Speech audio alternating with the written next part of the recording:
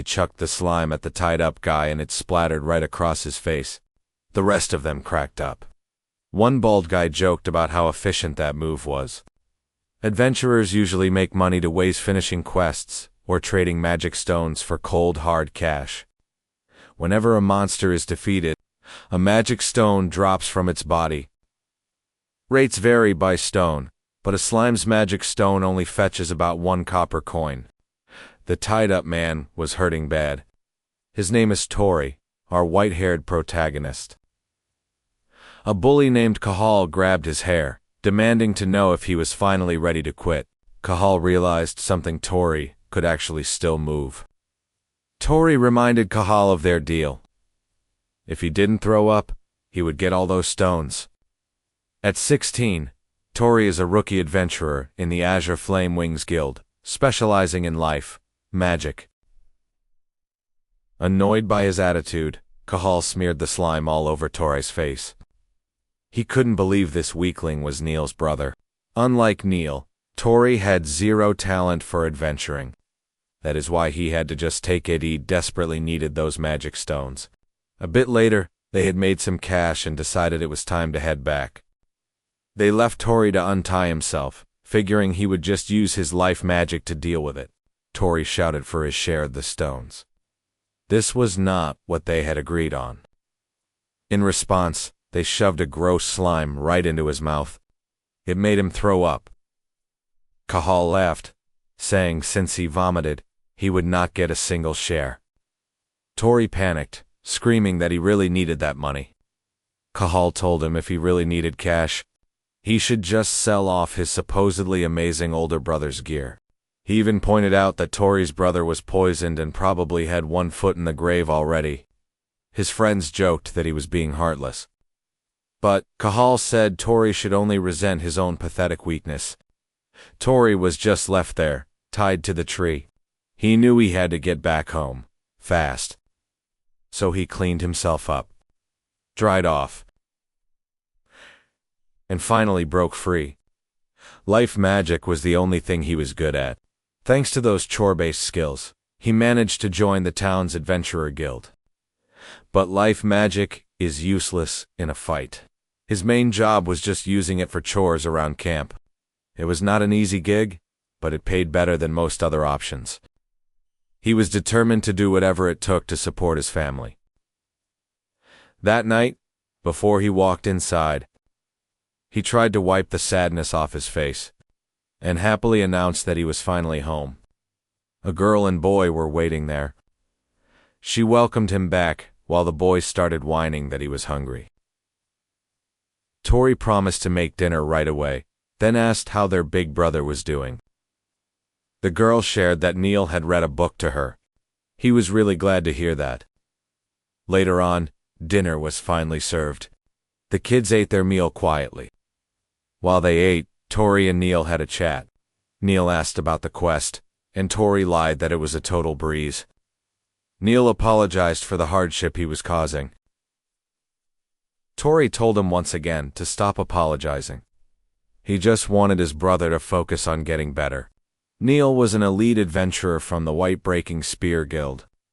After their parents died in an accident 6 years ago, he supported the whole family by himself. But 3 years ago, he ran into a basilisk during a quest and ended up getting poisoned. His treatment dragged on, and that medicine was seriously expensive. Rent, food, and equipment costs were piling up. Even though they lived frugally, the savings Neil earned during his adventuring days were almost completely gone. Tori thought that if only he could take down powerful monsters like his brother, he would get valuable magic stones.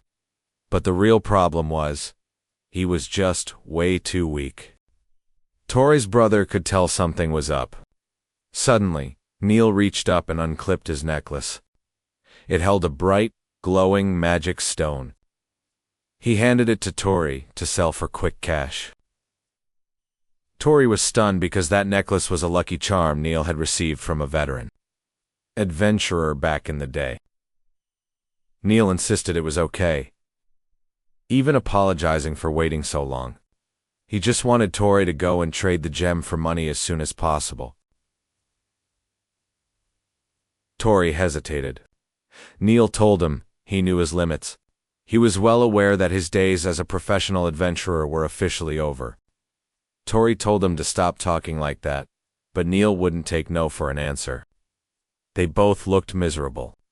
Just then, the younger siblings walked in.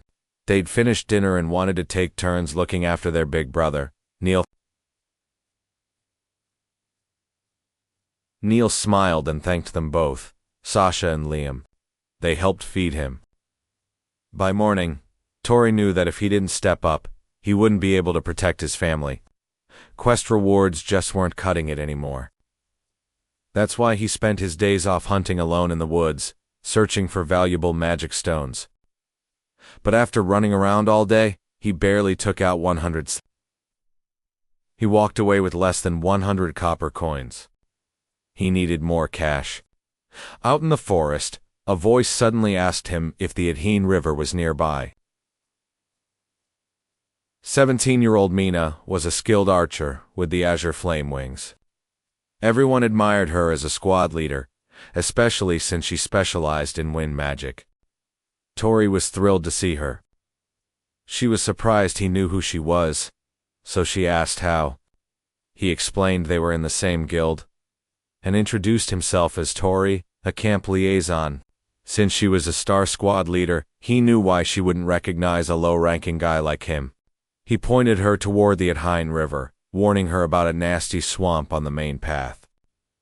He suggested she'll take the long way around. She thanked him. He was so happy he got to talk to her, since he really looked up to her. Suddenly, a man named Cahal called out to Mina.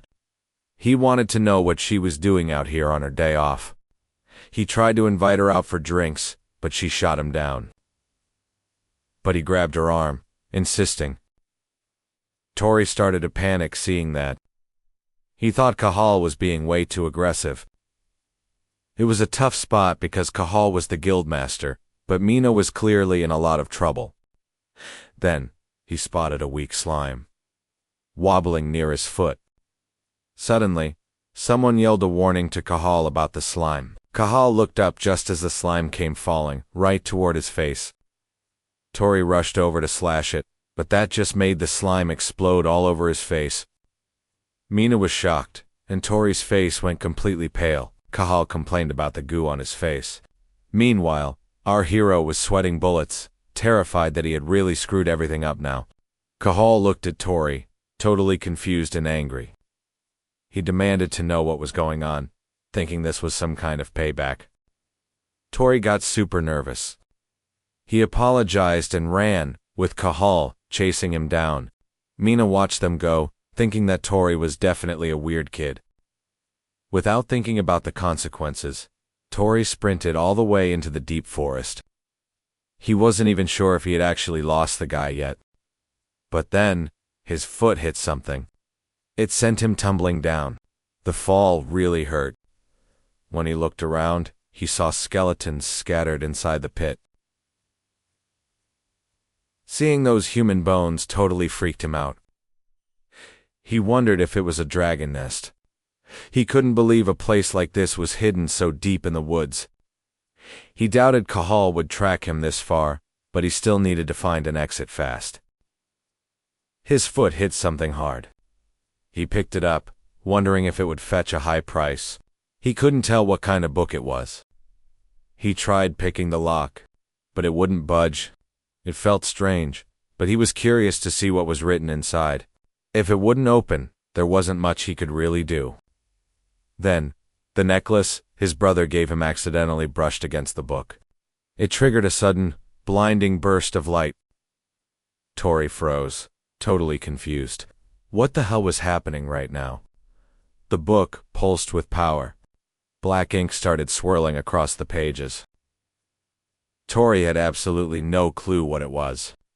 He grew a mustache and asked if he could hear it. Obviously, Tori was creeped out that a book could talk. He freaked out and dropped the book. It kept talking, claiming that since he managed to open it, he must be a very strong adventurer. It welcomed him and introduced itself as a guy named Beard.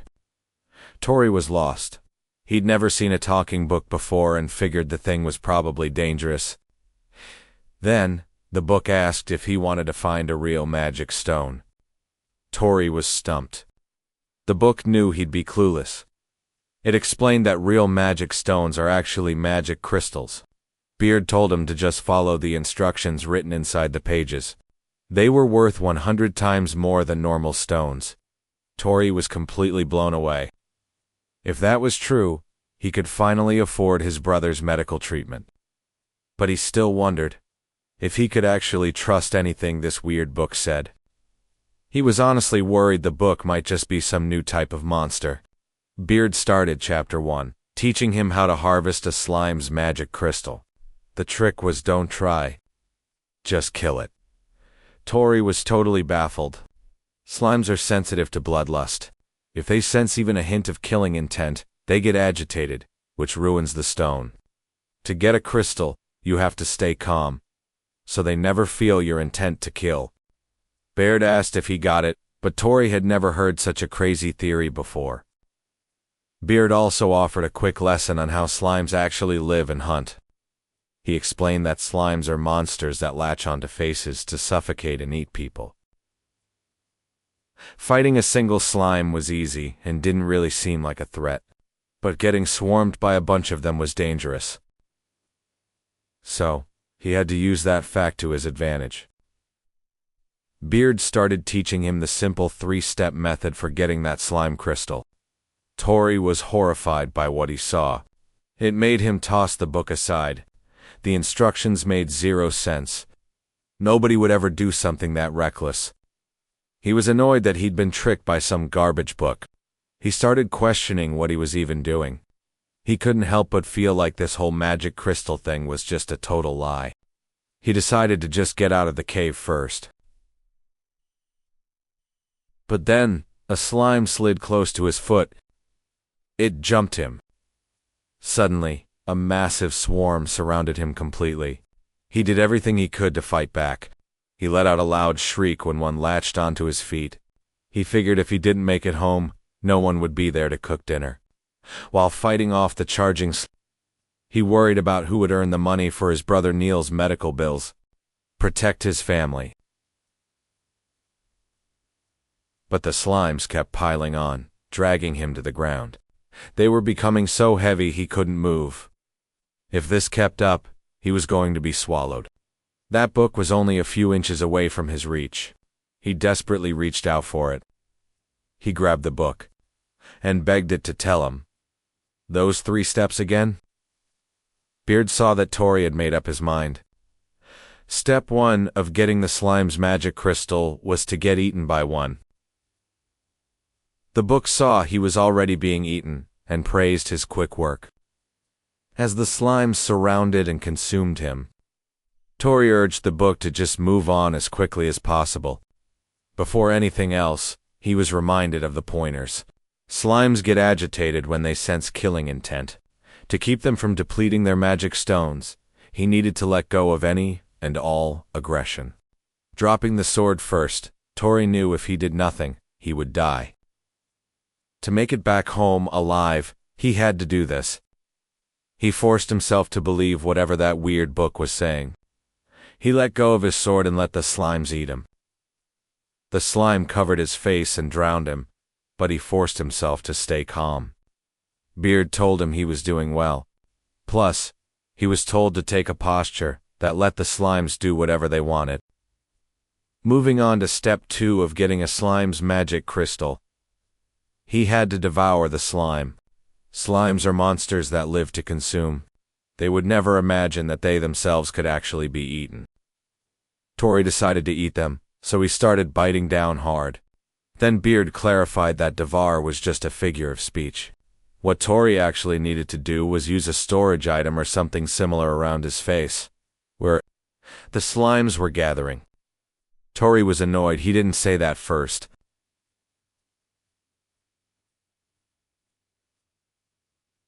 The slime had him rolling around, so Beard asked if he was okay. He was running out of oxygen. He couldn't breathe anymore and thought he was going to die. But then, he thought of his siblings. He stopped moving. Beard commented that it was such a pity. This child was also not the one he was looking for. It stated that his dream would have to wait for a future era. Suddenly, Tori took a deep, sharp breath. Beard was shocked. Tori used Starara's storage. A magic circle appeared in front of his mouth and absorbed them all. Beard knew Starara's storage was life magic and was impressed. It was useless in a fight, but this was a clever move. Tori finished off most of the slimes, because his family was waiting for him to come back home. That was why he couldn't die. He was determined to make it back home. Beard was amused that his strength was born from such conviction. More slimes rushed toward him. Tori asked what the third step was. He was desperate to survive at any cost. Then he was told that step 3 was simply to run away. Tori was dumbfounded. Beard told him the slimes he failed to store were extremely agitated. They had become more dangerous and their magic stones were smaller. So he should avoid a pointless battle. Tori had no choice but to run with everything he had, while Beard cheered him on. He kept going. He was just glad he escaped. He was so exhausted he just collapsed, but thanks to that book, he survived. He checked the book again, but the beard was gone. He was totally baffled. Then it suddenly reappeared, promising to show him how to get the magic stones he'd stored. Its sudden appearance totally spooked him. Without fresh air, slimes can't keep their water balance. Once they're stored, they'll turn into magic stones in less than 5 minutes. The crystals should be ready by now. Tori was nervous. The slimes might try to attack him again. Still, he went ahead and released them from Starara's storage. But instead of slimes, a massive magic stone appeared.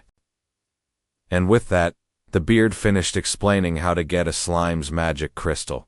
Tori couldn't believe he was actually holding a real magic stone. He couldn't believe one was worth 100 copper coins. Just 2 of those were worth more than his entire monthly salary. Then he started wondering about something. What was written on the very next page? To his surprise, he couldn't even turn to the next page. He mentioned it to the beard. The beard just said he looked forward to the day they'd meet again. Tori was left totally speechless. The beard said goodbye. Tori yelled for it to wait. He still had so many questions to ask. But the book was totally unresponsive now. He could still read the pages he'd already opened just fine. But the next page just wouldn't open. He wondered what he needed. He stared down at the magic crystal in his hand. Thanks to the book, he'd landed a massive magic stone. If he sold it, he could buy his brother's medicine, get new clothes for Sasha and Liam, and finally eat a full meal for once in his life. Since it was late and the shop was closed, he decided to exchange the stone in the morning. He could already imagine everyone's shocked faces when they saw the stone. He decided to head home early. Today it actually turned into a really great day. He wondered when the last time was that he'd felt this genuinely happy on a day like this. A few hours later, he spotted his younger siblings outside their house. He called out to them. They greeted him happily, and he asked if they'd been practicing their magic. Liam said he wanted to be able to use magic just like him. Then they asked him what he'd been up to all day. He hesitated, not sure how to answer. Since it was such a bizarre experience, he wondered if he should even tell them. He just told them he'd taken down a slime and read a book. He couldn't exactly tell them he was chased by Kahal and almost died. Liam mentioned that it was pretty rare to see him reading. He showed the book to them. The 2 of them looked confused. Tori pointed right at it. He told them to look at the book in his hand. Liam asked him if he was just messing with them. He paused, noticing something weird. He wondered what was actually going on. He had a feeling the book was only visible to him. Maybe he was the only one in the world who could actually see it? Before he could overthink it, Sasha told him to check out her magic skills. She used a stick to trace a circle in the air. Then she shouted, "Ignition!" and the bonfire sparked to life. But the fire didn't stay lit for long. She was totally confused since it worked fine a second ago. Tori stepped up to demonstrate. Our guy used the ignition spell, and the bonfire roared to life.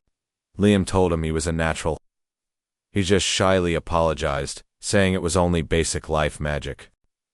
Excitedly, he asked if they wanted to see something incredible, done with that same life. Then he scanned the area to make sure no bandits were creeping around nearby. Then he got his hand ready and activated his Tarara storage skill. The item materialized right in his hand. It was glowing so incredibly bright, everyone nearby couldn't help but notice it. Sasha looked pretty amused. It was massive, so Liam asked where he even found it. Grinning, he asked if they were shocked and what they thought it was. While they were chatting, someone started walking over. It was that bald bully from before, with Cahal and a few of their friends. Tori went pale. He realized they'd been hiding nearby the whole time. He saw that Cahal wasn't actually around. The bald guy asked where he stole it from. They lectured him, saying just because he was poor didn't give him an excuse to steal. He explained he found it in the forest, but they didn't buy it. They said they would have found it already. They told him to quit lying. They insisted on checking it out properly, and told him to show them. Even then, he tried to brush it off, saying it wasn't a big deal. This just annoyed the bald guy. He demanded that Tori show it to him immediately. The man reached out to snatch it from him. He was bummed out. He really thought today was going to be a great day for once. But then his little siblings grabbed onto the hem of his shirt. He saw their hands were trembling. They were totally terrified. Seeing them like that made his heart ache. He just wanted them to believe it was a good day. That was it. He decided what he had to do. He activated his storage skill again. Everyone watched as the magic crystal vanished from his hand. The bullies looked annoyed as they barked at Tori, asking what he just said. Those were magic stones he'd gone through hell to get. He wasn't giving them to people like them. He reached down to grab his sword, but to his shock, it was completely gone. He suddenly remembered he'd tossed his dagger away while fighting off those slimes. If that was the case, he knew he had to find another way. He whispered softly to his siblings. He told them they needed to bolt right now. Then our main character went for the bonfire. He was trying to put it out. Everything just went dark. Then he screamed for his siblings to run. The bald guy triggered his acceleration. Tori was totally stunned. A sudden punch sent him crashing to the dirt. His gear spilled everywhere out of his bag. The guy mocked him, saying he was just hiding in the dark and calling the whole move a total cheap trick. The man lunged forward and hit him before he could even blink. Liam started to really freak out, but he told him to just go, promising he would be fine as long as they made it home first. The bald guy landed a heavy blow that sent him down. He called him weak and accused him of just faking it. Tori countered the next wave by using illumination. Bright light flooded out, blinding the guy for a moment. Tori used that opening to escape. But the other guy summoned these playful vines. They snaked right around the legs of Tori's siblings. Naturally, panicked. The guy joked that it was perfectly dark, until Tori made a light that basically invited the enemy to find them. Determined, Tori rushed toward his siblings and swore he was going to save both of them. But the guy controlling the vines told him to freeze. He coiled the vines around Sasha. Tori yelled for him to cut it out. The man said it all depended on his next move. He threatened that, if the jewel was not handed over, fast his sister's face would end up scratched. Tori screamed for them to stop. The man triggered a water sphere. It was set to rain down on Tori, but Tori activated drying instead. Still, it did not stop the whole attack. It still slammed into Tori. sending him crashing to the floor, but he just would not quit. Flat on his back, he tried to counter with ignition. But the man just summoned rain. Dark clouds started swirling above them. Tori was absolutely horrified. The man looked baffled, wondering what he was doing when there was no way to win using trash, like life magic. Mocking him, the red-haired bully said, even a kid could do better, calling him pathetic.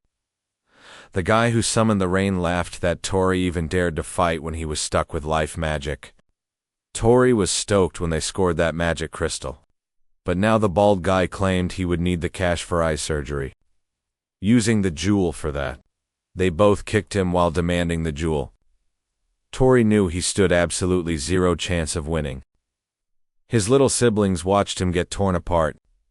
He just took it, curling his body into a tight ball. He realized a lucky break wasn't just going to find him. With 0 options left, he activated his release storage skill. He pulled out the magic crystal. Then, he tossed it onto the ground, watching it roll away. It bumped the book. That tiny nudge made the mysterious book start glowing intensely. Beard's voice suddenly chimed in, noting Tori was in deep trouble. Our hero definitely didn't expect him to pop up again. Then, it opened. Beard announced they were starting Chapter 2, which would teach him how to fight using these magic crystals. Tori saw the next page had finally flipped open. Beard explained, Step 1, which involved casting a spell directly on the crystal. Beard asked if he knew what happened when different mana was forced into a source of compressed power. The bald bully reached for the crystal, already imagining how much gold he could get for it. Tori realized he was the only one who could see this book.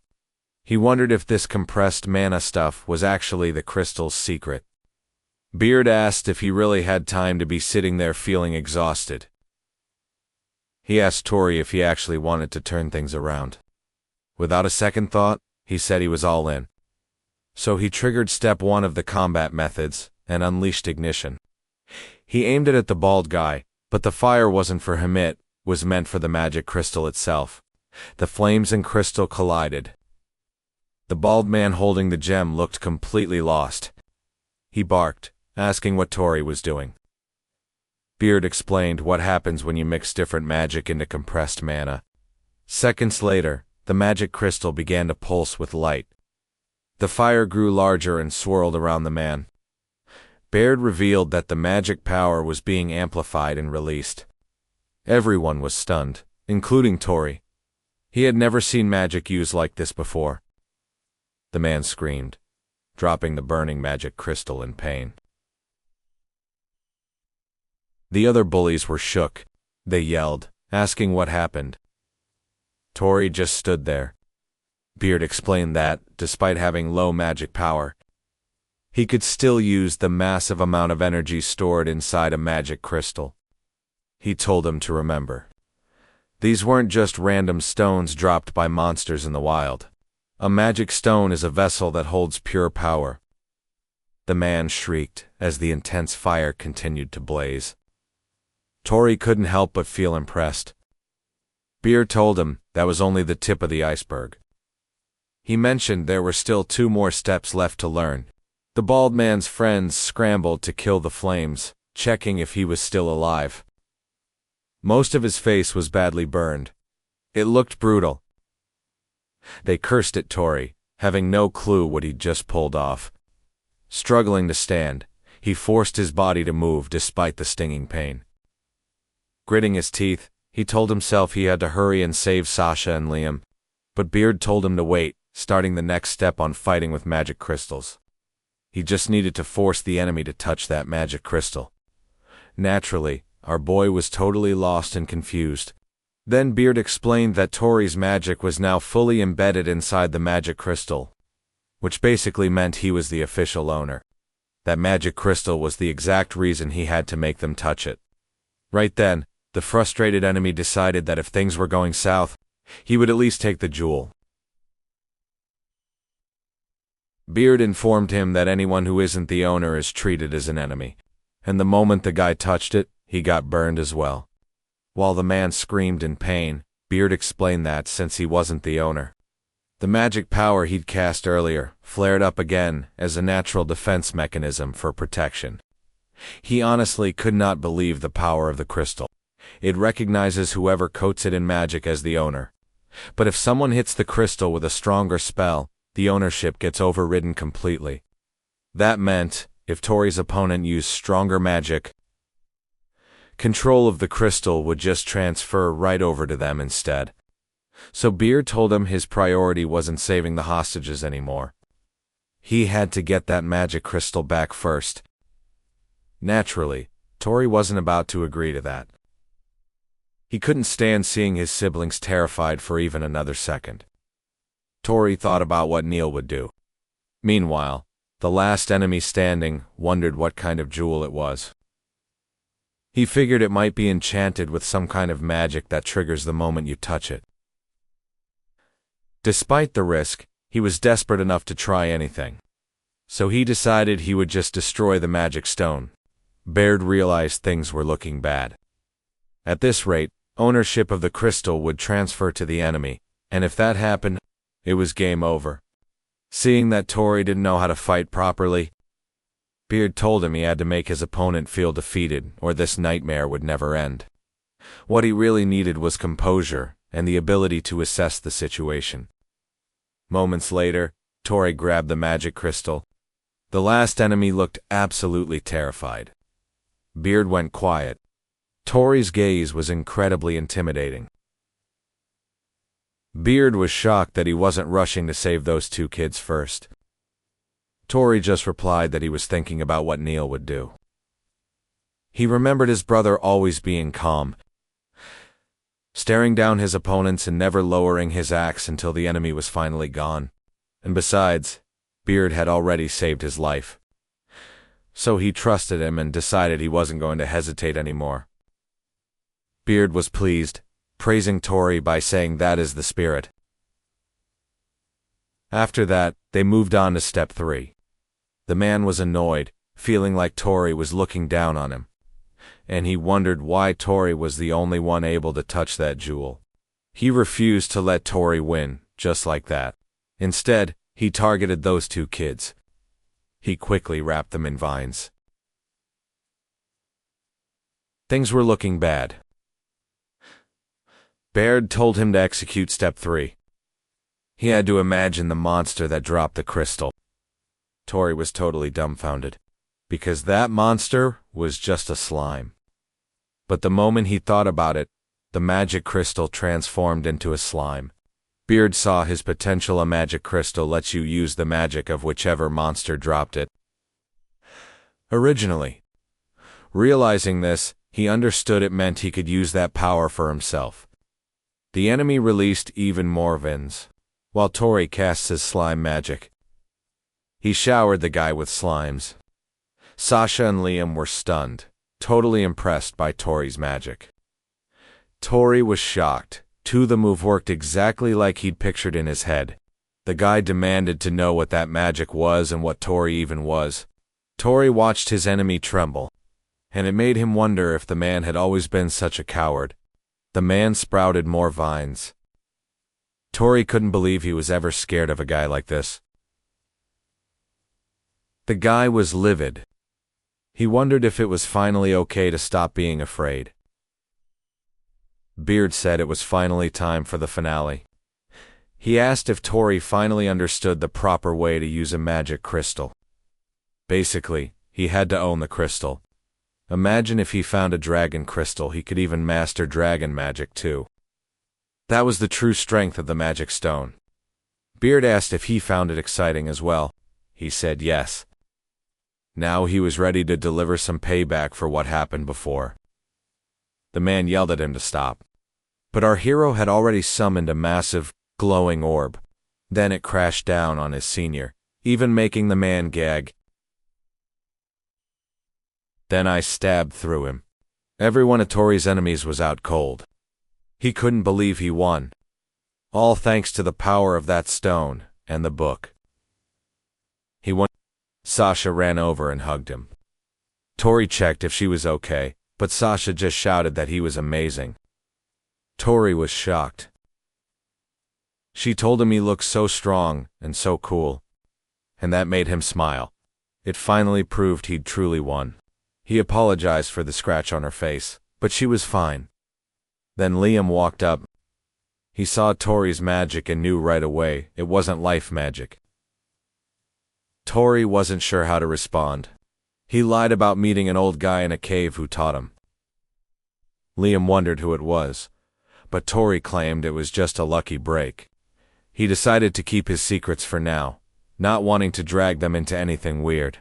All that mattered was that they were all getting home safe together. He announced that whoever got home last was doing the dishes. Sasha trailed right behind him.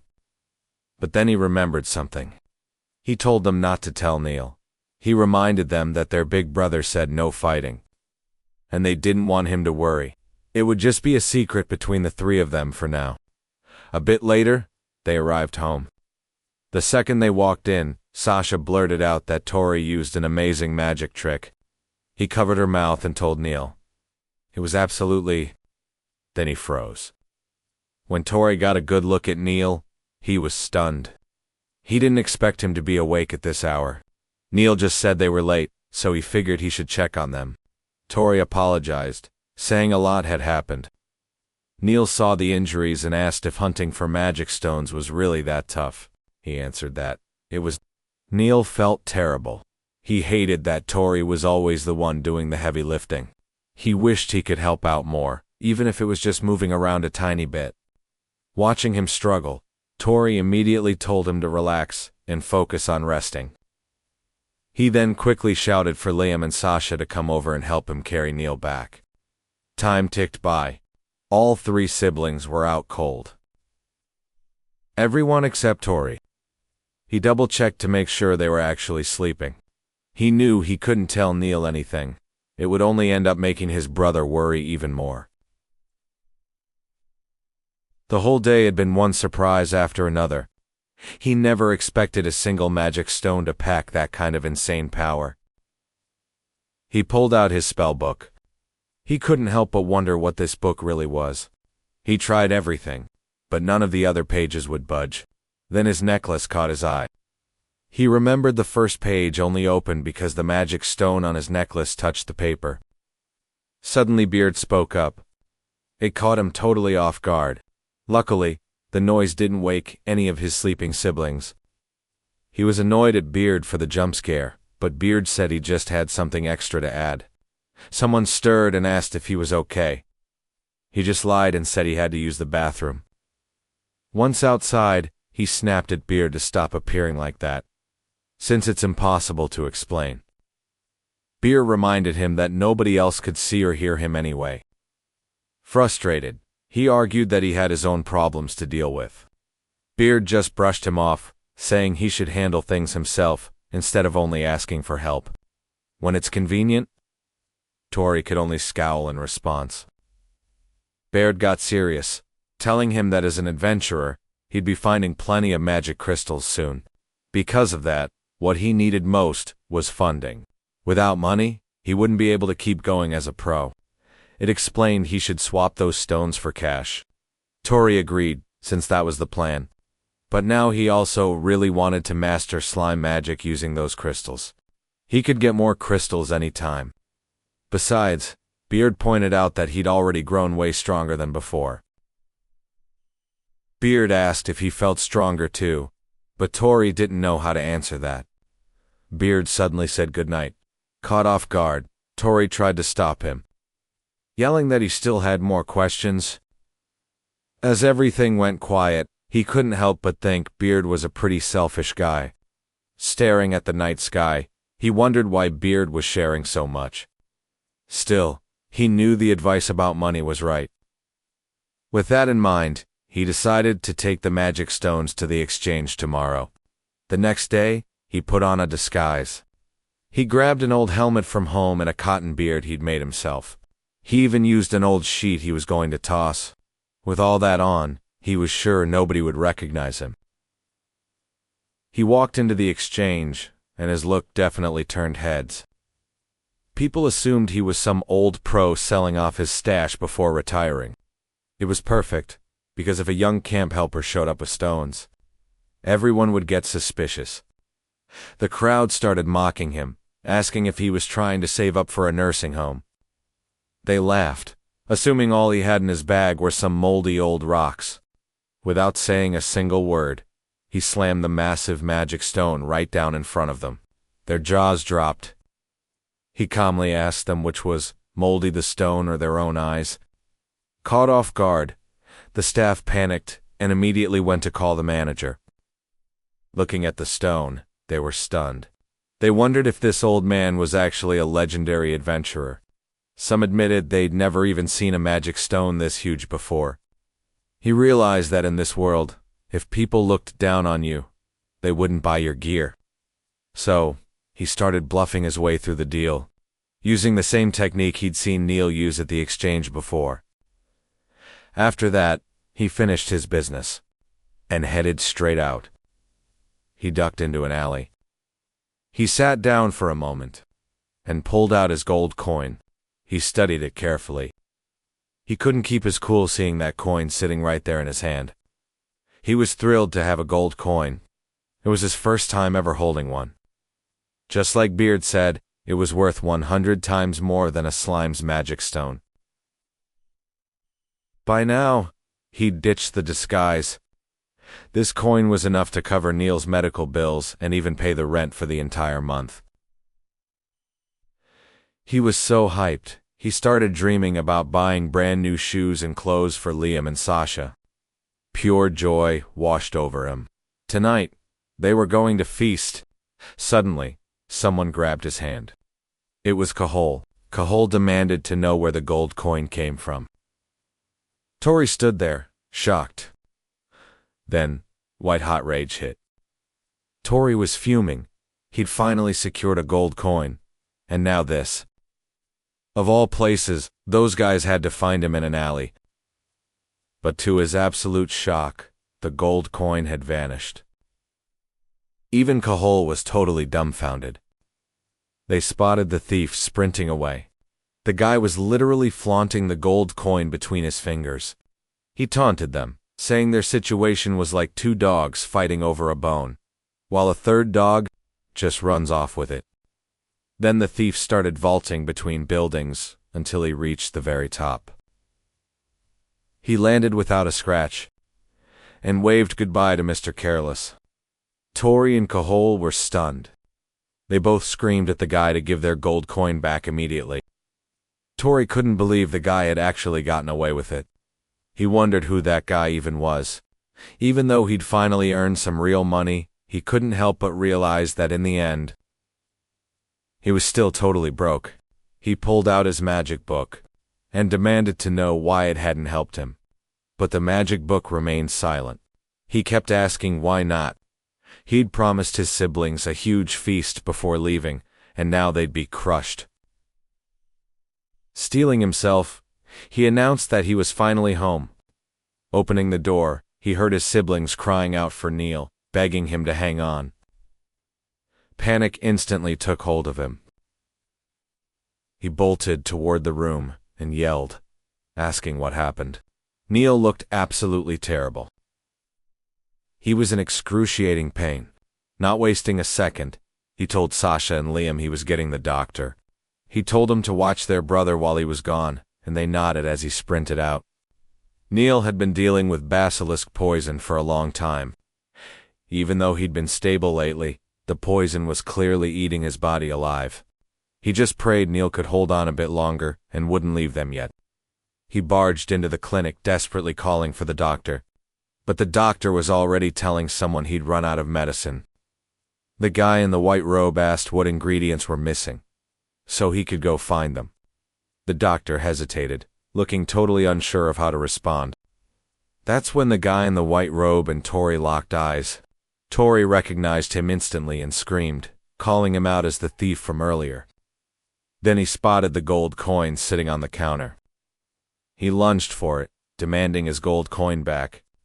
But the guy in the white robe was faster and snatched it up first. The guy just denied it, claiming he had no idea what Tori was talking about. Tori was furious, but before things got ugly, the doctor stepped in and told them to calm down. Tori suddenly remembered why he was there. He told the doctor that Neil was in severe pain and that things looked really bad. Hearing that, the doctor admitted the situation was grim. But before he could finish, Tori started pleading with him, promising he'd pay him back later if he could just have the medicine now. The doctor explained that money wasn't the problem. He revealed they were fresh out of dryads, lost seed, a critical ingredient for the poison cure. Tori was left speechless. The doctor explained that the supply from outside the city had been cut off. He'd just been telling the guy in the white robe that he couldn't make the medicine. Tori was terrified they wouldn't make it in time. Sensing the urgency, the doctor offered to go examine Neil himself. The guy in the white robe blurted out that he would find the cure himself. Desperate because his younger brother's life was at stake. Tori's jaw dropped. The doctor cut him off, apologizing but refusing to let him go alone. He explained that a request was already at the guild, requiring at least 10 high-level adventurers for safety. Hearing about the quest triggered Tori's brain. He frantically asked where the ingredient was. The doctor pointed him toward the great mother tree in Garuma Forest, but warned it was a death trap crawling with monsters. It was a dangerous area for anyone. Tori didn't blink. He said he was going. The white-robed man looked totally caught off guard. The doctor couldn't believe it, and flat-out refused to be responsible for Tori's life. But Tori wouldn't back down, promising that he would make it back in one piece and save everyone. Even then, the doctor was skeptical, but the robed stranger insisted his mind was already made up about going. That got Tori's attention. He said he needed the same item fast, and mentioned he'd actually scouted the Garuma Forest a few times before. He called himself Clegg.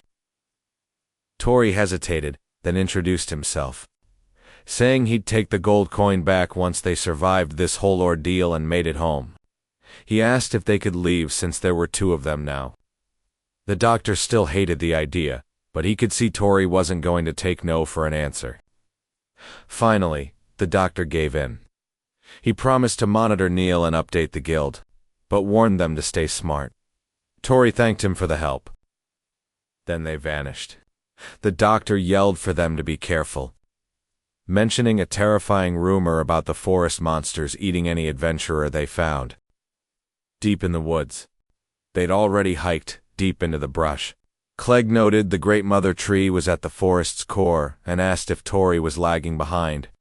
Tori shot back that he felt great and wasn't tired at all. Clegg warned that he wasn't there to babysit. If Tori couldn't keep the pace, he'd be left behind in the dirt. Tori noticed how fast Clegg moved. He flashed back to what Clegg said about his little brother being in danger. He wondered if Clegg's family was sick, too. If so, they were both in the exact same boat, fighting for their loved ones. Suddenly, Clegg stopped and announced they had finally arrived at their destination. They stood before a massive, towering tree. Tori was stunned. He'd never seen anything that huge in his entire life. Clegg pointed down. There it was, the Dryad's lost seed, just lying there. Tori was thrilled they found it so quickly.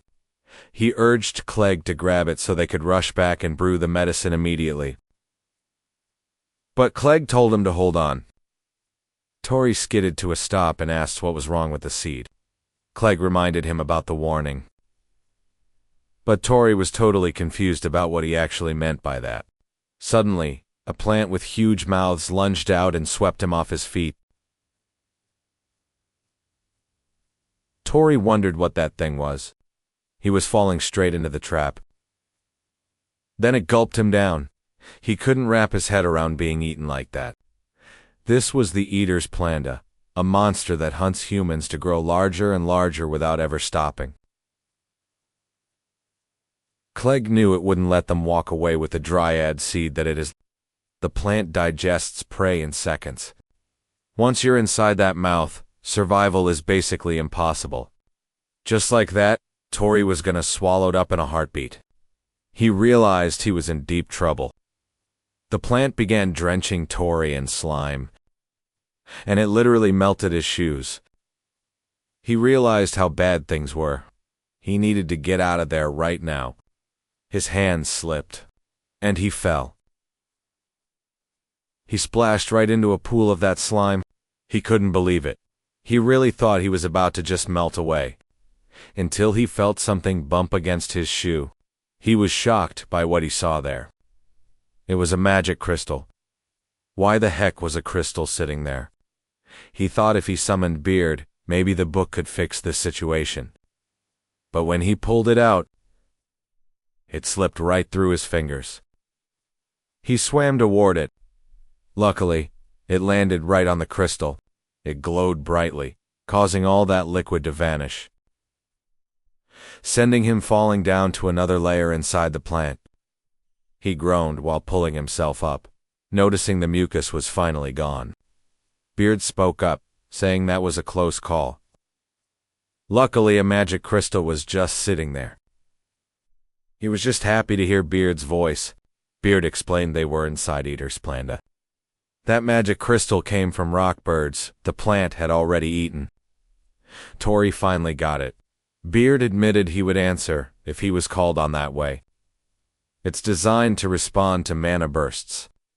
If he waves a magic crystal and calls out, the book answers. Frustrated, he complained that should have been explained sooner. Beard gave a casual apology. Looking around, he realized the situation was still bad. Beard sarcastically noted what a warm welcome it was. Without wasting time, the book told him to begin. Chapter 3. How to Get an Eater's Planta Magic Crystal. Meanwhile, Clegg barely avoided getting eaten by it. He expected it to slow down while digesting, but that wasn't happening at all. He thought the creature might have digested the guy already. Either way, he realized that everything was moving way too fast. At the same time, the man knew that without the Dryad's lost seed, the boy was doomed. Determined, he declared he'd turn Tori and the Eater's Planta to ash. He leaped onto a tree branch and settled there. As he threw open his cape, there were dozens of vials strapped across his body. He knew that plant-type monsters were always weak to fire. He popped open one vial. It was Flame Hawk magic powder. Next, he opened the vial for Slime magic powder and Bomb Turtle magic powder. He mixed them together. He threw that explosive mix straight onto the Eater's Planta. Boom. The plant caught fire. It couldn't put the fire out, and rolled across the ground. He saw them circling below him and used rabbit magic powder. Adding some rock bird magic powder, the fire died out. Then it lunged at him. He noticed how it was rubbing against the dirt, making him wonder if it put out the fire on purpose. He snatched up to more vials. He realized this monster possessed real intelligence, meaning it was a highly evolved specimen. He mixed the vials, releasing a beam toward the Eater's Planta. Then slime engulfed him just as he used Soaring Leap. It tried to swallow him while he was Luckily, he managed to dodge the attack at the last second. Then he spotted something. The creature didn't have teeth, yet its stalk couldn't detach from the roots, even though it was growing. Its biology was just like the normal type. He landed with his back turned to it, and it coiled tightly around his torso. Then it slammed him into the ground. The impact made him cough up blood. He was terrified. He was about to be eaten. Suddenly, they moved erratically. He couldn't believe it had started convulsing.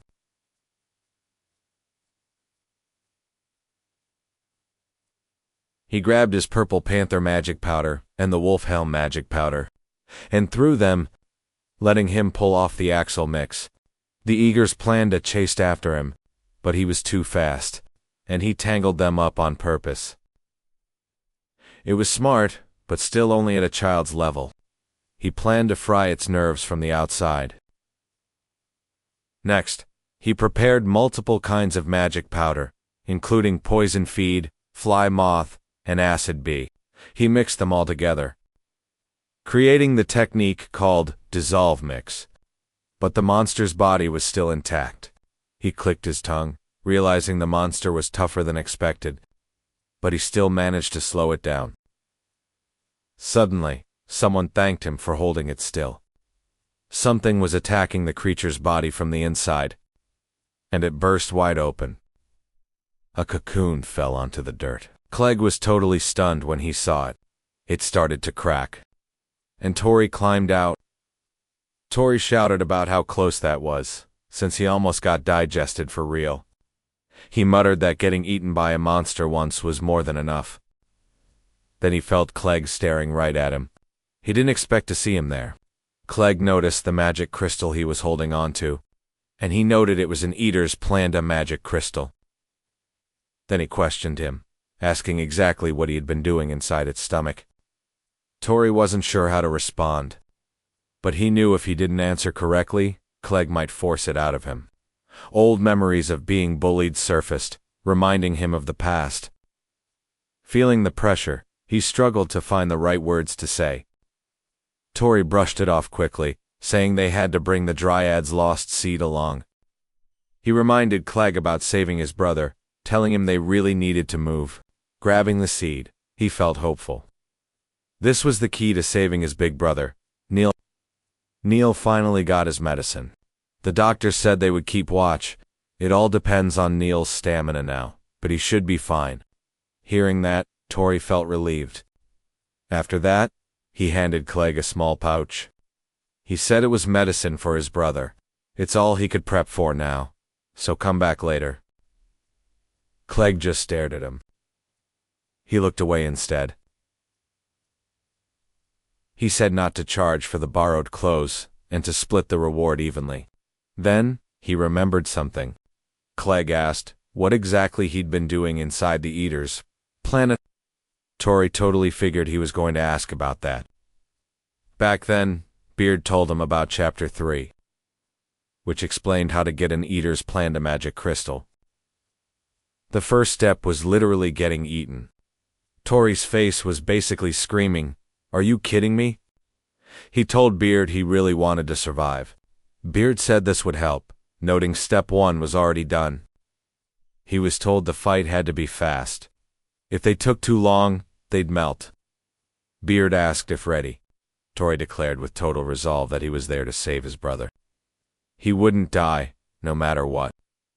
Beard bluntly asked if he had a death wish. Tori blushed and denied it immediately. Ignoring him, Beard moved on. Step 2 was to scatter a whole lot of ash. Tori was totally confused about the ash. Seeing flammable bones everywhere, he wondered if they'd burn. Beard urged him on. Tori still had doubts.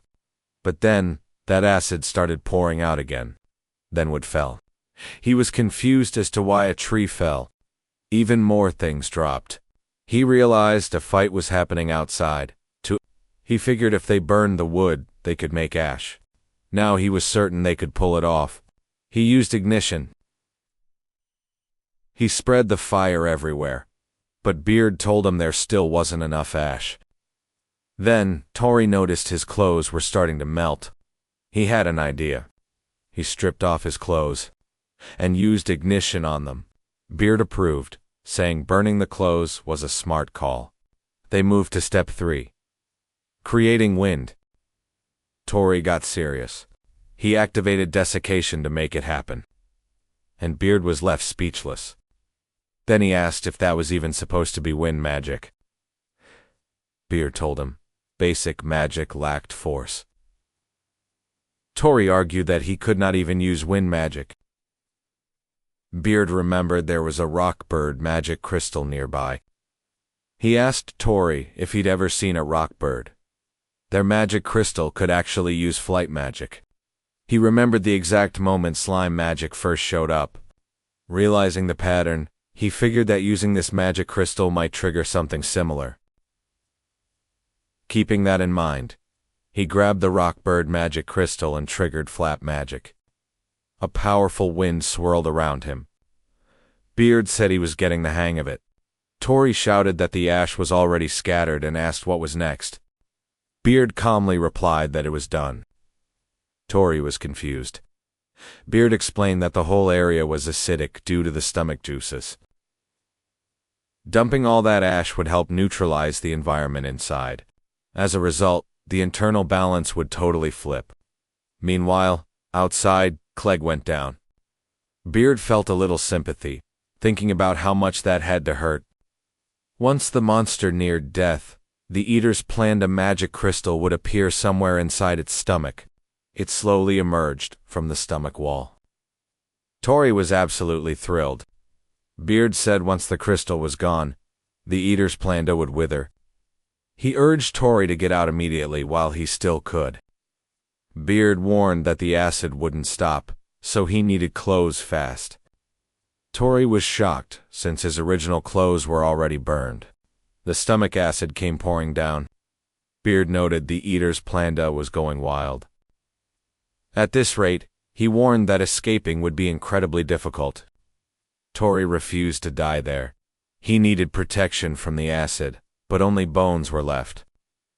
Beard warned that even those would melt soon. Frustrated and scared, he shouted back, telling Beard to stop saying such terrifying things. Then he realized something. The bones might melt, but the stomach lining itself hadn't. He grabbed it, thinking it was now or never, and pulled it apart.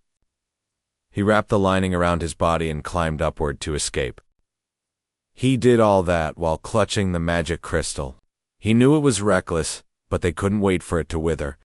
If they did, his brother's condition would only get worse. Meanwhile, outside, they used the dissolution medicine. Beard noticed the eater's plantus movement had slowed down. It seemed like there was some kind of external pressure. Then he heard Clegg say he could only stop it from moving. Tori answered by telling him to stop it with a knife. That is exactly what happened. He really didn't know how to explain Beard, and he definitely wasn't good at lying. Clegg knew that if it weren't for Tori, he wouldn't have been saved at all. Tori simply smiled and thanked him. Clegg didn't respond right away. He just turned his back on him. Tori was confused, but he wondered if he'd successfully avoided the question. Then Clegg stopped walking. He looked at the pouch in his hand and admitted he couldn't have done it alone. He gripped the pouch tightly. He remembered the guy's name was Tori. He told himself he definitely wouldn't thank him though. That night, Cahol and his squad were in total shock. They showed up for the subjugation quest, but the eaters planned to have an empty stomach, meaning the subjugation was already done. He asked Mina what they should do, suggesting they just head back and go on a date. Mina checked the corpse. It was completely withered, which meant the magic crystal had already been collected by someone. Then she noticed something. It was a note saying the pants actually belonged to Tori. She remembered that name, and knew the guy was from their guild. She wondered if that kid had actually beaten Eater's Planda. Late that night, Tori opened up his storage and pulled out those 2 magic crystals. He did that on purpose, just so he could admire the 2 magic crystals. One was from Eater's Planda, and the other came from the rockbird. He remembered fighting a rockbird once at the guild, but he couldn't even scratch it. He wondered how much they would be worth. But there was a problem. How could he trade them without getting caught? Last time, Cahal and the others noticed instantly. He wished they did home appraisals, but then his brother would ask where they came from. He looked over at his sleeping brother. He wondered if Neil would even believe him if he told him about Beard and that he could use powerful magic now. He might finally get him some real treatment. It was a relief not having to worry about Sasha or Liam as much anymore. In the end, he decided he could handle everything on his own. Suddenly, someone knocked on the door. He wondered who would be visiting at this hour. He opened the door and asked who was there. He was surprised to see Clegg there. He asked what he wanted, showing up in the middle of the night like this. Clegg threw the gold coin at him, and he almost fumbled the catch. He was confused when he saw it was the exact same gold coin. The one Clegg was holding. His brother told him to return it. Tori said Clegg's brother was a good kid, unlike him. Clegg scoffed, pointing out he already returned it, and turned to leave. But Tori told him to wait, saying he would also return the clothes he borrowed. He invited him to sit down at least, and said he would serve him some tea. He added that his brother was sleeping in the back and told him to keep quiet. Clegg spotted Neil from a distance. He recognized him as the hero, Neil of the white breaking spear. Tori asked if his brother had gotten better. He replied that the medicine worked and his brother was doing fine. Tori felt relieved and said it was good to hear. He added that Neil's condition had stabilized too, though he still needed rest, even if he could move around now. Clegg simply replied, "I see." But he saw the sunken eyes, muscle loss, and thinning hair. Those damaged lungs were wheezing with every single breath. It was a sad sight. He muttered that it really was basilisk poison. Tori was surprised he could even tell. Clegg explained he was a healer and knew quite a bit about poisons. He admitted monster poison was truly terrifying. Tori answered that the medicine was helping, bit by bit. But a full cure just was not possible. Clegg muttered that if they had a basilisk magic crystal, things might be different. Tori was shocked to hear that. He asked him what he said, but Clegg told him to forget it. Because it is not as simple as it sounds. Basilisks are calamity-class monsters. Even so, Tori thought to himself that if getting a basilisk magic crystal meant a cure, he had to try. He had more questions, but Clegg had already vanished into thin air. Tori grumbled that Clegg was still as slippery as ever. Even so, he clung to the hope of finally curing his brother. He wondered if the book was the key to making it happen. Tori sat down to read, having finally unlocked a few more pages. He learned that fusing crystals could actually unlock brand new ones. Then, one specific page really caught his eye. There was a list of different types of magic crystals, like the slime one, the eater's plant, and the rock bird magic crystal. Was this book some kind of encyclopedia? It had every crystal he'd found so far. One entry described the slime magic crystal as a clear blue gem. That makes slime magic. Worth around 38,000 to 50,000 gold. Then there was the eater's plant magic crystal, a SSS-Rank indigo beauty that generates vine magic. Valued between 220,000 and 280,000 gold. He moved to the rock bird magic crystal, a rugged amber magic stone that creates wingbeat magic. Its value is way higher, reaching around 90 to 110,000 gold. Suddenly, Beard spoke up, noting that Tori had finally noticed something important. Naturally, the sudden appearance gave Tori a huge fright. He told it to stop scaring him. But Beard just said the encyclopedia records were actually quite handy. Tori admitted he'd never seen those pages before, only what was open. Beard explained that once he inscribed them, the knowledge was added automatically, unlocking new sections for him. Tori couldn't figure out why it would do that. Beard explained there were 100 types of magic crystals out there, and it wanted him to collect every single one. Shocked, he asked why it had to be him. It replied that it simply trusted his abilities. It asked if he really wanted to cure his brother's sickness. Hearing that, he froze. It explained that while it held all the knowledge about magic crystals, it was still just a book and couldn't go out and hunt monsters on its own. Meeting him gave it an idea, so it proposed a deal. He would be the one gathering crystals. In return, it would share its secrets.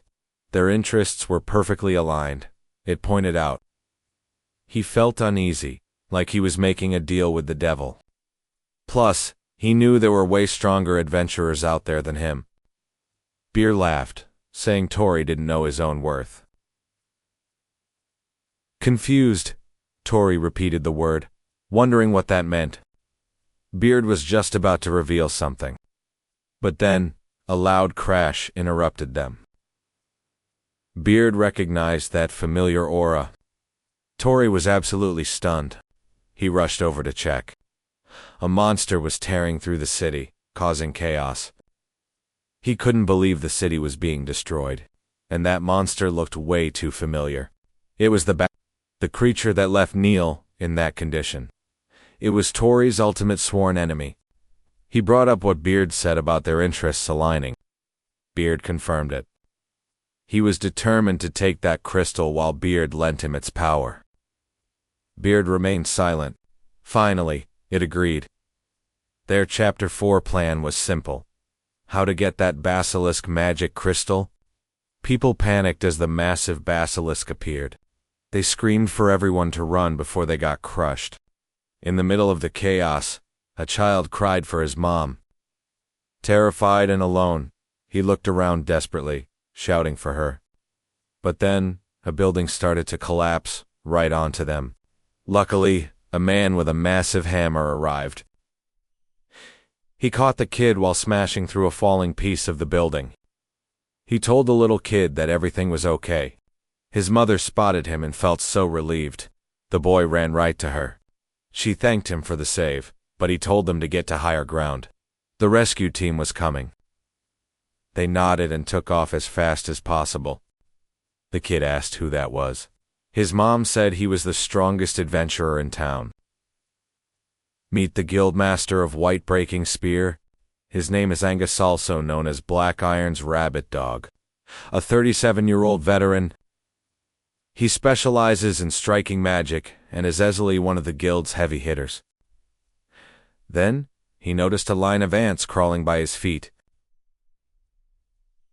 He apologized for almost stepping on them, figuring they were a He told them not to worry and leave the rest to him.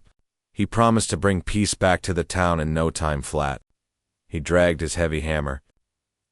He drew a line in the dirt, a mark for the place he had to protect. And then, the Basilisk noticed him. Angus didn't waste a second and immediately unleashed Black Iron's thorn. A pentagon-shaped barrier formed right in front of the Basilisk. He swung his massive hammer.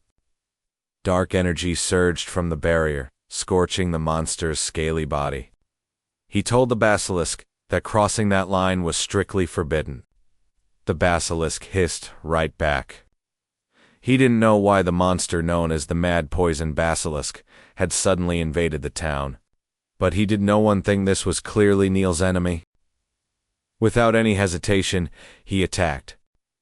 He was determined to take its head right then and there. After his strike, he shouted orders to his reinforcements. The archers got ready to strike. They all unleashed piercing arrows together, but the arrows they fired weren't getting through at all. They reported to Angus that the scales were too hard. Some even thought it was impossible. But Angus yelled at them not to give up. He said the rest of the team would be there soon. Keep firing. Even if only 1 out of 100 arrows lands, it still hurts. If we fire 1,000, that's 100 times the damage. He charged and hit the Basilisk head-on, shouting that they wouldn't lose a strength contest. He added that their guild's whole vibe was hitting things until they finally broke. Cahal arrived and joked that their leader was still a total meathead. Suddenly, someone activated the weight skill. The Basilisk was slammed down to the ground. Angus was shocked to see gravity magic being used.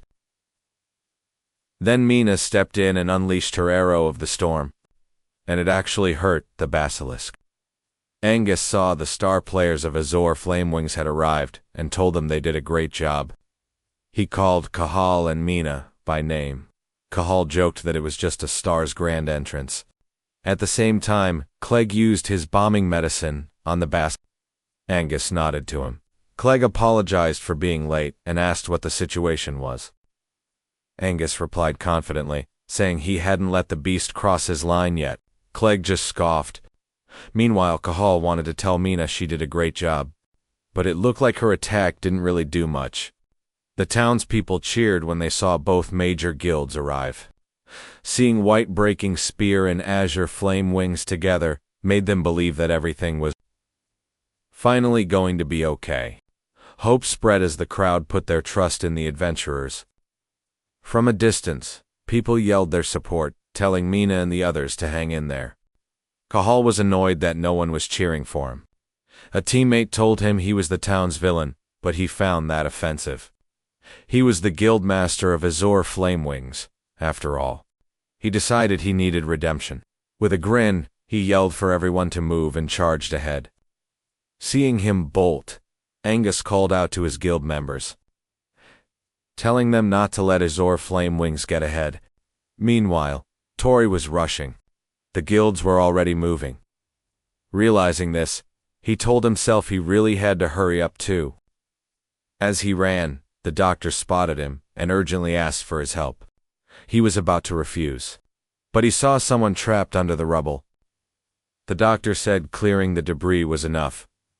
If they stayed, they would be poisoned by the basilisk. Hearing that, he immediately thought of his brother. Tori was horrified, so he moved to help, and they were finally able to pull the woman out. The doctor carried her on his back. Tori asked if the person could be saved, but the doctor explained they could only suppress the poison, since there was no medicine in town. Hearing that made him freeze. Then the doctor added that she was definitely not the only person who had been poisoned. When they reached the camp, Tori was shocked to see so many victims. He realized it wasn't just his big brother. The whole town was being poisoned by the basilisk's venom, as if it had been cursed. With that, the bearded man asked him if he was ready. Our boy clenched his fist and replied with a yes. Now he was even more determined to defeat the basilisk and loot that magic crystal. Back to the hammer guy. Angus led the charge for everyone. It was finally time for them to take down this He unleashed his black iron thorns, while Cahal used his gravity. Mina activated her wind-slicing arrow, and Clegg prepared an explosive mix. They let their attacks fly all at once, but Clegg found it strange. One archer even pointed it out to Mina. It was weird that none of their attacks worked. She expected the scales to be hard, but this was just ridiculous. Mina agreed. She even noticed her magic consumption had been insane the entire time. She wondered if Angus had been the one suppressing something earlier. Angus felt something was different compared to the last fight with Neil, but before that, he couldn't understand why his magic was being drained like this. But he did not care. He attacked again. The basilisk was hit by dark energy, sending violent red and black streaks tearing forward. But Angus was left stunned. A magic circle appeared. They realized that not a single one of their attacks was actually getting through. Sensing danger, Angus immediately shouted for all units to scatter, warning them that a counterattack was coming. The basilisk took a deep breath and rained lethal venom on them. Cahal panicked. Everyone almost got hit. One of the archers was about to be engulfed by it, but Mina saw her, so she shoved her aside and took the hit to her shoulder instead. Her female archer friend and Cahal were worried for her. The venom scorched her arm, and her face went white instantly. The others weren't any luckier. A few even took hits to the face. Angus saw the basilisk's poison was overwhelming the whole team. This felt just like that day when Neil's power was stripped away. He still hated that day. He was supposed to protect his friends, but instead, he felt he destroyed Neil's future. Neil was the true beacon of hope for everyone. He was dazed until Clegg screamed at him to move. Poisonous venom was about to rain right down on him. Then he spotted the cat standing right on his line. He called him an idiot for being outside the line. Suddenly, someone cast vine magic. The vines grew into a shield, protecting Angus from the spray. Angus was stunned. More vine magic surged forward. The vines coiled tightly around the basilisk. It spat out more poison. Then the newcomer activated storage release. He used wingbeat magic to blow the toxins away. Cahal was blindsided, asking what kind of magic he just saw. They couldn't believe Mia Wind had just cleared all that poison. Clegg finally saw the guy. The figure's back was turned to them. Angus thought it was Neil. The archer was shocked, but Mina told her she was mistaken. Angus looked closer. It turned out to be none other than Tori. Baird explained the plan to get the Basilisk's magic crystal. Step 1 was pinning it down, and that part was finished. Tori vowed he wouldn't let the poison hurt anyone else. With a look of pure determination and anger, our guy shouted, "I'm the one who's going to grab that magic crystal." Baird gave him the nod. Meanwhile, Cahal wondered who called for Tori, noting the magic didn't look normal. He asked again who this Tori kid was. But a guild member reminded him that he'd already mentioned Tori had been using some pretty strange magic lately. Mina was shocked to see him. Even Clegg was totally thrown off. Angus just kept staring. He couldn't believe this was Neil's little brother. Looking at him now, he couldn't help but realize how much he'd grown. Clegg asked what Tori was doing there. Tori asked why Clegg was fighting a basilisk in the first place. Clegg snapped back that he was an adventurer too, and a proud member of the White Breaking Spear Guild. Surprised, Tori asked if it was the same guild as his brother. Clegg said yes, mentioning he joined up right after Neil. Suddenly, Angus started rubbing Tori's head. Angus asked if Tori actually knew their ace. Tori recognized Angus. Angus guessed that bird magic was Tori's trick, and Tori said he was right. Angus thanked him, telling him it was a really solid move. He then told Clegg to help the poisoned people and take the dog along. He couldn't keep the pup safe if it stayed outside the line. Clegg was confused about that. Then he saw Ida's small dog nearby, acting really jittery. Tori noticed that even mid-battle, Angus cared more about saving people than the fight itself. He was blown away by the town hero, but the moment broke when the Basilisk let out a roar. Everyone snapped to attention. Angus charged ahead, telling Tori he was counting on his support. That totally caught Tori off guard. Clegg moved out, leaving everything else to Tori, which left him stunned all over again. Baird found it hilarious. It said things were getting fun, especially since Tori was finally the one being leaned on. Tori snapped back, saying it wasn't time for jokes. He asked what happens to the magic crystal if Angus wins. Baird reminded him that harvesting a magic crystal takes a very specific process, and only he could pull it off. Then it warned him if he failed to get that basilisk crystal, everyone would die from the poison. Tori remembered the injured people he'd seen.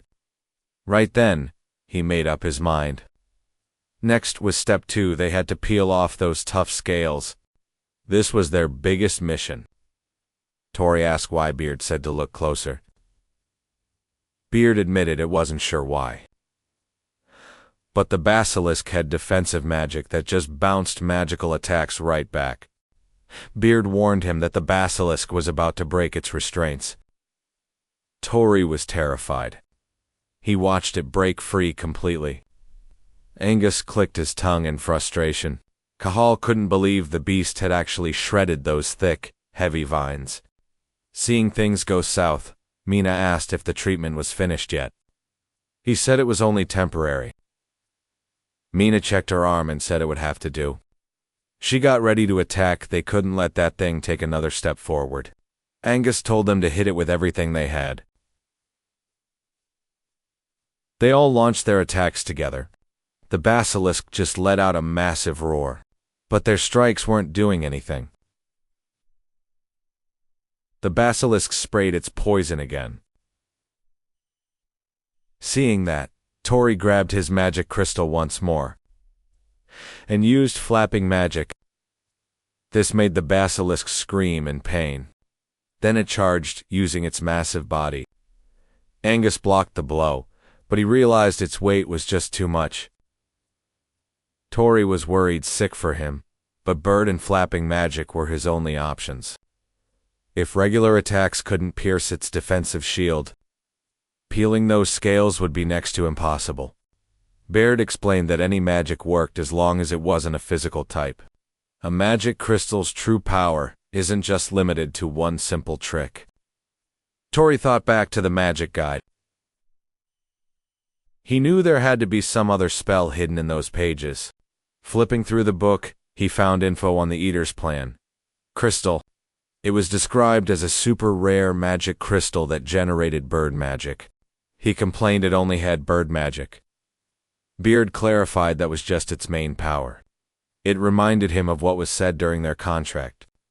It didn't choose him just because he was some strong or legendary adventurer. It chose him for his heart that never quits, no matter the odds, and the grit to turn his wildest imagination into a reality. Hearing those words, things finally started clicking for Tori. Ever since meeting Beard, he'd pulled off moves he'd never thought possible. He reached out and summoned the Eater's plan to magic crystal. If he could just imagine it into reality, this plan might actually work. Tori focused hard, picturing the inside of the Eater's plan's stomach. The magic crystal flared with light. The Eater's plan materialized, and he commanded it to cast acid magic. It unhinged its jaw and showered the Basilisk in burning acid. The Basilisk let out a piercing shriek as the acid hit. Clegg was stunned. He couldn't believe a planda could even be summoned. Cahol saw those iron-tough scales literally melting right off the beast. Angus watched in awe at the sheer power Neil's brother was wielding. The Basilisk was badly hurt. Beard got a kick out of his clever idea to use acid. To Tori, the planda was just a monster that dissolved everything in sight. Beard remarked that his wild imagination was exactly why the crystal chose him. It ordered him to move to step 3, taking the Basilisk's head right off. But its head was way out of reach. Beard taunted him, asking if he was quitting. Tori had to admit, he wasn't expecting a task like that. But then, he spotted a sword. With a weapon in hand, his confidence started to return. Suddenly, a jolt of sharp pain forced him to drop the blade. His hand was throbbing. Beard reminded him that back when he got the slime crystal, he had to give up his weapon first. So here he was again, standing there without a single weapon to use. Tori was in total disbelief. He argued that rule was only for how could he decapitate a basilisk without a sword? Beard snapped back that the ritual hadn't changed. If he didn't follow the rules, he wasn't getting the crystal. Simple as that. Then it barked at him to move. He was about to get slammed. He spun around only to see the basilisk's massive fangs inches from his face. It took a deep breath. Tori knew he was about to get blasted with poison at point-blank range. There was no way his magic would activate in time. It spewed the venom.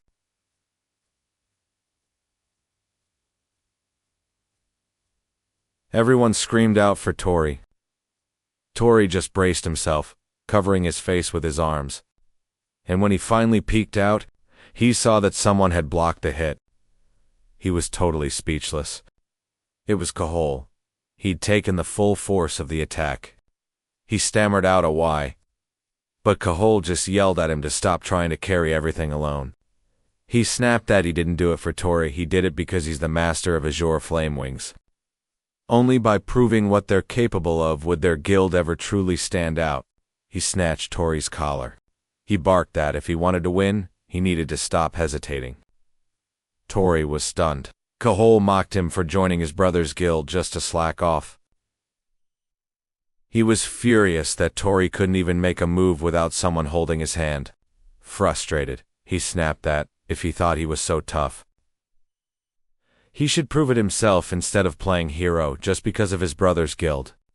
He warned him that if anyone was nearby, he better run ahead and stop holding him back. Then he asked the idiot if he understood.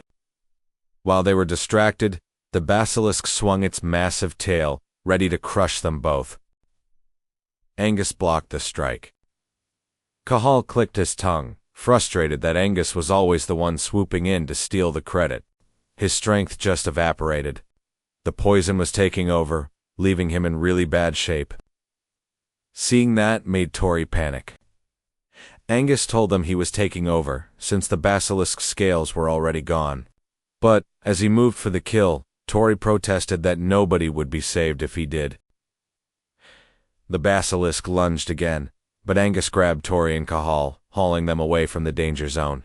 He teased him, asking if he was trying to steal the credit now. But Tori quickly denied it after Kel shoved him.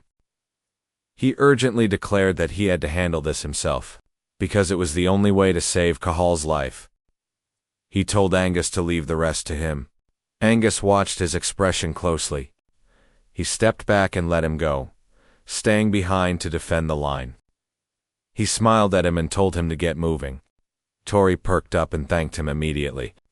He rushed ahead, but then he tripped. Watching him, Angus told Cahal that he raised his junior well, but Cahal just told him to shut up. He admitted that, no matter how much he kicked or tormented the kid in the past, the light in Tori's eyes never once dimmed.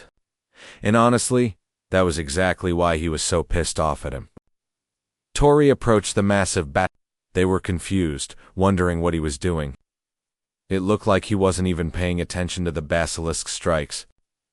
Clegg remembered Tori pulling a stunt like that during the Eater's fight too, and wondered if he had actually figured out a way to win. He asked Mina to back Tori up, and she agreed, saying she would use wind magic on her arrows to deflect the poison. At that same moment, another member stepped in, shouting that he would clear a path for the kid. They quickly coordinated, preparing to back up Tori's move. Mina unleashed a wind sword strike. The other member fired off a water orb, while Tori lunged toward the basilisk. His goal was to reach the thing's neck. He leaped right onto its tail. The basilisk let out a deafening roar, while Tori climbed toward its head. But it shifted, and he lost his balance. Beard mocked him, saying running on top of it was boring, but he just yelled at him to shut up. Angus realized Tori was heading straight for the beast's neck. He helped out by unleashing a massive attack. Then he offered his hammer to Tori to help boost him up there. Tori was totally surprised. He landed on the Pentagon barrier. Angus screamed at him to finish it off. Tori leaped straight toward its head, but he couldn't use a weapon at all. And he couldn't use attack magic either. All he had left was imagination. He unlocked his storage and pulled out the Rockbird magic crystal. A quick flashback hit him. He remembered Liam mentioning their kitchen knife was getting dull, and asking where he had put the wet. He recalled Sasha playing with it, but she couldn't remember where she had left the thing.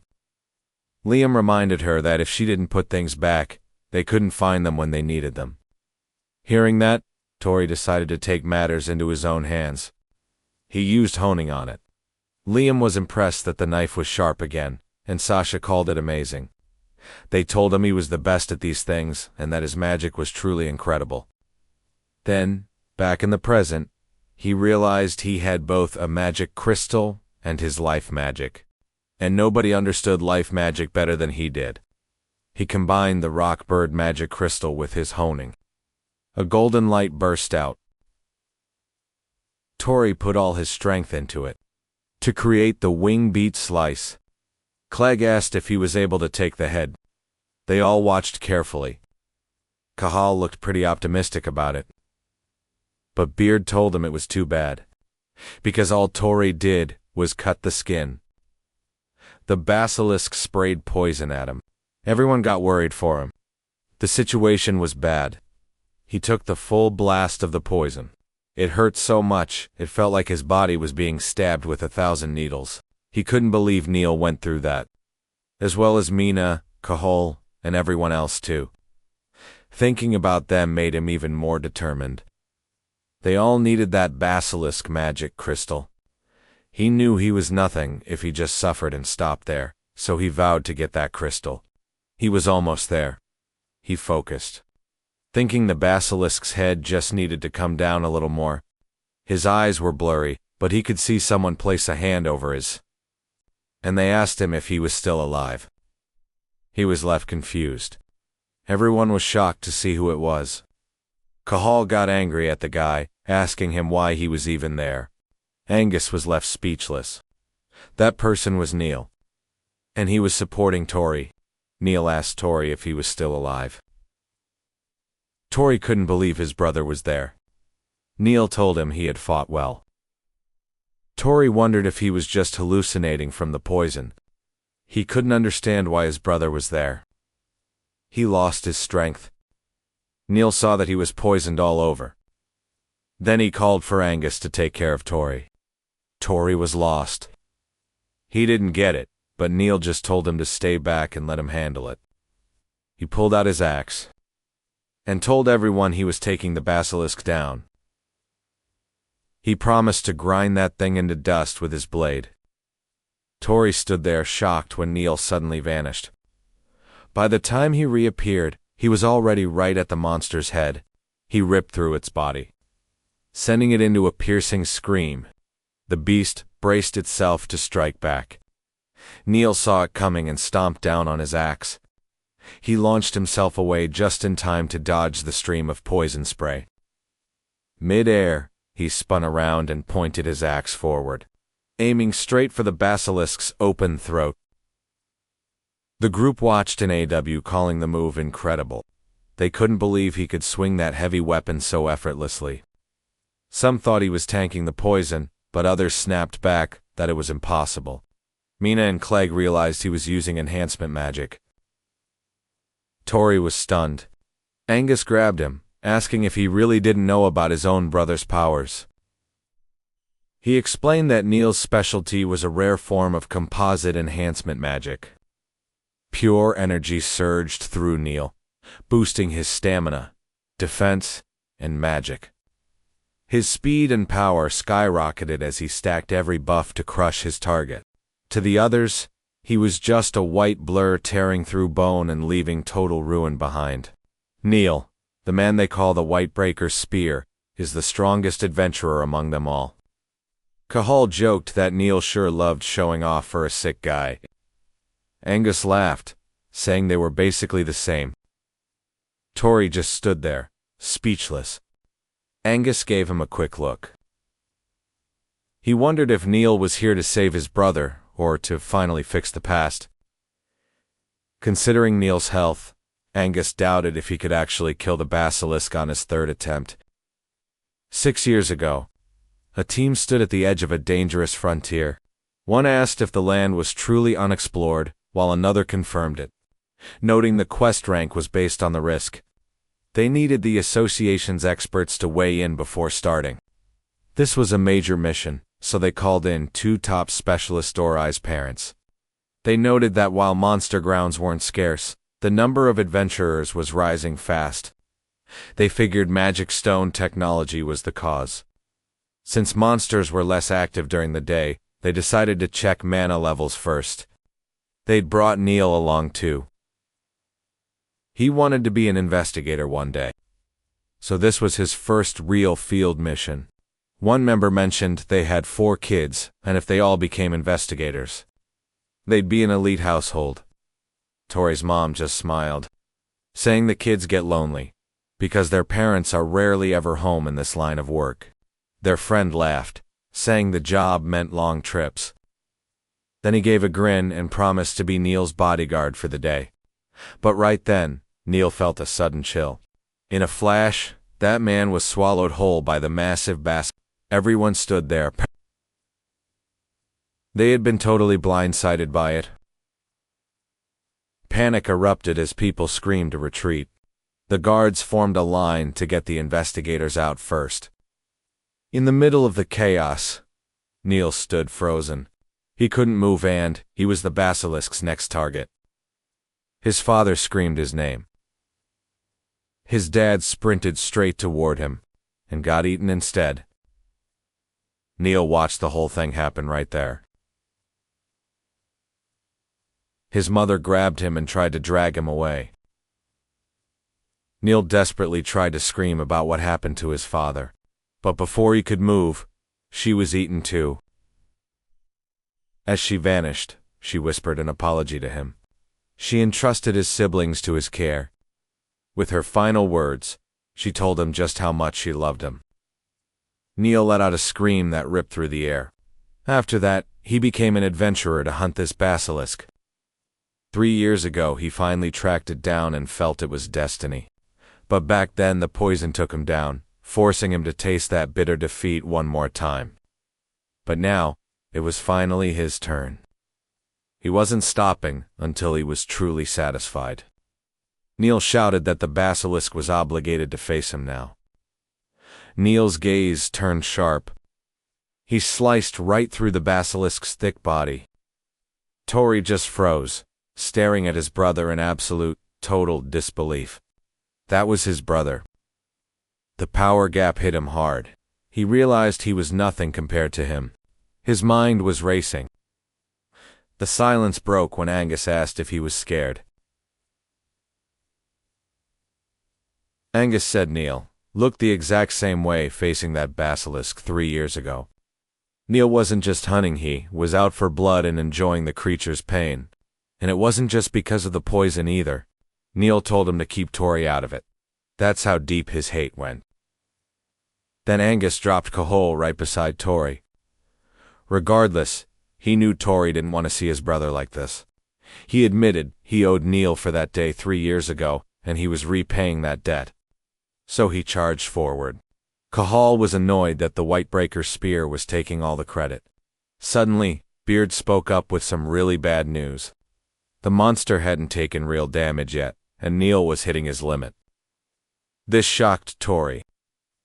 Beard explained that Neil was burning his own life force to use that magic. It only shined because it was the final flame of someone about to die. It warned that Neil wouldn't survive this. Plus, if Tori's spirit broke and he couldn't move, that would be a massive problem for Beard too. So it made an exception. It would give him power if he accepted he'd never be the same again. Cahol was stunned when Tori suddenly moved. No way was he letting his brother die. He was saving him, even though his body was already failing him.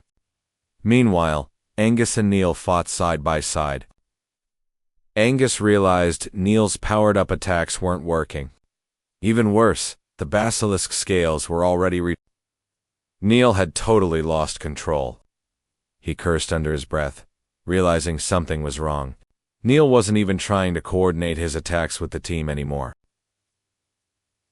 He figured the basilisk's poison was already messing with Neil's head. Neil was gasping. He felt his chest tighten, but he forced himself to hold on just a bit longer to avenge his parents.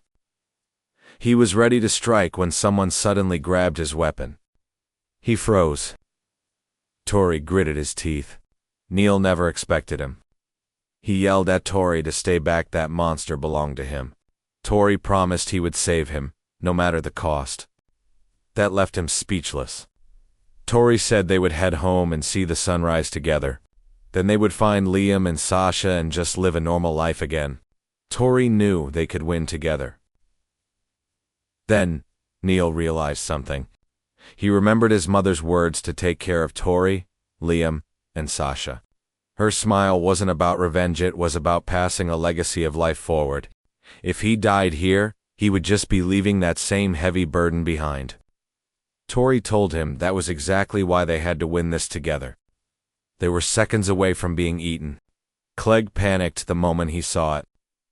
Angus could only swear. But Cahol timed a perfect spell, trying to help out using his gravity magic. The basilisk slowed down. Everyone's eyes turned toward Cahol. Angus said his timing was flawless. Cahol yelled back that he had a guild to protect. He wasn't going to just stand there as bait. Angus shouted for Neil while Cahol called for Tori. They yelled for them to move. Beard mentioned Step 4 powering up Neil with life magic. Neil pushed his power to the limit. They used a special technique called honing. Their power surged. Blood sprayed from the basilisk's severed neck. Then its head hit the dirt, confirming their total victory. Everyone was shocked, but totally relieved. The brothers actually pulled it off. Cahul used to think Tori was just useless. Just a guy who could only manage basic daily magic. He always jumped into hunts and just dragged everyone down. Just an annoying brat with that smug grin. Yet, he was the one who killed the basilisk. Everyone else struggled with. Cahul muttered that Tori was a fool who could actually do it if he tried. Tori looked at his brother and said they finally did it. Neil whispered a thank you. Then he passed out cold. Tori screamed out his name. Catching everyone's attention, he pulled Neil's head onto his lap. The poison was spreading even faster now. Panic-stricken, he yelled to Beard, asking about the basilisk's magic stone. Beard said it should be at the base of the neck. Tori ran over. Beard explained that normally stones form naturally, but they added a new step by mixing Tori's life magic with Neil's enhancement. He admitted he was curious to see what kind of crystal that would actually create. Tori snapped back that it better work, or they were both finished.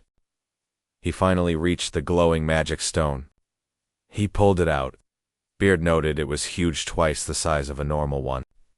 Tori told Clegg they had it, and Clegg said to leave the rest to him. Tori asked if he could brew the antidote. Clegg nodded and started crushing the ingredients. He used his dagger to break it all down. Beard felt bad for the stone after all that work, but Tori snapped that people mattered more. The stone transformed into pure, raw power. Angus asked for an update, but Clegg said he was still working on it. He listed the ingredients: basilisk stone, powder, kelpie whiskers, and Tridon's medicinal root. All they needed now was some serious firepower, but they were empty. The fight used more fire grass than expected, so Tori realized he could help by using his daily magic to start a fire. He focused and activated it. Ignite, but nothing happened. Angus saw it instantly. The kid was completely out of mana. He said those two needed way more training, then tossed Clegg some flint and steel. Clegg caught it, saying thanks and sorry. He had to start the fire by hand. Then he activated his alchemy. Bright lights swirled and mixed together. The vial slowly started filling with liquid. Tori asked if it worked, and Clegg said yes. Confidently, he said, his alchemy never fails. He promised to cure Neil completely. He made Neil drink it, and Neil groaned. Then he suddenly threw up, and he passed out again. Tori asked if that was the poison. Seeing the dark marks on Neil's body finally fade away, Clegg explained that what came out was a lump of condensed poison that had been eating him from the inside.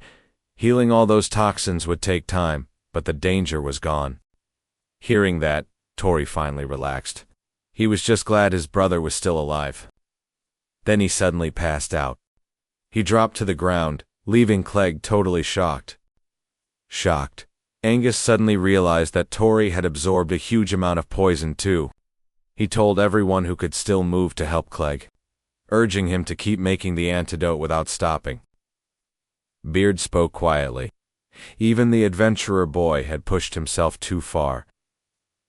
Still, he did well. But then, it noticed something. The basilisk had some kind of artificial magic cast on it. Plus, basilisks usually live deep in the forest, far from humans. One showing up here made zero sense. It started to feel uneasy.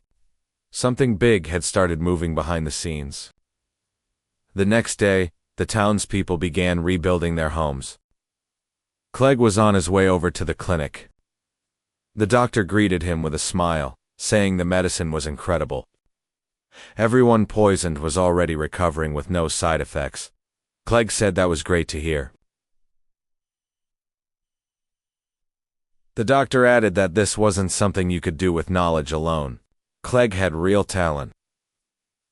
He'd heard Clegg just join Whitebreaker's spear, and asked who taught him alchemy. Clegg said someone taught him the basics, but after that, he learned the rest on his own. The doctor grew curious about who that person actually was. But Clegg changed the subject. He said he came to check on Tori and the others. The doctor's expression shifted. That worried him. Over at the tavern, everyone raised their cups for a toast. The place was lively. Cahal talked about using gravity magic during the fight, and the others praised him, shouting that their leader was the absolute strongest. Angus told him he did a great job, just like he expected from his little brother. Annoyed, Cahal snapped back, telling him to quit with the pet names. He argued they weren't even trained at the same academy.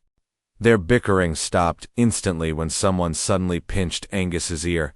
Angus yelped in pain. It was Clegg. Looking annoyed that they dragged their recovering patients out just to go drinking.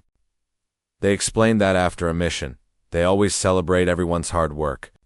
Plus, the Adventurers Association gave out rewards for the emergency quest. Cahal complained it was only 1 gold coin each, saying it felt cheap for a job like that. Someone pointed out that every guild in town helped out. Then, a hand suddenly landed on Clegg's shoulder. It was Neil. He said that once the rewards were combined, it was actually a ton of money. Enough for barrels of top-shelf booze, and Neil was carrying exactly that. Clegg watched Neil join the party with a grin. Neil mentioned it had been ages since he enjoyed this kind of fun as an adventurer. Clegg started wondering if this was the real Neil. He said he came to check on Tori, but he couldn't figure out how things ended up like this. Mina overheard him. He found Tori sitting there sipping juice while a group of girls praised him non-stop. Clegg called him a creep, but Mina warned that anyone ruining the mood deserved to get kicked by a or she told him to just drink. Then she added, moments like these were rare, like spotting a legendary exotic beast. Clegg couldn't believe even Mina was tipsy. He realized that a lot of adventurers were actually like this. An excited woman asked Tori to show off his life magic. Since he was so skilled, caught off guard, he hesitated. Everyone started buzzing about the ignition spell he used for cooking. They begged him for a demo. Someone quickly brought over a candle, and Tori focused. He cast ignition. A few seconds passed. Nothing happened. Everyone froze. Tori was confused. He admitted it wouldn't light. Just like that, the entire tavern burst into laughter. Cahal scolded him, saying he missed a perfect chance to impress the crowd. He complained. This always happens with him. Meanwhile, Mina watched quietly, wondering if he was just playing clumsy on purpose. Tori scratched his head and said he might be a bit tipsy. He told them he was heading to the bathroom to clear his head. They told him to hurry back soon. Clegg and Neil watched as he walked toward the exit. He felt totally relieved the moment he stepped outside. Even though the poison was gone, his body still ached. Looking back, he admitted his fighting style was reckless, but he didn't regret it. The town was safe, and his brother was alive. He smiled and muttered that he was glad he gave it his all. He pulled out the book and thanked Beard. It was all thanks to the book. Then Beard spoke, saying it preferred real payment over gratitude. He jumped in, surprised, complaining that it always showed up out of nowhere. Then he asked what it meant by payment. It was just a book. Why would it need gold coins? Then he asked why he couldn't use life magic anymore. He demanded answers. Sensing the book knew something, Beard explained it was a side effect of reaching the 4th step. His magic had changed. It said Tori had to form magic outside his body instead of inside his head. It told him to try casting it like drawing a circle in the air. Tori followed the instructions, and the magic activated. He used ignition. A beam of fire burst right from his fingertip. He froze in surprise. He was impressed but confused by the power. Beard explained that, since the control method changed, the power changed too. Plus, his body had leveled up from the intense battle. Beard said it was impressive. Then it asked him a question. Did this make him want to meet? It told Tori to come find him. That would be the payment. Tori was left totally confused. Back at their place, Sasha called out to her brother Tori. She pounced on him with a loud good morning. Liam said breakfast was ready, so it was time to get up. Still half asleep, he apologized for oversleeping. Liam said hi, then told Sasha to go wake up Neil next. Tori felt bad about the cooking, so he pitched in. Liam asked them to grab some spices if they went out monster hunting later. Neil showed up and said hello, looking pretty impressed by the breakfast spread. They ate together. Tori felt like life was finally back to normal. Neil had made a quick recovery. Sasha and Liam were happy. Everything felt bright again. This was the kind of life he had dreamed of and prayed for every single day. Then he remembered what Beard told him. He had to go meet him as payment. Tori was caught off guard and totally confused. He didn't get it since they were already talking. What did meeting actually mean? Beard said his real body was somewhere in this world. Tori was shocked. He was actually human. Beard told him if he wanted to be a real adventurer, he had to find him. He should search while collecting magic crystals along the way. Then Beard just cut the conversation short. Tori was left standing there, totally confused by what it all meant. Just then, he saw words being written onto a page. The Basilisk's data was being added to the grimoire. Its magic stone was a rank, a glowing purple gem that generated steel scale magic. It was worth 600,000 to 720,000 gold. An A rank was incredible, and that price was just insane. To himself, he thought Beard was being just as selfish as ever. Back in the present, he realized Beard was a real person out there somewhere. Not just some spirit living inside a book. Beard had taught him everything, even back when they were total strangers. He had shown him how to get stronger. Now that he knew Beard was real, he was curious about him. He really wanted to meet the guy. A week later, Tori was hanging out at the market. The townspeople were busy rebuilding everything. He thought about selling the magic stone, but since the exchange post was still in ruins, that wasn't an option for now. With no money and Beard not showing up, he felt like he was stuck in limbo. He wanted to find him, but he couldn't just bail. Neil was still recovering, and Sasha and Liam were still just kids. He told himself again that he wanted to find Beard. He knew there was a whole world out there he hadn't seen yet, but he couldn't make a choice. Frustrated, he called himself, totally indecisive. Then he noticed something. Neil was training, slicing a massive boulder right in half. He raised his axe again. Then he spun it expertly across his shoulders and arms. He caught it cleanly, and struck again. Tori was impressed. When he spoke up, Neil finally noticed him. Neil said hi and asked about the exchange post. Tori told him the whole area had been hit pretty hard. Neil figured they would need to hunt and stockpile magic stones for a bit. Tori volunteered to go do it. But Neil said it would be good rehab. His body felt healed, and he wanted to rejoin the guild soon. He decided to train hard today to get back in shape. Tori asked if he could join in too, which Neil didn't expect. Tori felt a little embarrassed, admitting he was rusty and just wanted to get moving again. Plus, he really wanted to see just how much stronger he had actually become. Neil agreed. Tori grabbed a stick for their little spar. He charged straight at Neil, and Neil just used the handle of his axe to block him. Neil noticed that Tori's wound was completely healed up. Tori gave a confident yes. Neil sidestepped his next attack. Then he spun his axe and knocked the stick away. Tori couldn't land a single hit on him. Tori realized just how strong Neil really was. Every move he made got countered easily, making him think he should just stay home to avoid worrying everyone. Watching Neil read him like a book made him doubt he could even survive out there. He knew deep down that someone as weak as him didn't stand a chance of winning in the real world. For a second, he almost gave up, but then Neil called his name. Neil lunged. The strike shattered Tori's stick and sent him stumbling backward. Tori gripped his arm. Neil noted he was overthinking those useless thoughts again. Tori looked shocked. Neil might not have known exactly what was wrong, but he said being half-hearted would stop Tori from ever moving forward. He told him it was okay to feel lost sometimes, but hiding things wasn't the answer if he wanted to grow. He needed to move forward with everything he had. Neil pushed him to show his true strength. Both Neil and Tori fell silent. Tori was lost in thought. He told Neil he was incredible. He really admired how Neil could read a situation from just one short fight. Right then, he decided to stop hiding things. Neil didn't see that coming.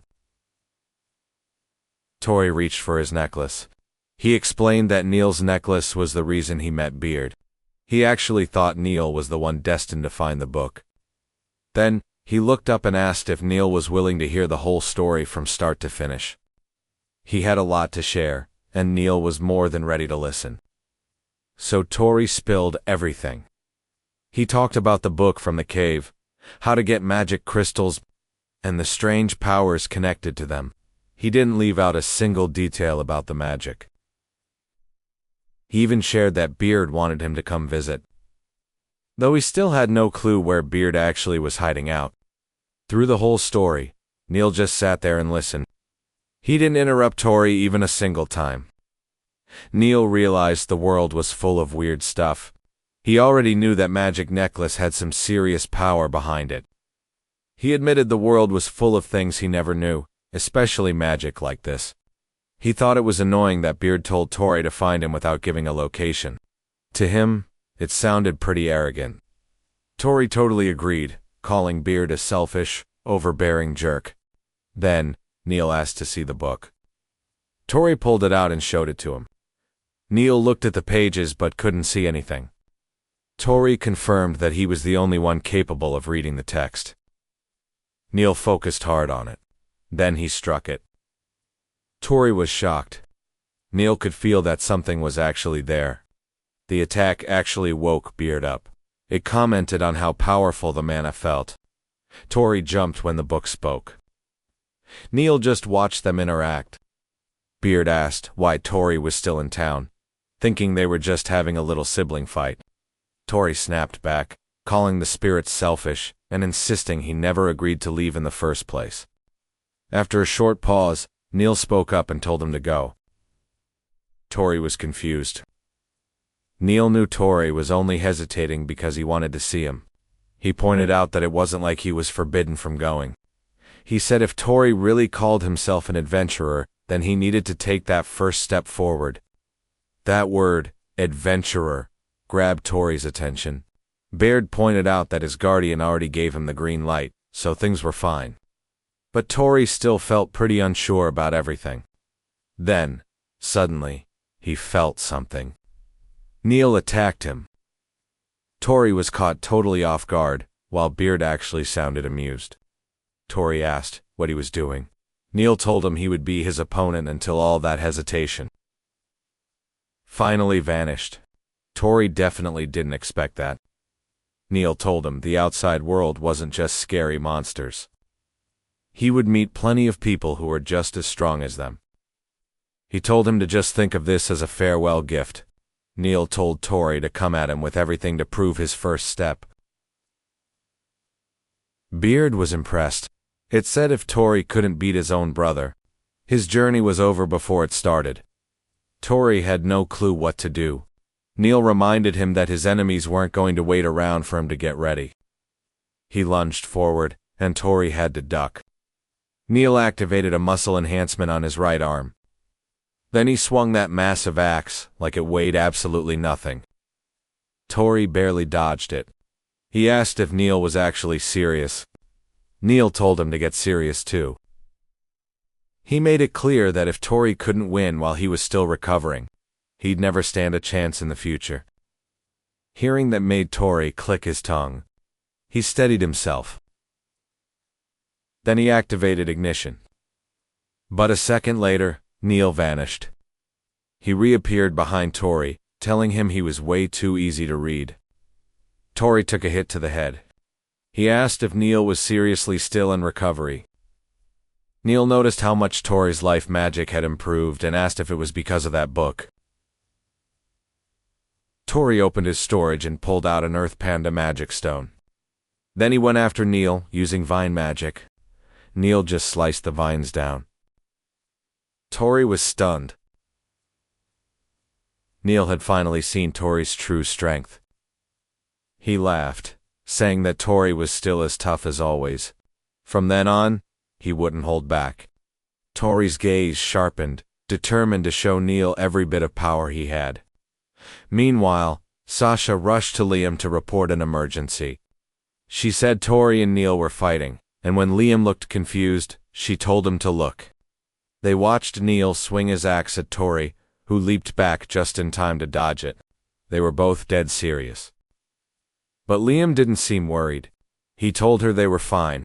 In fact, it actually looked necessary. Sasha had no idea what he meant. Liam explained that back when Tori wanted to be an adventurer and wouldn't listen. This was how Neil handled things. Then Liam added that, whenever something new was about to start up, they'd have to overcome something even bigger than who they used to be.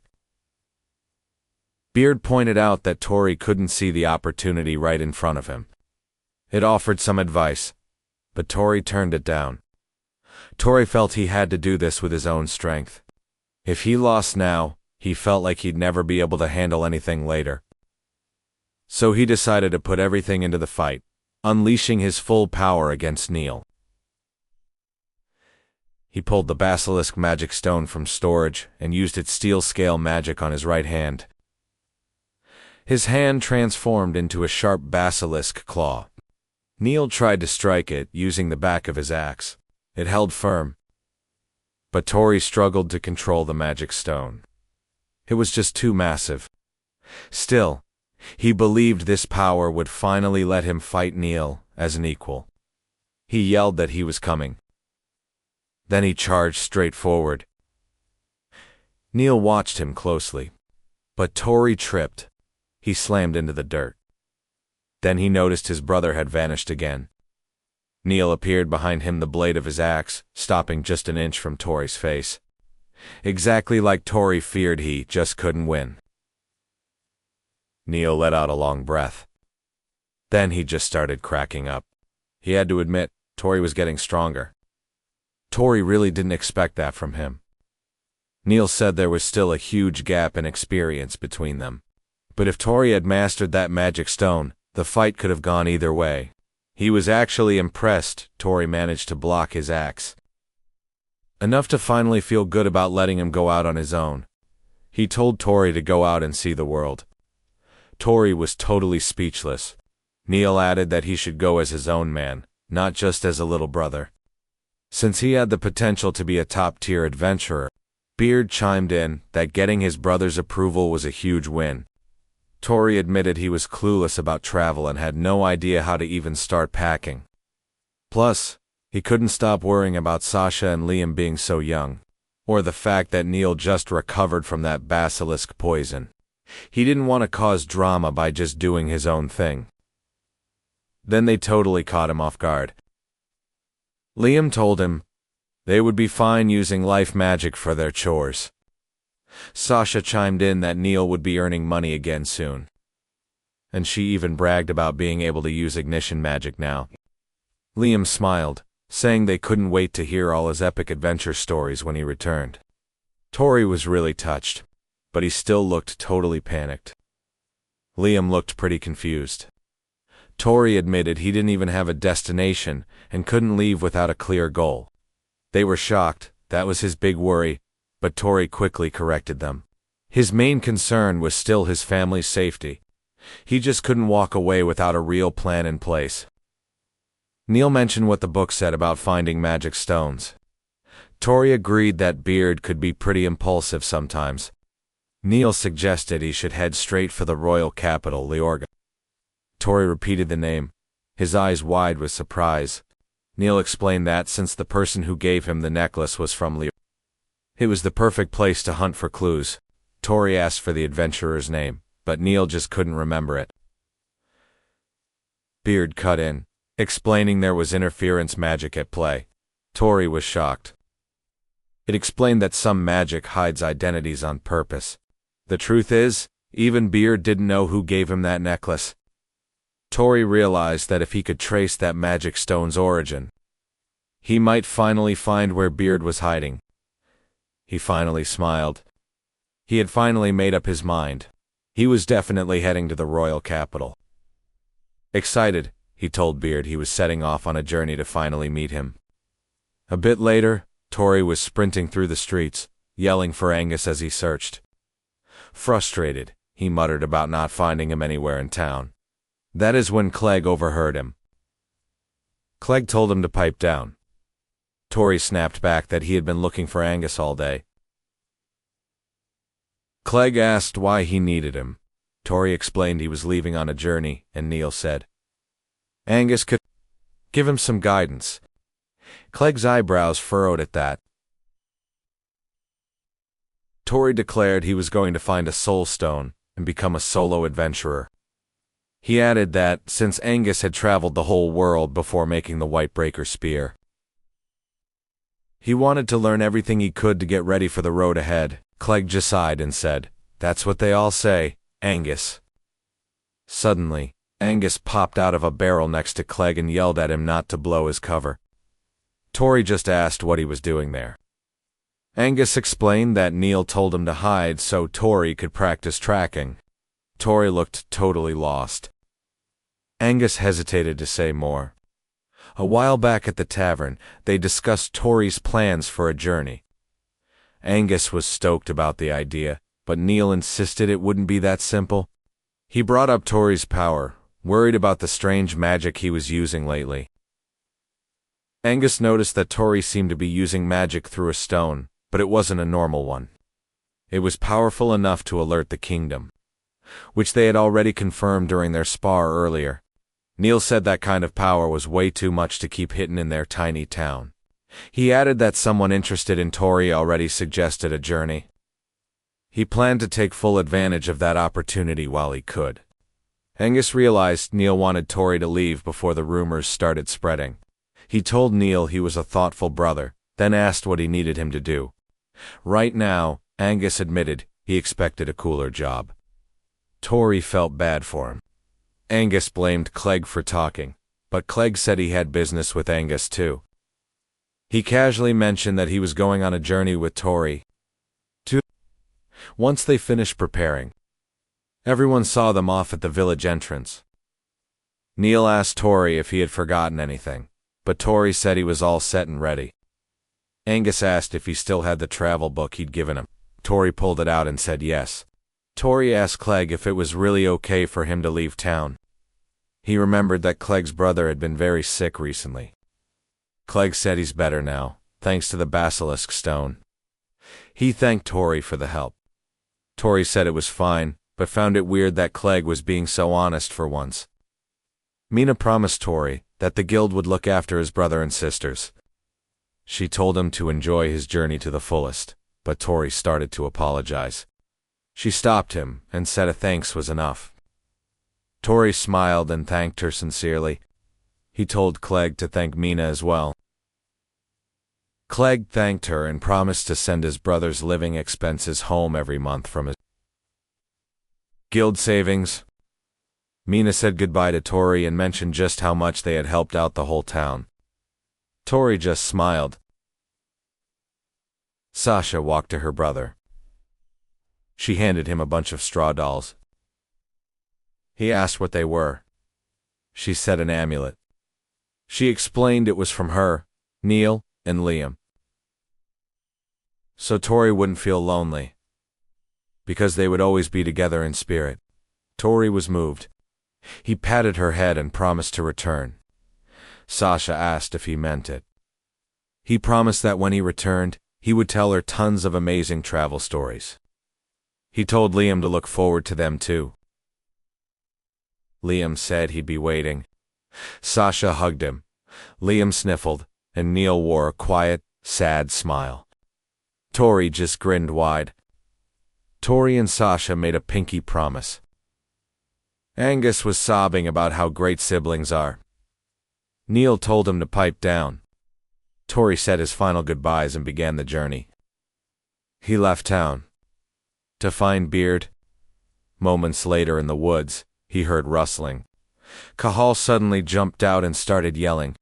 He called Tori a fraud with weak life magic, warning that next time they met, he'd expose just how useless his magic really was. Tori was startled. Cahal complained that he wanted to use Tori more, but he was already leaving on a journey. He warned him not to come running home in tears later. After venting, Cahal finally left. Tori stood there confused. Clegg mentioned that was likely just Cahal's weird way of motivating him. That made Tori smile. He decided he just had to give it his all. Walking through the woods, Tori asked why Clegg tagged along. Clegg said Tori was too vulnerable alone. Plus, he would probably feel way safer with some backup around. Tori wondered if Clegg was actually that worried about him. Clegg added that he had his own mission and was planning on leaving town anyway. Curious, Tori asked what he was even looking for. Clegg replied he was seeking his origins. Tori was totally speechless. Then, rustling bushes caught his attention. He figured Cahal had come back to say something else. He started calling his name, but Clegg suddenly shouted for him to freeze. Tori froze, completely confused. And then, he felt it, he whispered, asking what it was. His face went totally pale, while Clegg looked dead serious. Something was hiding behind the trees. Some creatures emerged from the thick darkness. Tori was shocked to see those monsters appearing. Clegg recognized them right away. They were vampiric monsters, vicious super bats. Tori was confused by the vampire part, so Clegg explained. These creatures don't just suck blood. They can actually share the magic they drain from one person across the whole swarm. Tori couldn't believe his ears. Clegg said, even if they drained Tori's magic, it would barely give them a boost. Tori snapped back at the insult. But Clegg warned that if they drank his blood, they would grow 5 times stronger and attack even more aggressively. Tori told him to make sure that didn't happen. He was actually pretty impressed. Clegg was like a walking monster encyclopedia. Clegg just told him now it really wasn't the time for that. The creature let out a shriek and lunged. Clegg grabbed some slime magic stone powder and some bright worm magic stone powder. He yelled for them to mix together. The chemical reaction created a glowing potion. That flash of light blinded the bats, sending them crashing to the forest floor. Tori asked if they were weak to light. Clegg confirmed. They would be way too dazzled to even move. Then, Clegg quickly struck them down. Tori definitely learned something new from that move. Beard sounded pretty amused, noting that these enemies were actually super bats. It told him they should start right away, and began explaining the next steps. But Tori quickly stopped it. He admitted things looked bad, but he wanted to fight without relying on Beard this time. Beard actually agreed and let him handle it his own way. Tori was shocked it agreed so easily. Beard figured since he had already beaten a basilisk, it was showtime. Tori let out a little laugh. He was totally fired up. Clegg, though, was worried since Tori couldn't even use life magic anymore. Tori pulled out a flame scroll. He finally activated soil illumination. A blinding burst of light hit the super bats all at once. The creature screamed. Even Clegg struggled with the glare, wondering what kind of magic Tori just pulled off. Clegg was stunned. He thought Tori wasn't supposed to have access to life magic anymore. Then it clicked, was that actually life magic? Tori yelled out, asking Clegg to be his strategist. He wanted him to handle the plan, catching Clegg totally off guard. Tori explained that Clegg's knowledge, experience, and calm nerves made him the perfect leader, He asked Clegg to guide and teach him along the way. Clegg stayed silent, so Tori called out to him again. Clegg paused. He remembered being told that once he had the experience to face anything and truly found himself, he would meet someone special. He had been a strategist once before, and the memory actually made him smile. He said yes. Tori was shocked by the sudden change in his look. Clegg told him the deal. Tori would be the boots on the ground and must follow every single order perfectly. As the infantry, Clegg told him to keep his mouth shut. Beard laughed, clearly amused by the dynamic. It called this an interesting partnership and said it would just watch from the best seat. Tori told it to stay quiet. Suddenly, they both felt it. The sewer bats were coming back for more. Tori saw their numbers growing. Clegg asked if his other life spells were stronger now too. Tori said yes. There were new types, but they needed extra steps for a boost. Clegg laughed. Compared to the Basilisk, these things were just annoying gnats. Tori told him he was counting on his lead. Then, out of nowhere, Clegg scratched. He cut his arm. Tori panicked, asking what the heck he was doing. Clegg reminded him that these super bats were basically vampires. His blood was overflowing with magical power. To them, it was the ultimate 5-star feast. And with that as bait, he planned to end them. Clegg pulled out some mandrake powder and dried mint. He smashed the glass vial against the floor. The pungent scent immediately drew the bats in. Every single one of them swarmed toward the spot where the vial broke. Tori watched in disbelief. The monsters were actually pulling back. Clegg explained that these super bats couldn't handle strong smells at all. He told Tori to track their movements carefully, and Tori locked in. Soon, he realized where they were all heading back to the cave. Clegg then tossed another vial, this one filled with his blood. He aimed right for the cave entrance, and the vial shattered on impact. In a heartbeat, every single bat rushed straight into the cave. Tori finally saw the pattern in how they were moving. Clegg yelled out that he was counting on him now. Tori finally grasped the whole plan. He would use his life magic to blow the entire nest to Kingdom Come. Once the monsters were all bunched up, he would blow them sky high. Our guy immediately summoned a massive magic circle. Beard looked on, entertained as the magic circle glowed in front of them. Tori poured every bit of his power into the spell. Then, he triggered the ignition. Flames ripped through the cave, instantly incinerating the swarm of super bats. Even Clegg stared in, total awe. The cave just kept on burning. Tori nervously asked if it actually worked. Clegg grinned and said yes. Both of them instantly started smiling. Shared a quick fist bump. Beard suddenly asked about the magic stones. Tori realized he had totally forgotten the super bats dropped magic crystals. He scrambled to gather the remains in his hands. Then his face froze. The magic stones hadn't crystallized at all. Tori stared in total despair while Clegg wondered if monsters were always supposed to leave loot behind. Tori asked Beard the same thing. Beard admitted it, had assumed the exact same thing would happen.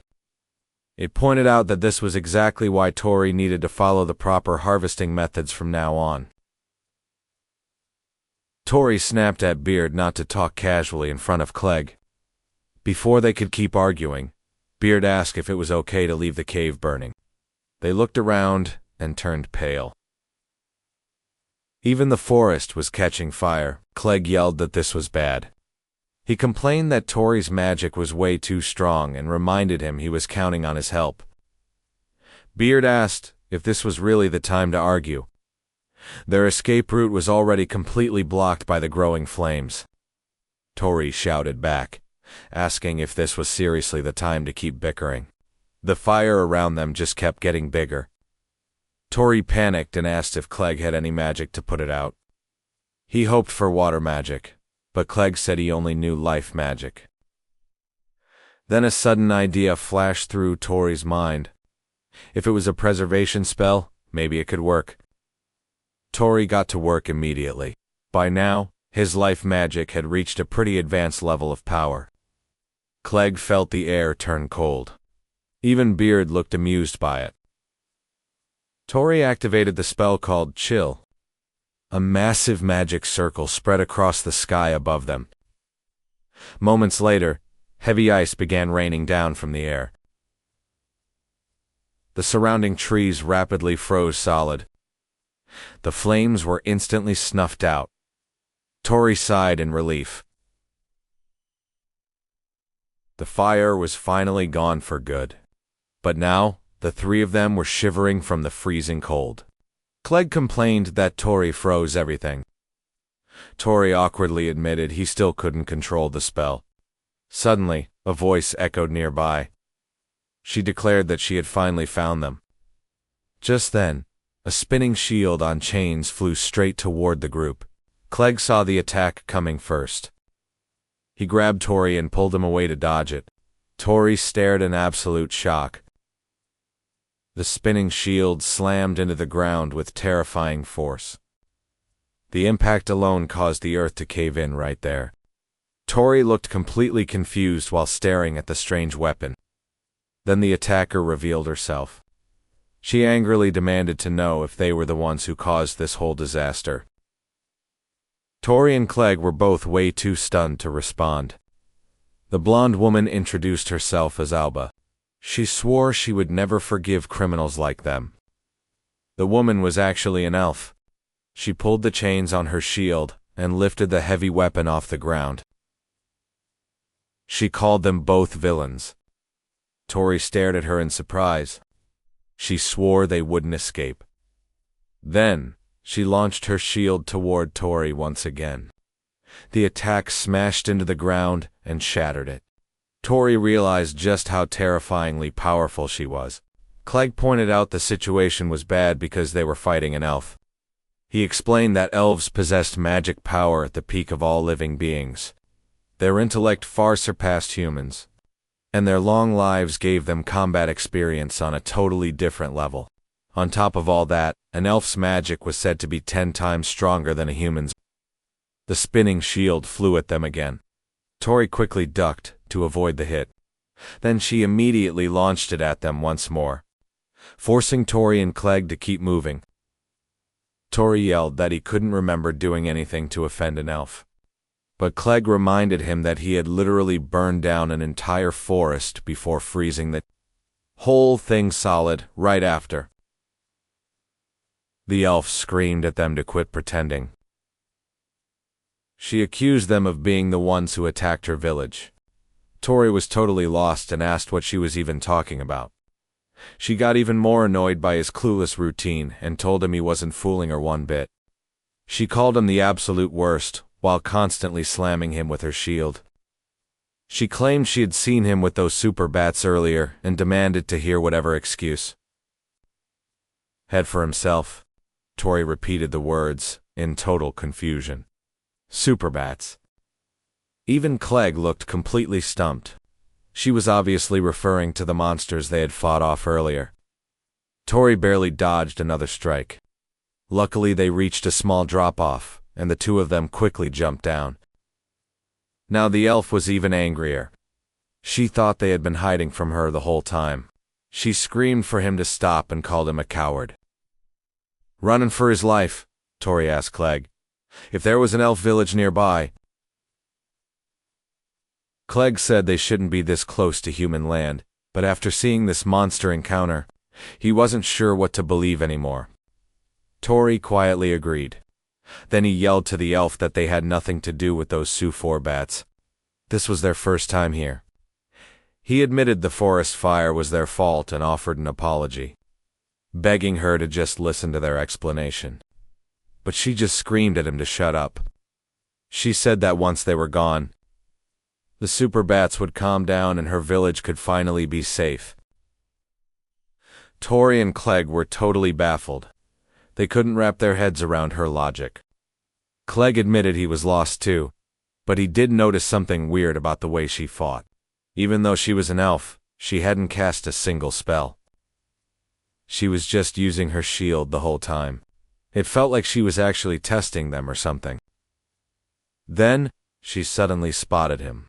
She had finally found exactly where they were hiding. Tori was shocked she found them so fast. Clegg explained that elves have insanely good eyesight and told Tori to back off before she made her move. But right then, a super bat lunged out and attacked him. Clegg got slashed deep in the shoulder. Even Alba looked shocked by the ambush and Tori started panicking. That's when they all saw it. A massive swarm of super bats circling from above. Tori quickly asked if Clegg was okay. Clegg groaned in pain, clutching his bleeding shoulder. Alba started second-guessing everything. She realized these guys might not actually be the ones controlling the super bats after all. Tori wondered if one of the monsters escaped when he torched the nest. As soon as he realized that, his face went completely pale with shock. More super bats were coming. He yelled in disbelief. How could there still be so many of them? Then Beard finally explained. Those super bats had tasted Clegg's blood earlier, which made them way more powerful. Tori couldn't believe what he was hearing from the spirit. Beard said, super bats are hive-mind creatures that share any magic they steal through blood.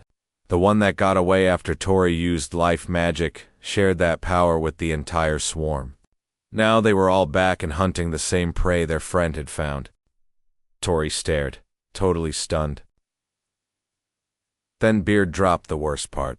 The super bats had already marked Clegg as their main meal. That meant, unless they wiped out every single monster in the area, this hunt was never going to end for them. Meanwhile, Beard sounded like he was loving the drama. He said things were finally starting to get interesting now. The super bats struck. Tori grabbed Clegg immediately and yelled for him to move. He threw him over his shoulder, but Clegg insisted he could still run. Tori told him to shut up and stop acting tough. Alba looked totally confused by everything, and Tori caught her staring at them. He reached out and grabbed her arm, which completely shocked her. Then he pulled her along so all three of them could escape together. Alba looked lost and asked why they were even running. She told them they should just tell the super bats to stop attacking. Tori cut her off and shouted that he'd been saying since the start that it doesn't work like that. He warned her that once these monsters taste someone's blood, that person is marked as prey for good. Clegg saw the swarm gaining on them fast, plus his wounds were getting worse. He grabbed a few glass vials. He pulled out dryads, lost seed, some flymouth powder, and a bit of a shiwa grass. Then he mixed it all up. A flash of light suddenly burst from the mix. Right then, the gash on his arm began to close. Alba watched his alchemy magic in total shock. She asked if he was a healer, but Clegg said it was just a potion. He told Tori to put him down. Tori asked if he was sure, since he could keep carrying him. But Clegg told him to just hold on a second. Alba realized they actually had a healer on the team after all. Meanwhile, those sulfur bats were getting closer and closer. Tori raised his hands as water began swirling around his fingertips. Then, he triggered the chill. The attacking sulfur bats froze solid right in mid. A second later, their frozen bodies came crashing down from the sky. Alba stood there, stunned, watching the monsters turn to ice. Clegg asked Tori how much more magic he had left. Tori admitted he was low on mana and probably couldn't pull that trick off many more times. Alba called his name, but Tori snapped back that he didn't have time for this right now. She asked if that spell he just cast was actually life magic. Tori said yes, and asked why she cared. Alba told him his magic was seriously impressive. Tori squinted, wondering if she was making fun of him. But Alba quickly explained that she was actually just relieved. Then she thanked him for saving her earlier. Tori said it was obvious if those things sucked her blood, they would all be in deep trouble, right? Alba looked down and admitted she had totally misunderstood them from the very beginning. He pointed out that he had been saying that all along. He told her to actually listen for once. Suddenly, Clegg yelled that the sulfur bats were already attacking them again. Tori was caught off guard when Alba suddenly let go of him. She declared that elves never forget a debt of gratitude or a favor. She locked her eyes forward. She swung her shield with massive force, slamming into the incoming sulfur bats. Several of the monsters immediately dropped from the sky. After grabbing her shield, she told them she would cover their backs. Tori called her an idiot for just stopping like that without warning. Clegg just let out a long, tired sigh. He pulled out more vials and declared his wounds were finally good enough for him to fight again. But Tori told him he should probably rest for at least a bit longer. Our boy insisted that fighting was his responsibility. Then they saw Tori starting to cast another magic spell. He unleashed Chill. A huge pack of sulfur bats froze instantly in mid. Tori admitted he only had a few shots left. He asked Clegg if he had a plan to wipe the monsters out for good. Clegg said at this point, they might just have to brute force their way through. Tori agreed immediately and told the elf to watch Clegg's back. Alba reminded him that her name was actually Alba. The three of them teamed up to wipe out the incoming sulfur bats. Meanwhile, Beard watched the whole scene, amused. It commented that they actually made a pretty decent team. Alba naturally stepped into the role of the defender. Clegg, being their healer, took care of support and recovery. And Tori naturally took charge as the main attacker on offense. Beard said this was exactly what a real party should look like. The sight made it nostalgic for the old days. And now, it was excited to see what this group could actually pull off. The sulfur bats came charging at them one more time. Tori complained there were just way too many. He decided to torch them again to thin out the herd. He quickly drew a magic circle to spark some fire. But Alba suddenly cut him off. Tori looked totally shocked. He scolded her for recklessly jumping in front of him like that. It could have gotten them both killed. But Alba reminded him he was about to burn the entire forest down. Tori had no comeback for that. Honestly, she was totally right. Clegg warned him not to piss off the elf again. Tori just sighed, asking how they were supposed to beat the swarm like this. Alba calmly said they would just crush them headin'. Tori stared at her, muttering that she was just an elf muscle. Clegg quickly reminded him not to judge based on looks alone. Meanwhile, the super bats kept coming. At this rate, their mana would run totally dry. Clegg pointed out that Alba's attacks were buying them some precious time. Even so, he wasn't going to let one elf handle everything alone. He cast Dissolve, hoping to finally create a massive opening in the swarm. He and Alba charged straight into the fight together. Meanwhile, Tori just stood back and watched the whole fight unfold. With his current life magic, he knew he could accidentally wipe out the entire forest if he wasn't careful. Just a spark of ignition could burn everything. He wasn't sure he could pull off Karasu. Chill again to put it out. He couldn't use his life magic finisher yet. But he also knew Alba and Clegg were running out of steam. They couldn't keep this up forever. Then Beard spoke up, asking him what the heck he was hesitating for. Tori looked surprised. Beard reminded him not to forget the real power he already had. Those words really made him stop and think. He weighed his options. Vine magic, wing beat, or the steel scale. He wondered which magic crystal would work best against a massive swarm in a long fight. That thought made him open the encyclopedia. Flipping through, he stopped on one specific entry. He quietly wondered if he could actually pull this off. Then, he slowly looked around. Clegg saw his expression change and knew immediately that Tori was about to try something totally crazy again. Clegg asked what was up. Tori remembered that cave and asked Alba where the super bats actually came from. Alba said their nest was up on the nearby cliff. She also reminded them they still had to help fix the frozen forest later. Tori suddenly bit into his own arm until it bled. He was trying to bait the Sufo bats with his blood, but nothing happened. Tori realized his blood barely had any mana. It wasn't working as bait at all. Clegg shouted that the exact same plan had already failed before. Tori muttered that these bats were just greedy little monsters. Then it finally clicked. They weren't after the blood, they were actually hunting for mana. He immediately opened his storage. Then he pulled out the Rockbird magic crystal. The second that crystal appeared, those Sephora bats went into a total frenzy. Tori held the crystal out, and just like he thought, the whole swarm started chasing him. To those things, mana crystals are basically giant neon signs. Moving to his next step, he suddenly grabbed Alba's arm. The move took her completely by surprise. Tori quickly apologized, telling her to just go along with him for now. Clegg demanded to know what he was planning. Tori just told him to trust him. He'd leave the rest to Clegg, telling him to catch up once it was all over. Tori realized if these bats got mana-rich blood, they'd just keep multiplying. Since he couldn't use his big spells here, he had to find another way to shake them. Then, he activated his wing beat magic. Alba stared in shock, watching him fly through the air.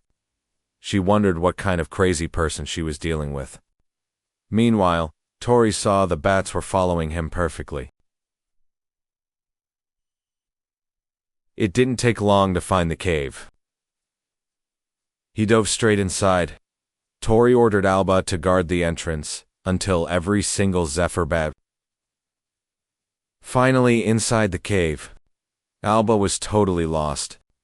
But with that swarm closing in, she focused on defense instead. She spun her shield into a defensive barrier, then demanded to know what he was thinking. Pulling a stunt like this in a place like this, Tori prepped another spell, but paused for a second. He admitted he was about to do something incredibly reckless, and the final part was all on Clegg. Alba had no clue what he meant by that. Then she saw even more Sephora bats swarming into the cave. She yelled that every bat in the area was already inside. Tori apologized for dragging her into this mess, but he promised everything would work out. That kind of talk only made Alba feel even more nervous about the plan. Tori admitted the monster he was calling was a massive pain to handle, which is why he avoided relying on it until now. Then he unlocked Strala's storage and pulled out the Basilisk magic crystal. Tori said the rest was up to the strategist. Then, he let loose some deadly poison magic. Poison gas rapidly filled the cave. Once the bats were taken care of, Tori got smacked so hard he ended up with a huge bump on his head. No surprise, Clegg was the one who hit him, and he looked absolutely furious. Tori just tried to awkwardly laugh it all off. Clegg pointed out that every single bat nearby had been wiped out by the toxic poison. He demanded to know what Tori would have done without him there to save his skin. Tori just smiled and said he knew Clegg would save him no matter what. He told him flat out that he trusted him completely. Clegg was totally speechless after hearing that. Tori pointed out that they still pulled it off in the end. And that was the only thing that mattered. Alba yelled at him, asking how any of this was something worth celebrating.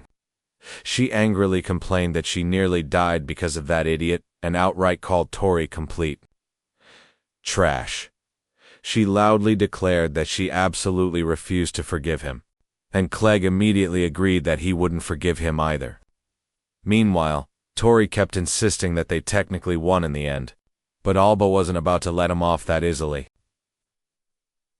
A moment later, Tori was holding the remains in his hands, but as soon as he touched it, the material crumbled into sand.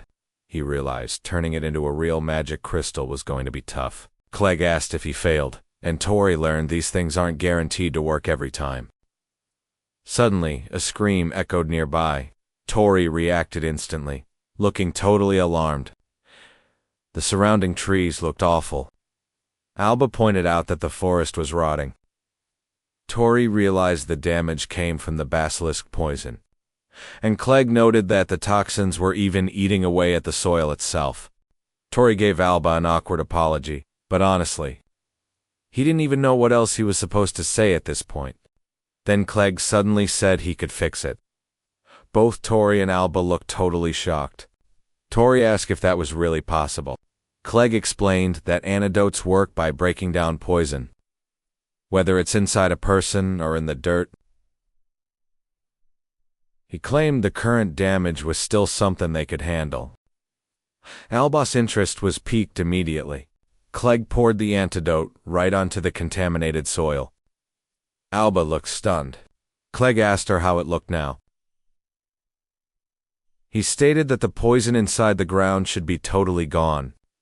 Alba confirmed it had disappeared, but she still looked worried. The forest still hadn't fully recovered yet. In the end, she just said everything was fine, though she admitted she expected him to restore it more perfectly. Both Tori and Clegg went silent immediately. Tori admitted the whole situation was his fault, then turned to Clegg for help again.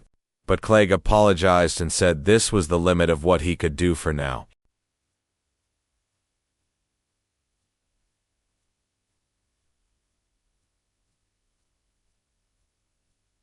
Tori just quietly said he understood. Then Beard spoke up, reminding him that evolved magic was made for exactly this kind of situation. Tori jumped at the sound of Beard's voice. He panicked and yelled that he suddenly had to use the bathroom. Alba looked confused and asked what was wrong with him. Meanwhile, Clegg narrowed his eyes suspiciously. Once Tori finally got away from the others, he scolded Beard for talking while people were around.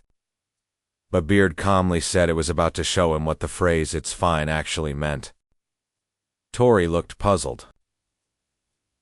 Beard proudly declared that it had already cleaned up after Tori countless times before. According to it, this was finally the perfect time for a long overdue lesson. Then it just told him to synthesize. Tori immediately asked what he was supposed to make and how. Beard meant the super bat magic crystal. Tori looked lost since every stone he touched turned to sand. But Beard explained that was exactly why he needed to synthesize them in the first place. Tori just ended up even more confused after that. Then Beard kicked off what it called Chapter 6 How to Synthesize a Super Bat Magic Crystal. Seconds later, Tori was holding a pan and spoon. He was even wearing an apron and chef hat, looking like he belonged in a kitchen instead of a dungeon. Alba looked annoyed. She really thought he was just messing with her at this point. Tori swore he wasn't joking. He whispered to Beard, asking if the ridiculous outfit was actually necessary. Beard calmly replied that looking the part helped him fit the role perfectly. Tori got pretty annoyed once he realized the whole outfit was really only meant to boost his motivation. Beard told him it was time to begin. Step 1 was gathering the Super Bat Magic Stone. Step 2 involved simmering it gently. For this, Tori used his life magic skill, warming. And Step 3 was cooling it slowly. Tori activated his chill skill. After that, the process was finally complete. Alba stared, confused, asking what he just did. Tori casually replied that since it was only life magic, pretty much anyone should be able to use it. Alba was about to call it amazing, but Clegg cut her off, questioning if she actually believed that. Clegg eyed the object in Tori's hand, asking if it was really a super bat crystal. Tori explained he just remembered the right method halfway through the process. Clegg looked suspicious since Tori failed earlier. Still, regardless of how it happened, the result was definitely useful for the group. Then Tori spotted something nearby. He pointed out there was still some left. Both Alba and Clegg looked totally confused. Tori was looking at a flower. He gently pressed the Super Bat Magic Crystal against the petals. Then he activated synchronization magic. The entire area suddenly began to glow brightly. Alba stared at the glowing scene in shock. Flowers rapidly bloomed across the entire field surrounding them. Alba couldn't believe the dead flowers had actually come back to life. Tori explained that since super bats share a hive mind, he used that principle to synchronize the healthy flower with the withered ones nearby.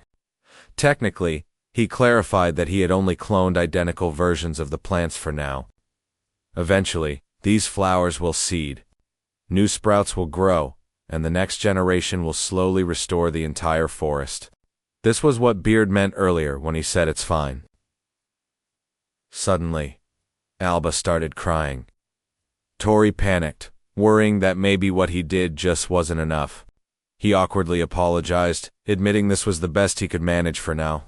But to his surprise, Alba suddenly screamed that it was way too amazing. She immediately bombarded him with questions without giving him time to respond. Was this really life magic?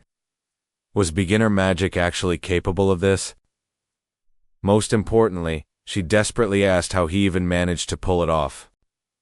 Then, out of nowhere, she asked him to be her teacher. Tori looked completely lost. A moment later, we see both Clegg and Tori standing there speechless. Apparently, Alba couldn't use any magic at all. Tori and Clegg couldn't understand how that was possible for an elf. Alba explained she was currently traveling around for her training. She believed that by traveling with an amazing teacher, she would finally learn magic too. Tori immediately told her to wait, loudly insisting there was no way he could become anyone's teacher. Beard calmly said it was fine since he already earned Alba's trust anyway. Tori immediately whispered back, telling Beard to stop just casually saying whatever it wanted. He asked Alba if she ran into the super bats during her journey. He remembered her saying they were attacking a village. Alba explained she stopped by a nearby town when a friend was suddenly attacked by them. Clegg immediately asked if this friend was also an elf. Alba said yes, but added, it wasn't just her friend suffering. A huge number of villagers were already affected. She explained the victims had their blood drained and were left bedridden. That was why she tracked down the super bat nest in the first place. Do wipe them out completely. But even then, she could tell something still felt wrong about the situation. Even after destroying the nests and hunting those monsters for years, the villagers' symptoms never fully went away. Hearing that, Beard immediately realized something. It suspected someone might be intentionally using the super bat synchronization ability. Tori looked stunned by Beard's conclusion. Before he knew it, he accidentally blurted his thoughts out loud. Naturally, both Alba and Clegg heard him. Clegg explained that because of the hive mind, if even one super bat survived, the whole swarm could eventually return. Alba slowly realized the implication. She asked if someone was making the super bats attack these villages on purpose. Beard suspected the goal was likely gathering massive amounts of magical energy, though even he had no idea why. Still, Beard warned Mr. Adventurer, also known as Tori, to stay careful. Something evil might be hiding behind those bats. Meanwhile, somewhere far away, cigarette butts were piled high inside an old ashtray. A man wearing a bird mask quietly wondered what was happening. Then he noticed something strange. The number of super bats under his control didn't match up anymore. Back to our main character. Tori finally found something important. He happily recovered his backpack, full of food and maps. Meanwhile, Clegg managed to recover his belongings as well. Alba then asked if they were truly planning to travel with her. Since she knew they were travelers themselves, Tori replied that since they didn't have a fixed destination anyway, they should help Alba's friend. He believed Clegg would probably agree, but the moment he looked over, he noticed Clegg was quietly sighing. Tori immediately asked if he was okay. Clegg immediately blamed him. He complained that Tori kept throwing around flashy life magic, failing at making crystals in weird ways. At this point, he genuinely needed some proper rest. Then Clegg told Alba to lead the way, promising to cover the inn fees. Alba asked if he was serious, reminding him that elves never forget debts of gratitude. Then, she excitedly invited her master to head out. Tori loudly declared he never agreed to be her master. Meanwhile, Clegg stayed quiet for a moment before suddenly grimacing in pain. It looked like his injured arm was still bothering him. Eventually, the group crossed a river, carefully walked along a cliffside, and finally reached the top. Ahead of them stood a village. Surprisingly, it looked fairly large and well-developed. Alba quietly commented that it used to look even better.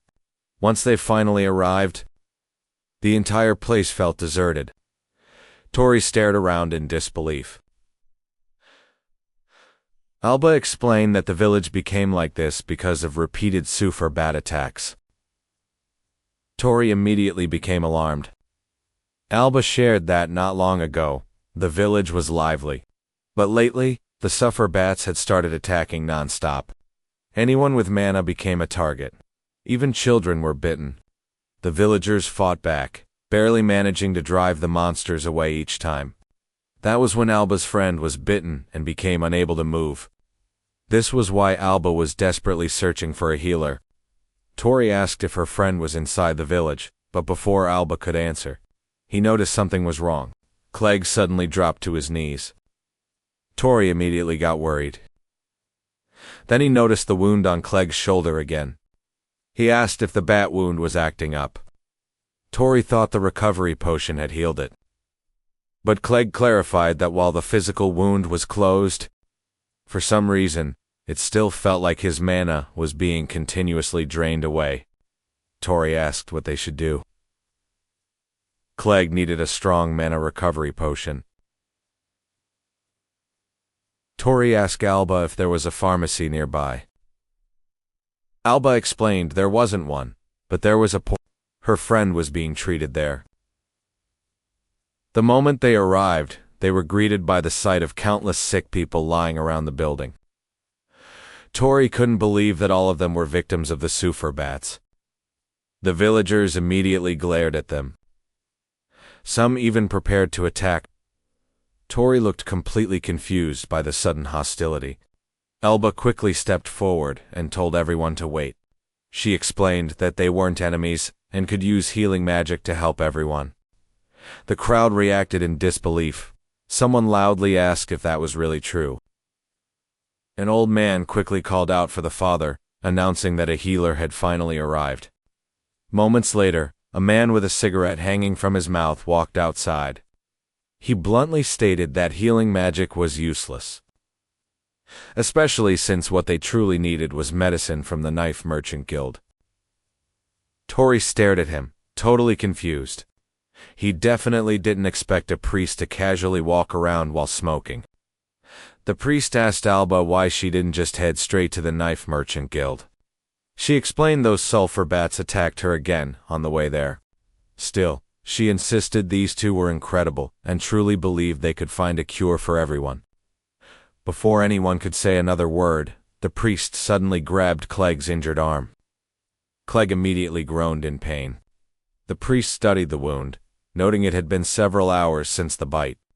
While healing magic fixed the surface, the actual root cause of the injury remained completely untouched. He labeled Clegg another victim of this so-called vampirism incident. The priest doubted they would actually be useful but promised to check him later, simply advising rest for now. Then, he casually called Clegg a quack. Clegg froze in shock while Tori immediately got offended, telling the priest to watch his mouth. Alba jumped in, explaining that, even though the man was rude, he was still a benefactor to the village.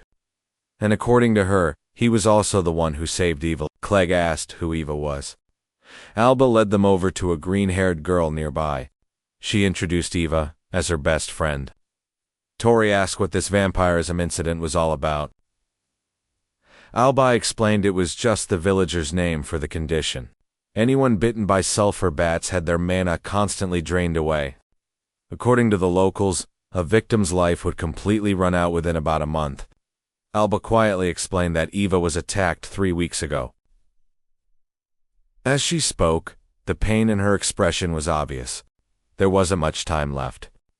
Then suddenly, Eva slowly woke up and weakly reached out for Alba's hand, softly calling out her name. She mentioned hearing that Alba went to the Knife Merchant Guild. After seeing Tori and Clegg, she quietly asked who they were. Alba explained they were the heroes who saved her earlier. She confidently promised Eva that they would definitely save her too. Hearing that, Eva smiled weakly. She happily said once she recovered, they could finally travel together again. She also hoped that Alba would eventually learn how to use magic. But suddenly, Eva lost consciousness again. Alba and Tori immediately panicked. Clegg quickly checked her and explained she was still breathing, just out of stamina. After checking her pulse, he said it wasn't an actual disease. The real issue was severe mana depletion. As long as her mana supply could somehow be restored, there was still a chance to save her life. Hearing that immediately gave Alba hope again. Clegg looked like he was about to explain something important. But Tori suddenly got worried about Clegg's own condition too. Then, unexpectedly, Clegg exploded in anger. He suddenly shouted, demanding to know what kind of horrifying sanitation management this place had. He immediately ordered everyone who could move to carry patients outside and gather every cleaning tool they had available. Tori and Alba were completely stunned by the sudden outburst. Clegg kept yelling at everyone to clean the entire place immediately. He declared that with hygiene, this terrible, even patients who could have been saved would eventually die. Then he turned toward the priest, demanding to know if there was a nearby area where kara fruit grew. The priest said kara fruit was on the mountain behind the village, though it was far too sour to eat. Clegg immediately ordered them to gather as much as possible. The priest looked completely confused. Then Clegg repeated the priest's own words back to him. The root cause still hadn't been treated, which was exactly why he decided to target the source directly instead. Then Clegg boldly declared he would personally cure every single victim there. After saying that, he told the priest to shut up and listen for once, before casually calling him a quack priest in return. Moments later, Tori made a loud noise as he gathered his power. Then he activated the spell called Laundry. The townspeople stared in amazement. Bubbles floated through the air, even though no soap was used at all.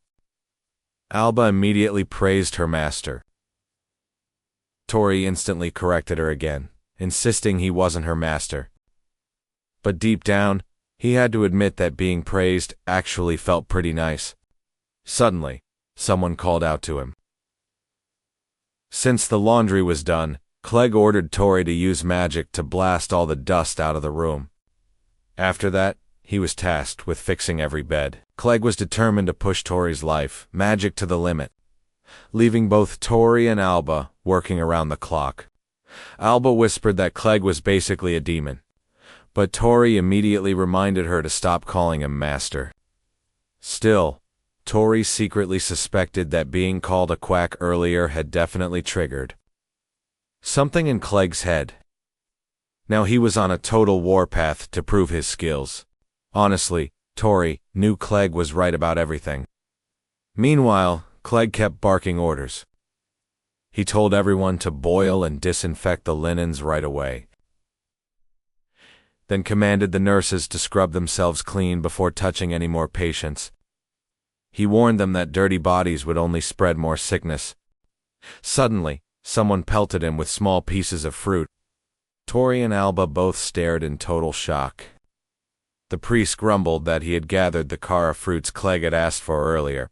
Clearly annoyed, he sarcastically asked if Clegg was planning on making some desserts with them. Clegg snapped right back, calling the priest the real quack. He then explained that the fruit was actually for making medicine. The priest looked confused. He showed Clegg the medicine they got from the Neeve Merchant Guild, but Clegg just slapped the bottle away like it was trash. Tori and Alba turned pale after watching that happen. Clegg declared he had no use for medicine that did nothing, and could not even heal people properly. The priest could only mutter, calling him a bastard. Soon, large baskets overflowing with the fruit were brought over. An old woman asked the priest if those Kara fruits actually had healing powers. The priest shut her down instantly, claiming if that were true, there was no way he would not already know about it. But Clegg calmly told him that under normal circumstances, the priest would actually be right. He explained that, once Kara fruit was combined with a secret ingredient, it turned into a mana recovery potion. The priest was suddenly very interested. Clegg just told him to watch closely. First, he pulled out a dryad's dropped seed, then added the Kara fruit and ibex horn to the mix. Finally, he activated the compounding process. Everyone watched closely as the entire basket of fruit began to glow with bright light. Eventually, the alchemy process was complete. Tori looked at the results and noted that the fruit looked exactly the same. Clegg clarified that, while the outside had not changed, the inside was a totally different story. Then he called out to the elf and tossed one of the fruits her way. Alba caught it with ease. Clegg told her to feed it to her friend, and Alba agreed immediately. Nearby, Eva was sitting weakly under a tree. She asked if she was really allowed to eat it. Alba gently offered her the fruit. Eva took a slow, tiny bite to see how it tasted. Then everyone waited in silence to see what would happen next. Suddenly, Eva's complexion started to improve. She whispered that her body suddenly felt refreshed. Alba looked so happy seeing her friend get some energy back. Now Eva could even stand on her own. Alba watched in awe, pointing out that her color was finally returning, and she was able to stay on her feet again. An old woman shouted that it was a total miracle. Clegg told everyone this was the power of a mana recovery potion. With this, they could keep everyone's symptoms under control. The villagers erupted into cheers, knowing that everyone might actually be saved after all. Tori praised Clegg and told him he really was incredible. Clegg proudly agreed that he was, but then his body almost collapsed from being so tired. Luckily, Tori managed to catch him before he fell. Tori complained that Clegg was overworking himself way too much, but Clegg snapped back and pointed out that Tori always did the exact same thing. Suddenly, Alba walked up to Clegg. She handed him one of the fruits. Clegg refused, saying he was fine. But Alba pointed out that someone who was fine would not be stumbling around like that. She told him, if the doctor collapsed, there would be nobody left for them to rely on. He needed to stay the healthiest person in the whole village. She told him she believed in him, and urged him to eat the fruit to recover his strength. Finally, she called him her master's brilliant strategist. Tori also pushed him to eat it. Clegg scoffed at first, but eventually he ate the fruit. Right after, he went back to barking orders, demanding the place be scrubbed down. Not a single speck of dust was allowed to stay. Then the priest suddenly walked up and asked Clegg if he was actually a compounder. Clegg calmly confirmed that he was. The priest just stared him down hard.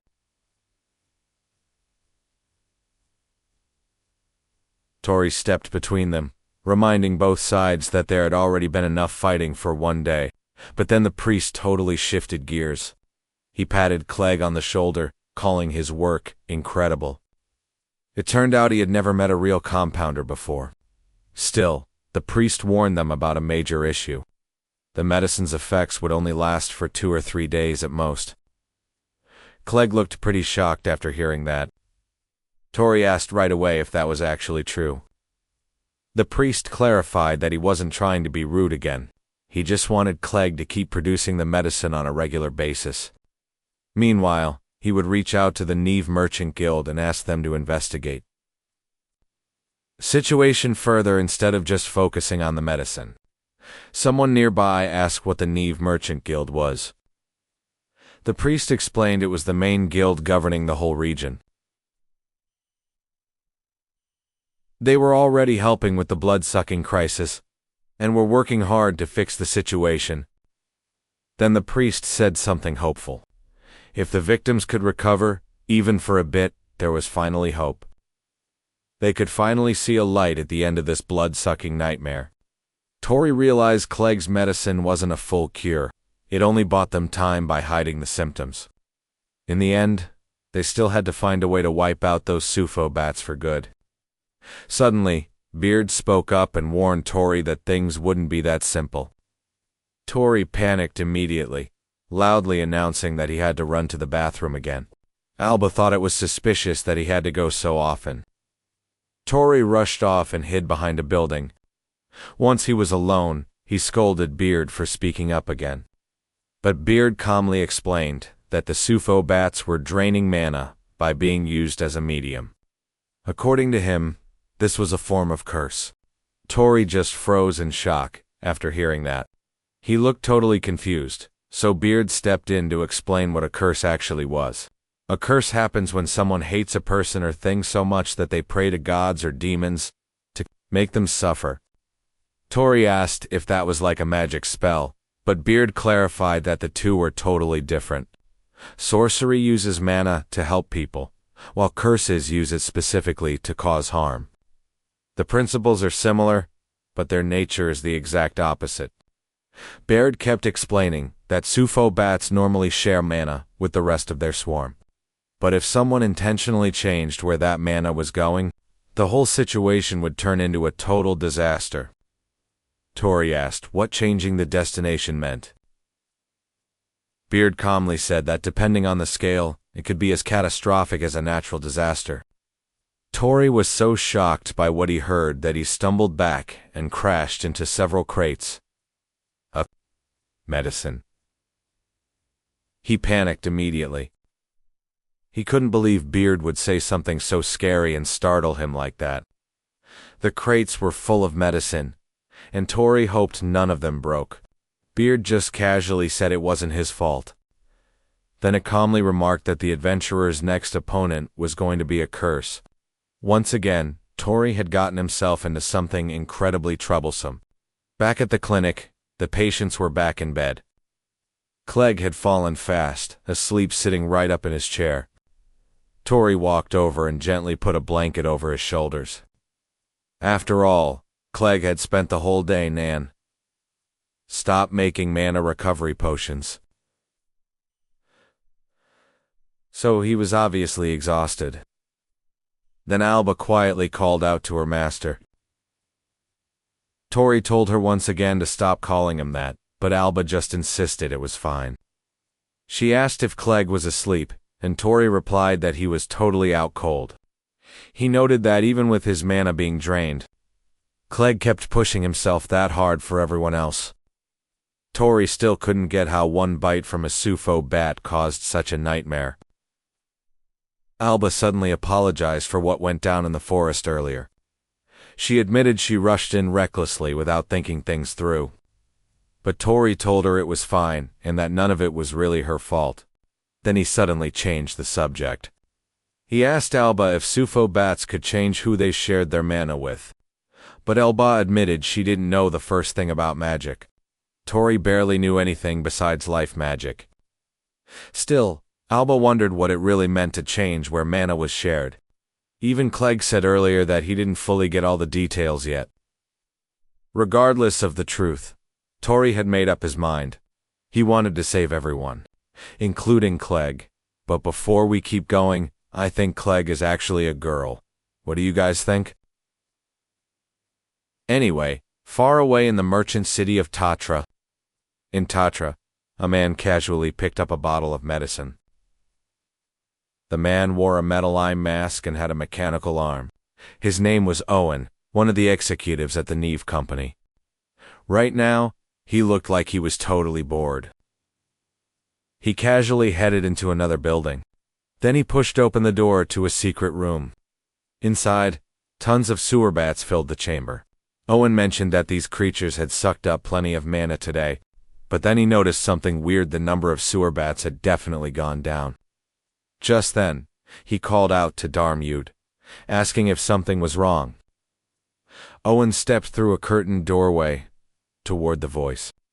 It was a lab filled with jars of weird monster parts and specimens. At first, Owen thought Diarmid wasn't even there. But suddenly, Dermowid's voice came from right behind him. Diarmid was another executive at the Neeve Company. Unlike Owen, he wore a creepy bird-shaped helmet over his face. He calmly asked how things were going. Owen complained right away, telling him to stop sneaking up like that. According to Owen, Diarmid had absolutely zero presence at all. Then Owen asked about today's harvest. Nearby, an hourglass container filled with red liquid sat quietly on a table. Owen reported that the collection process was moving along smoothly. Diarmid seemed pretty pleased to hear that. Owen noted that Diarmid had carefully planned the entire operation from the very start. As he spoke, he casually snatched a sewer bat right out of the air. Then he spread one wing. A magic circle had been engraved on it.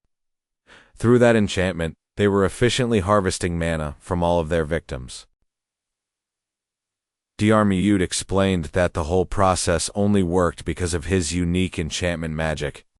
However, he also warned that if they failed to gather and process enough mana soon, then with the number of sewer bats decreasing, they might fail to meet the delivery deadline.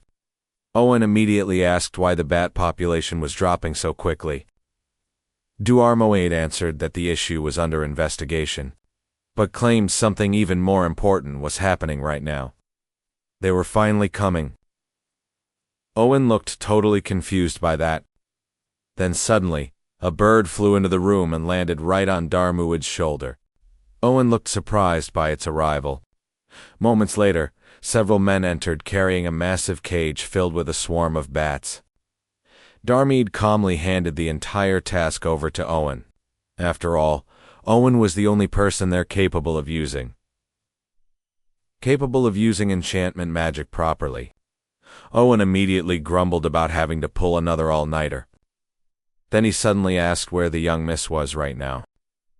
Diarmid answered immediately, saying she had become completely obsessed with that container lately.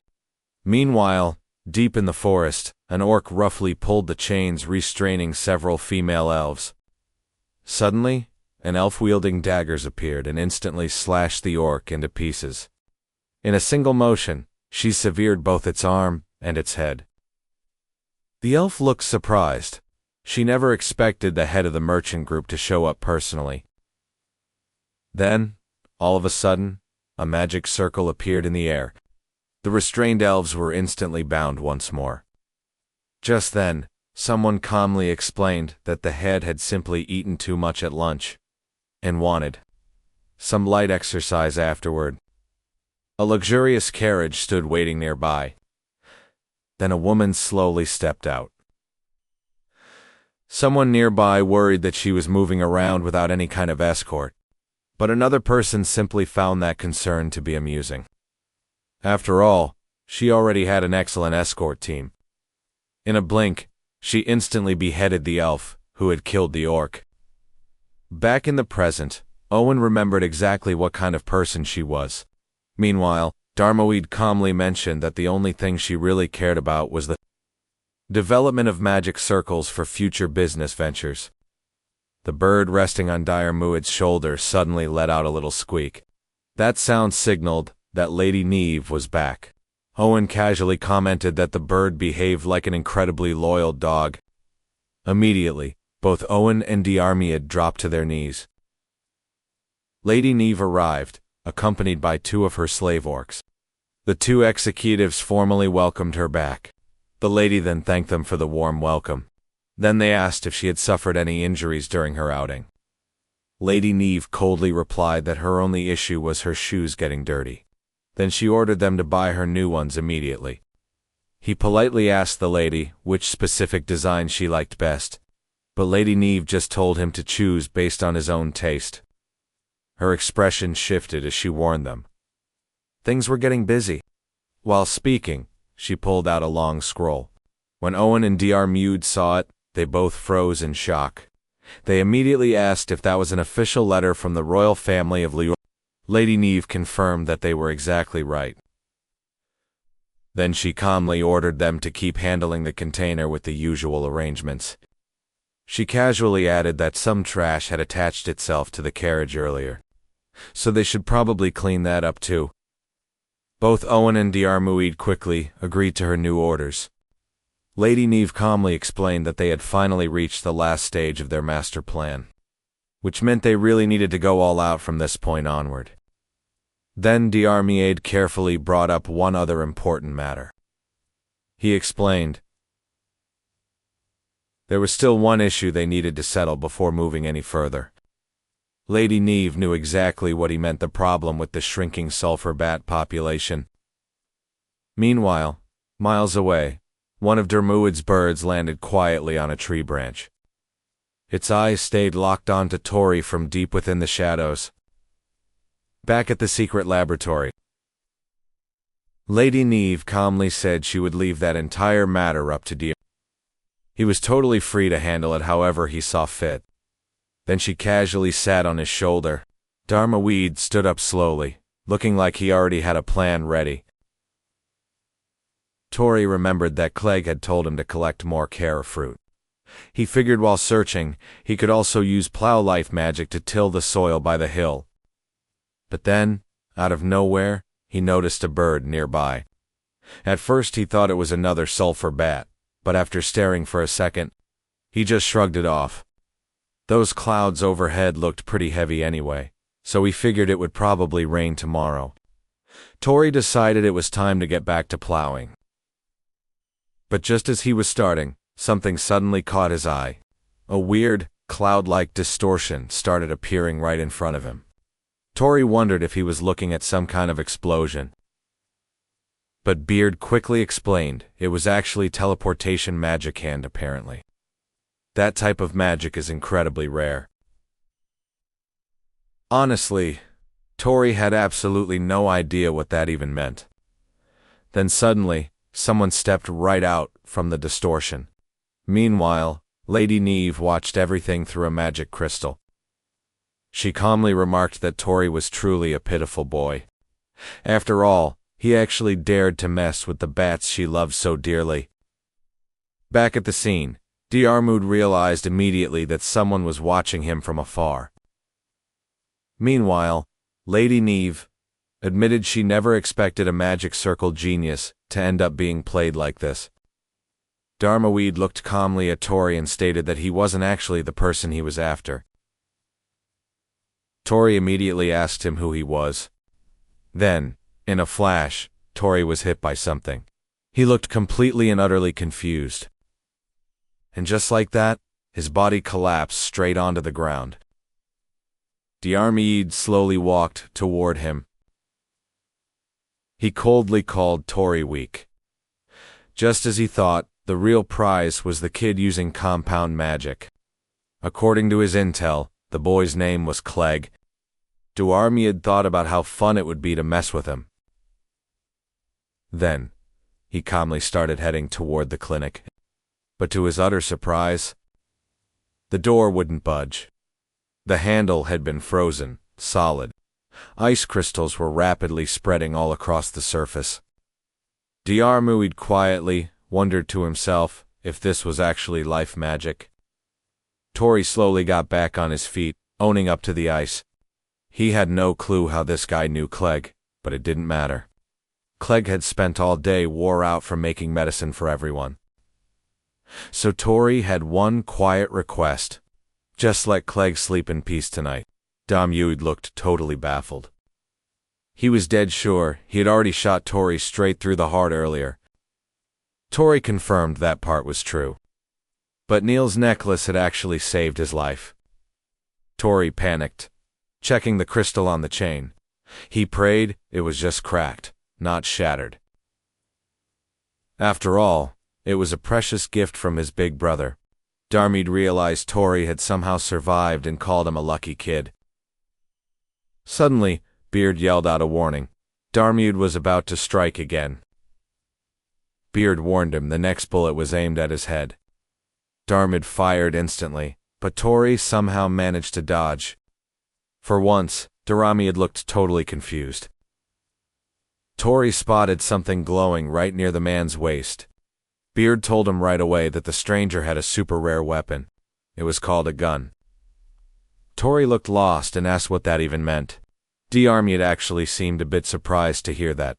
He didn't expect anyone from a backwater village to even know the word. He explained that guns were elite weapons, supplied only by the royal family of Leo. They were easier to carry than bows, had better range, and were way more lethal. Even a child could use one effectively, just by pulling the trigger. Most importantly, it was a masterpiece of a weapon that didn't need any mana at all. That is why Diarmuid never expected anyone here to recognize it. Then his voice shifted. He started muttering under his breath that things were getting bad, really bad. Somewhere in the distance, a voice asked if things were really that bad. Another voice replied that it was definitely serious. Especially since Lady Neeve was watching the whole thing. Meanwhile, Diarmuid kept muttering to himself. Bad. Extremely bad. Critical. Tori just stared at him, totally confused. The guy seemed totally unhinged, especially since he tried to kill anyone who knew too much. Tori still couldn't figure out why he was coming for Clegg specifically. Did they have some kind of history or a grudge? Then Tori realized something.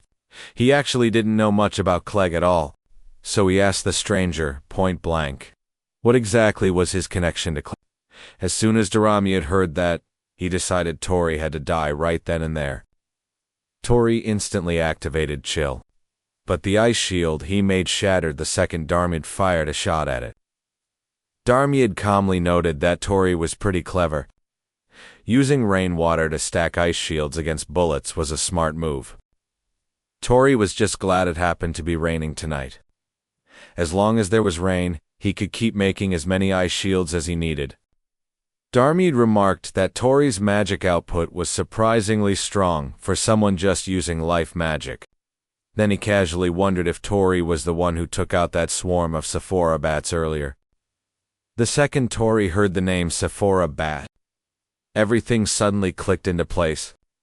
This man was the one behind the whole vampirism incident. Once he realized that, Tori knew there was no way he could ever forgive him. He activated Kurisu. Chill immediately, sending a burst of freezing magic outward. Diarmuid looked amused by how much life magic Tori was putting out. He admitted he had never seen anything like it. Still, life magic was supposedly basic stuff anyone could use. Theoretically, he should be able to copy it himself. So Diarmuid tried to activate Kurisu Chill himself, but the spell just fizzled out and failed. Diarmuid wondered if it was a mana issue. He remembered that normal life magic was never supposed to be this powerful to begin with. That made him suspicious. Tori clearly had some secret behind his magic. Before Diarmuid could think, Tori unleashed another Kurisu Chill. Tori wasn't using magic normally. He was drawing magic circles before letting them loose. Diarmuid was suddenly very interested. He decided he wanted that technique for himself. Tori fired off another Kurisu Chill. That magic circle showed up again.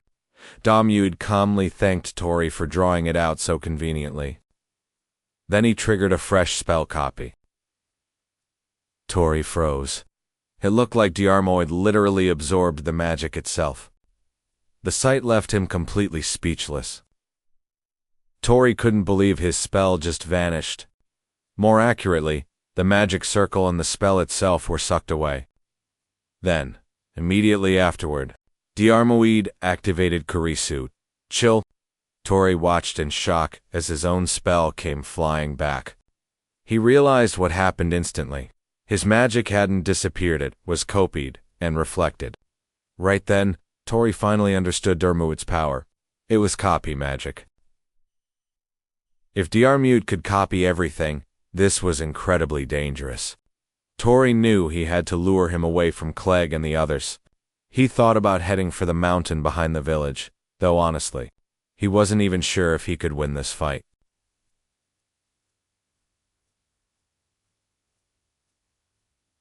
Meanwhile, Diarmuid mocked him for trying to run. He knew Tori was trying to lead him away, but instead of stopping, Diarmid just commented on how wonderful Tori's magic circles were. For now, he decided he'd just play along with the game. Tori ran as fast as possible. In his head, he quietly apologized to Alba in advance. He knew she'd definitely scream at him for doing something so reckless. While running, Tori triggered ignition. But of course, Diarmid instantly copied that spell. Tori looked horrified seeing even that magic get reproduced. Unlike Tori's version, Diarmid's ignition had an absurd amount of power. The surrounding heat intensified immediately. Diarmid excitedly declared that this spell was wonderful too. Then he urged Tori to keep showing off his amazing magic circles. Right then, Tori realized how hopelessly dangerous this situation really was. At least he lured Diarmid away from Clegg and the others. But now there was a terrifying problem. Any life magic he used would just fly right back with even more power. Suddenly, Tori thought of something. He immediately unlocked his storage. Then he pulled out the Rockbird magic crystal. Diarmid noticed the crystal and casually mentioned how surprisingly large it was. He questioned why Tori was carrying a raw magic stone when they normally need to be processed first. He really wondered what exactly Tori planned to do with an unprocessed crystal. Without answering, Tori activated Wing Beat magic. At the same time, he carefully watched Diarmid's reaction. Diarmid was intrigued. Tori had somehow created magic directly from a raw crystal, and naturally, Diarmid wanted that power for himself. So, he immediately activated Copy. But in the next moment, both Tori and Diarmid froze. The magic was deflected. For the first time, Diarmid couldn't believe his eyes. There was actually a magic circle his ability couldn't copy. He stared in genuine shock. Even Lady Neeve, watching through the crystal ball, looked surprised. Both of them immediately identified what Tori really was, magic stone user. Tori looked annoyed that Diarmid kept copying his spells. But at least now the fight finally felt somewhat fair. Meanwhile, Diarmid quietly muttered that he wanted it. Tori froze in confusion after hearing that. Then Diarmid repeated himself again, he wanted it. Over and over, he wanted it. Then suddenly Diarmid activated Kurisu Chill. Tori looked shocked. Instead of firing the magic normally, Diarmid used the ice as footholds to slip through the Wing Beat magic. Before Tori could react, Diarmid suddenly grabbed his arm. Then he quietly declared that he wanted to devour everything. But at that exact moment, Alba's shield slammed directly into him. Alba burst onto the battlefield, complaining that she'd been wondering why it was so noisy outside. Then she immediately asked if her master was okay. Tori stared in shock. He never expected Alba and Clegg to actually follow him there. During the clash, Diarmid's mask was knocked off. Everyone froze in surprise after seeing his face.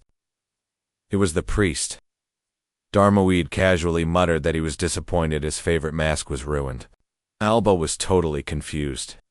She honestly wondered if the two of them were just doing some weird magic training together. Diarmid coldly called her a defective elf and warned her not to interfere with them. Then, he immediately activated his ignition. A massive wave of fire exploded toward Alba.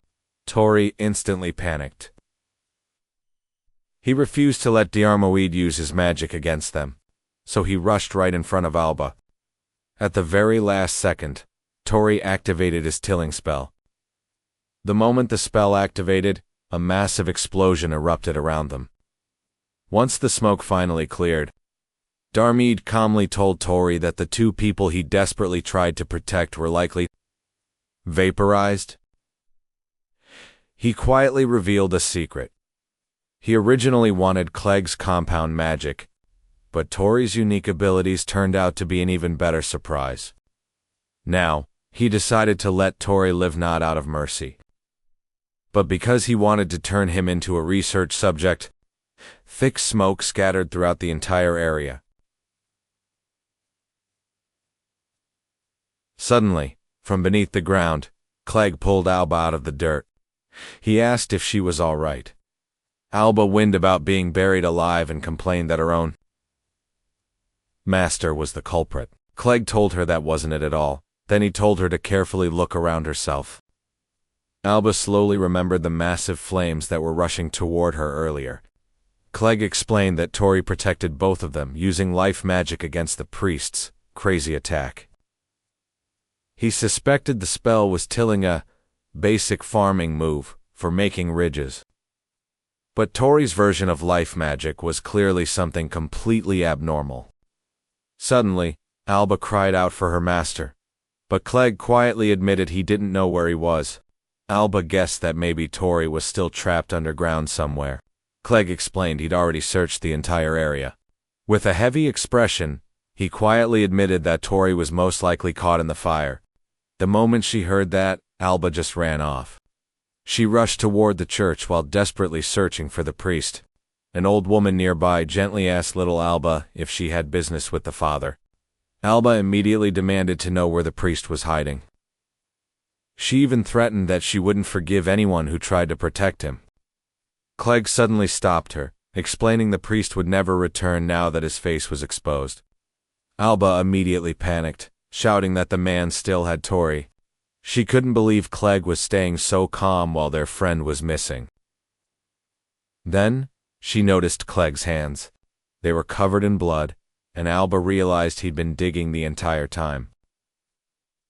Clegg had been digging through the debris non-stop until he finally pulled her out. She realized the person he truly wanted to save most was Tori. Alba quietly apologized for being the one who was saved instead.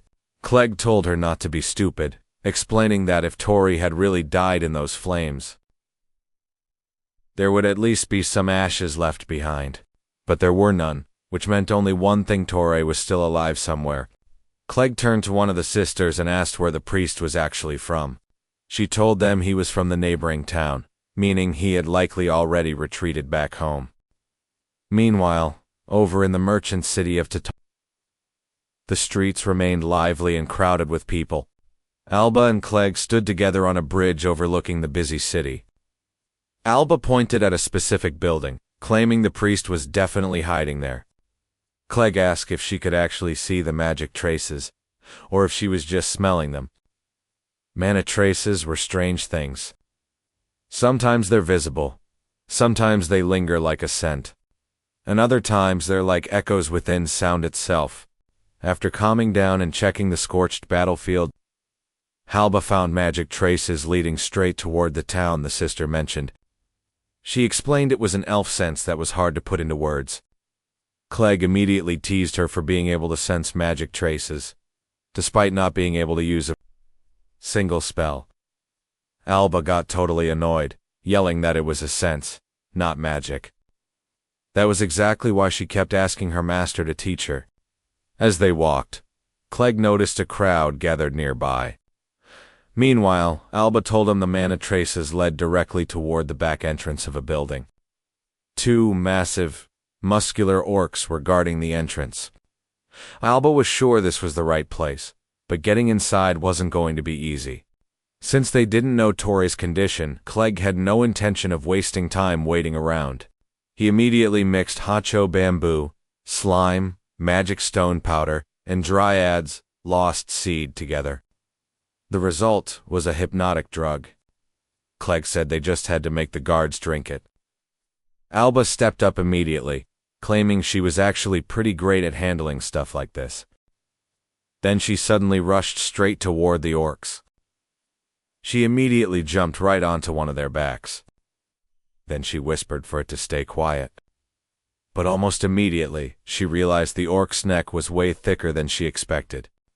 The orc slammed backward into a wall and accidentally crushed her in the process. Clegg stared at her and asked what she thought she was doing. Then, while the orc was distracted, he forced the potion into its mouth. Immediately afterward, he kicked the creature directly in the chest. The huge body collapsed instantly, but the second orc immediately charged toward him. Alba quickly slammed her shield into its head while loudly cursing at it. Then she proudly declared the entrance was officially open. Clegg called her a total musclehead, questioning whether brute force was the only thing inside her brain. But before Alba could argue back, Clegg suddenly noticed something a chain. The moment he saw it, his expression changed. Alba noticed his reaction and asked what was wrong, but Clegg just told her to hurry. Deep down, he wondered about that sinister presence he sensed earlier. Then he reminded Alba to keep following the traces, so she immediately led the way. But the moment the two of them reached the hidden room, both of them froze in shock. The Zephyr bats instantly attacked. Clegg reacted fast and ordered Alba not to breathe in, and he threw the hypnotic drug directly toward the swarm. One by one, the Zephyr bats immediately dropped unconscious. Alba stared around the room in confusion and asked why the creatures were even being kept there. Then she suddenly noticed several crates nearby. Inside them was the exact same medicine Ava had been taking. Alba immediately followed the mana traces again, and eventually they led directly toward a massive hourglass-like container. She quietly wondered if all the mana stored inside the bottles was being gathered there together. Then her eyes widened in horror. The mana inside the hourglass was still flowing continuously.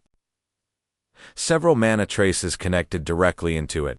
When Alba followed the other connections, she discovered they led straight toward the Zephyr bats. Her entire body trembled after realizing the truth.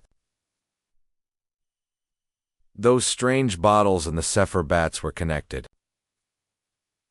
Mana from victims was being drained and funneled into the system. Alba called the whole thing disgusting. Meanwhile, Clegg stared at the magic circle on the Zephyr batwing. Then he suddenly remembered something.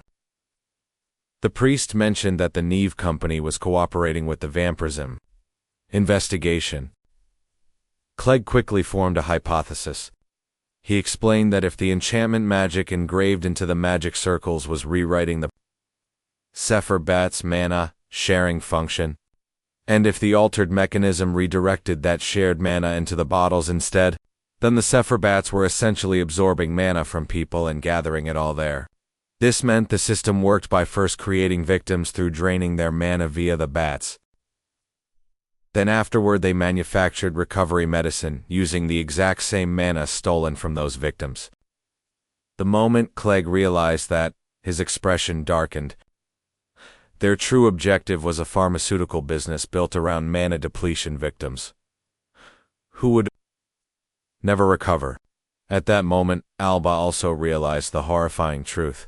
This place was the source behind the vampirism incident. But suddenly a blade pierced directly into Clegg's shoulder. At the same time, the door was forced open by a mechanical arm. The newcomer calmly stated he heard the young lady's doll had fallen over.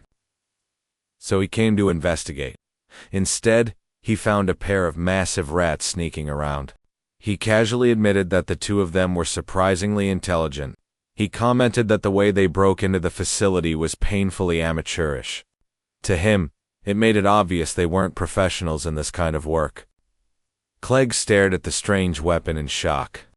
He couldn't believe the guy actually made a weapon out of his own mechanical arm.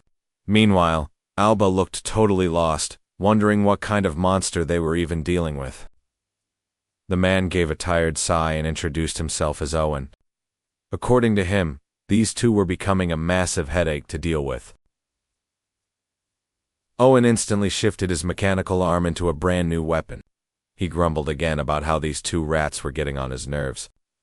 Since neither looked like they belonged in this line of work, he demanded to know what they were doing there. Clegg wondered if this guy was some kind of alchemist. He seemed able to turn ordinary junk into weapons in a heartbeat. Alba quickly warned Clegg that Owen was seriously strong. Owen then asked which one of them was the one who put the young lady's doll to sleep.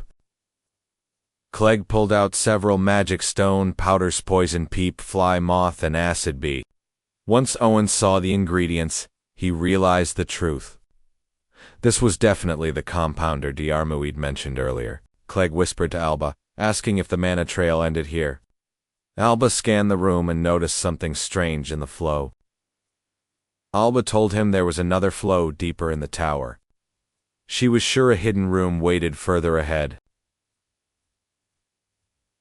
Clegg told her to follow the trail and find the priest right away. He said Alba was the key to finishing this whole mess, so he was trusting her with everything. Owen caught them whispering and asked if they were plotting something.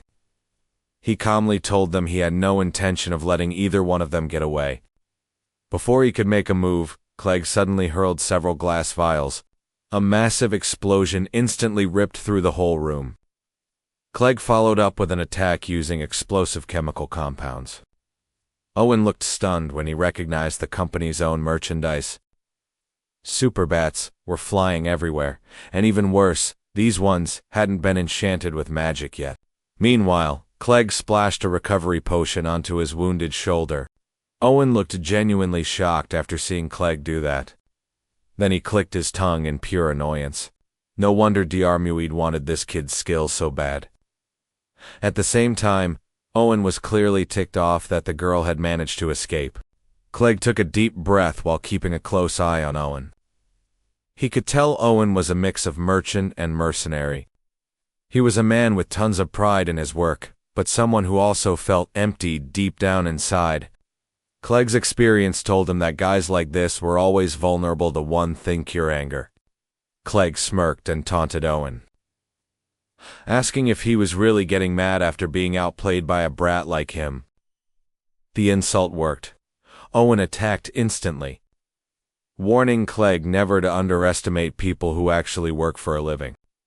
Clegg just mocked him again, pointing out that he completely missed.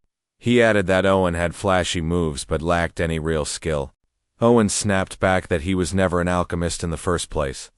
Then he fired 3 sharp blades directly at Clegg.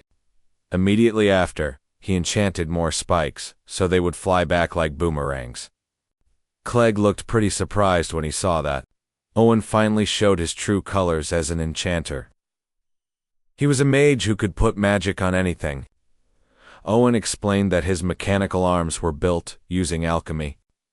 Because of that, he could turn anything around him into a weapon with a single thought. Even regular walls or doors were enough to kill.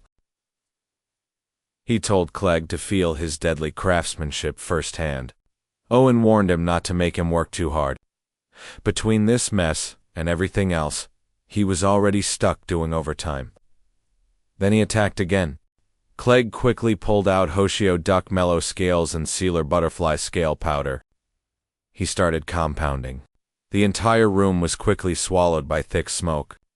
Owen laughed at the obvious smokescreen. He claimed that something like this wouldn't be enough to hide from him. Through the haze, he spotted the silhouette of that annoying brat. Owen touched the ground. A massive wooden arm burst from the floor and grabbed Clegg in an instant. Instead of panicking, Clegg just laughed. He told Owen he was overworking his eyes, adding that getting old must be really rough. Owen snapped, yelling for Clegg to just shut up. He repeated that he could enchant magic onto anything. That was his source of strength, and he would only get stronger from here. Clegg just laughed and suggested Owen should switch from enchantment magic to bragging instead. He told Owen he sounded like some generic anime villain. Owen just glared back, muttering that the kid was a pain. Out of nowhere, Clegg began counting down from 30. The countdown kept going. Owen cut him off at 22, asking what the point was. At first, he figured the kid just wanted a really dramatic ending before he kicked the bucket. Owen found it funny. He joked that Clegg was just counting down to the end of his shift, and once he hit 0, his life would be over too. Clegg just kept counting. When he hit 12, Owen summoned a massive hammer and put an enchantment on it. The spell guaranteed that his next hit would be a total kill. Owen told the kid to say hi to God for him. Clegg kept going. 3, 2, 1. At the last second, Clegg stuck his tongue out at him. The second it hit 0, that hammer smashed right into Clegg. His body was flattened. Owen laughed, saying that is what happens when you underestimate a working adult. He immediately started whining again. Now he would have to catch those bats from scratch. His custom gear was trashed, the meds were all wasted, and worst of all, he already knew the boss was not going to let this mess slide peacefully. Of course, Owen blamed everything on that brat. But then, Clegg's mangled body just vanished into thin air. Owen froze, totally stunned. He could not believe the kid just disappeared. Then it hit him. That countdown was for the hallucination potion to wear off. Right then, Clegg appeared behind him and mocked Owen for being the kind of moron who falls for such an easy trick. Owen whipped around instantly. But Clegg told him to chill out. No more overtime for him. Then, he coldly told Owen that this company was going bankrupt tonight. Right after that, he threw an explosive compound at Owen. The blast completely trashed Owen's mechanical arms. Owen's body went flying into the crates nearby. Clegg spat that people who abuse medicine while calling themselves compounders really make him sick. He gave Owen one last warning. Never underestimate him again, or he would personally tear apart every bit of their pathetic resolve. The massive blast immediately caught the attention of everyone waiting outside. The masked nobles with Lady Neeve started asking what was going on, since it was getting loud out there. Meanwhile, Lady Neeve just muttered one word: idiot. Inside the room, Clegg picked up Owen's trashed robotic arm, looking surprised. He knew right away it was a myoelectric prosthetic. Clegg noted that this tech was way different from the magic used by the great Western nations. He had only heard rumors about this gear, but seeing it in person, he had to admit it was crazy. Meanwhile, Owen lost his cool. He screamed, demanding to know why Clegg was still alive when he should have been dead already. He yelled about how expensive his arm was. He even threatened Clegg, screaming at him to stop messing around before he actually killed him. Clegg immediately covered Owen's mouth to shut him up. Clegg told him the truth. The drug he used was a hallucination potion. Usually, it takes 5 minutes to kick in, but it worked much faster on Owen than he expected. Then Clegg started prepping another compound with Hashioduk slime, magic stone powder, and mellow scales. Owen panicked as soon as he saw the ingredients. Clegg explained that this drug would break his mental resistance. It was basically a truth serum. Then Clegg started the interrogation. He asked who Owen really worked for and what the knife company was up to. High on the drug, Owen gave his name and admitted he ran weapon production for the knife company. Clegg asked if Owen was involved in the vampirism incident. Owen said yes immediately. Clegg kept pressing, asking whose idea it was to build a medical business, specifically around mana depletion patients. But Owen just said the medical business was nothing but a side effect. That made Clegg even more suspicious, so Owen finally spilled the truth. Everything was ordered by Lady Neeve. He said the Neeve Company was secretly researching military uses for monsters for a specific client. He was just about to say more. But suddenly, Clegg sensed danger. Chains suddenly wrapped around Owen's neck. A second later, his head was completely cut off. Clegg realized exactly what was happening. Someone silenced Owen before he could say another word. Clegg felt that same creepy presence from before. He could clearly sense mana nearby, but weirdly, he could not see where it was coming from. Right then, Clegg realized how bad things were. If Owen was telling the truth, then Alba was in serious danger. Meanwhile, Alba leaped up to another level of the tower. But as soon as she landed, she hit a dead end. Alba looked confused. The mana traces showed a path should be right there. Without thinking twice, she slammed her shield into it and shattered the wall. Suddenly, she felt a massive presence coming from deep inside. Following the source, Alba eventually stepped into a pitch-black room. Even in the dark, she knew the priest was hiding in there. She instantly demanded to know what he had done to her master. Then, she suddenly spotted Tori. Her eyes went wide with shock. Tori's arms were chained overhead, and his whole body was covered in bruises. Alba immediately rushed over to him. She desperately asked if he was okay, then grabbed the chains, but they wouldn't budge. Alba decided to smash them with her shield instead. She warned Tori it might hurt a bit, but he needed to endure it somehow. But as soon as Alba hit the chains again, they suddenly started glowing. Alba was confused why they were still so incredibly tough. Then she saw it. Binding magic was engraved on them, magic that cancels out other spells. And it was clearly tied to the priest's own mana signature. Tori immediately told Alba she had to get out of there. He warned her to look around and run because she was being targeted too. Alba didn't understand what he meant, but Tori went silent. Confused, she slowly scanned the dark room and finally noticed other people held there, restrained exactly like Tori was. Then Alba recognized them. They were elves, and they weren't strangers either. Yuri Marunu, Manhwa, and so many others. Alba's face went pale as she asked why they were all there. Suddenly, a loud crash echoed as the ceiling caved in, and Clegg jumped down into the room. Then, behind him, the headless body of Owen came into view. Alba stared and called Clegg unbelievably brutal. He clarified that he only broke Owen's prosthetic arm. Apparently, almost everything besides his head was already made of complex myoelectric machinery. Alba quickly told Clegg she found her master, but all the missing elves were there too. Clegg looked shocked as she desperately asked what this place really was, since it definitely wasn't just some ordinary merchant mansion anymore. Tori weakly called out to his strategist, and Clegg heard him immediately. Instead of replying, Clegg just endured the moment in silence. He already understood what Tori wanted to say. Clegg looked at Alba and calmly told her she did well. But this was about much more than just a rescue mission now. Clegg revealed Owen's confession. The pharma business tied to the vampirism was just a side effect. Their real goal was actually something much, much worse. The Neeve Company was kidnapping elves and injecting them with massive amounts of mana stolen from monsters. Alba understood the horror. If that much foreign mana entered a body, they'd lose their sense of self due to rejection. Clegg confirmed it. The goal was to destroy their egos and brainwash them afterward.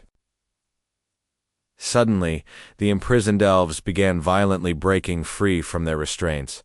Clegg explained what the company was really researching. They were trying to create ultimate soldiers, overflowing with massive amounts of mana. Alba looked horrified. Clegg immediately warned her that the situation had become extremely dangerous. Suddenly, a calm voice echoed, asking if it was time for inspection. Both Alba and Clegg were instantly on high alert. A young woman slowly entered the room. Noticing the intruders talking so freely, she just quietly observed them. Tori immediately shouted for Alba and Clegg to run away. Then he revealed the truth. This woman was the one controlling everything. Alba argued that the girl was only a child. But Clegg quietly revealed that the terrifying mana presence he felt earlier was coming from her. The young woman calmly greeted her unexpected guests, then introduced herself as the president of the Neeve Company. Her name was Neeve.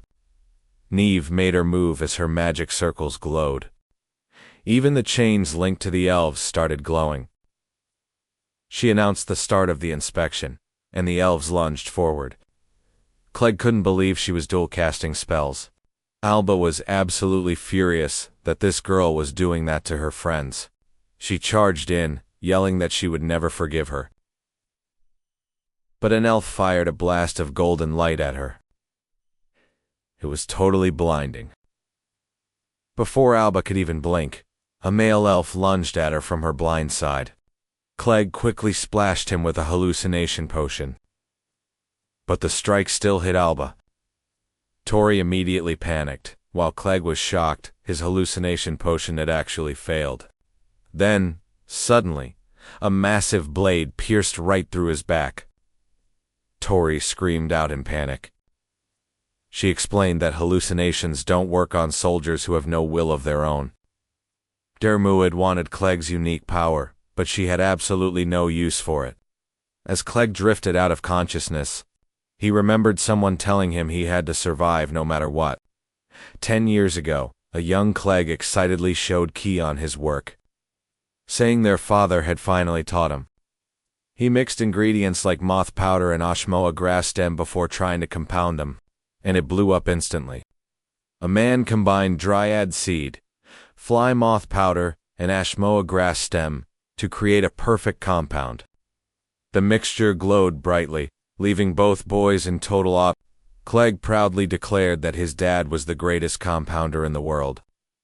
Their father gently teased the little reminding Clegg that a healer who ignores his own health shouldn't exist. He told him his own life was just as precious as anyone else's. Clegg apologized. Then their mother saw the mess and lost it since she had to clean it up. She demanded to know what they were doing, making their father apologize in a total panic. Later, Clegg's father took him into the woods to hunt a horned rabbit. His father taught him to read the land, pick the best battleground, and lure the enemy in. While Clegg struggled, his father pushed him to focus on the enemy's weakness, his own strengths. And his next move? Then Clegg saw his chance. He quickly mixed a bunch of ingredients together. He triggered a compound and used an axle mix as he dove into the action. And he actually managed to catch that single-horned rabbit. But the rabbit kicked him hard, forcing him to let go. Clegg winced that it hurt, but his father just laughed, praising how much his combat sense and compounding precision had improved lately.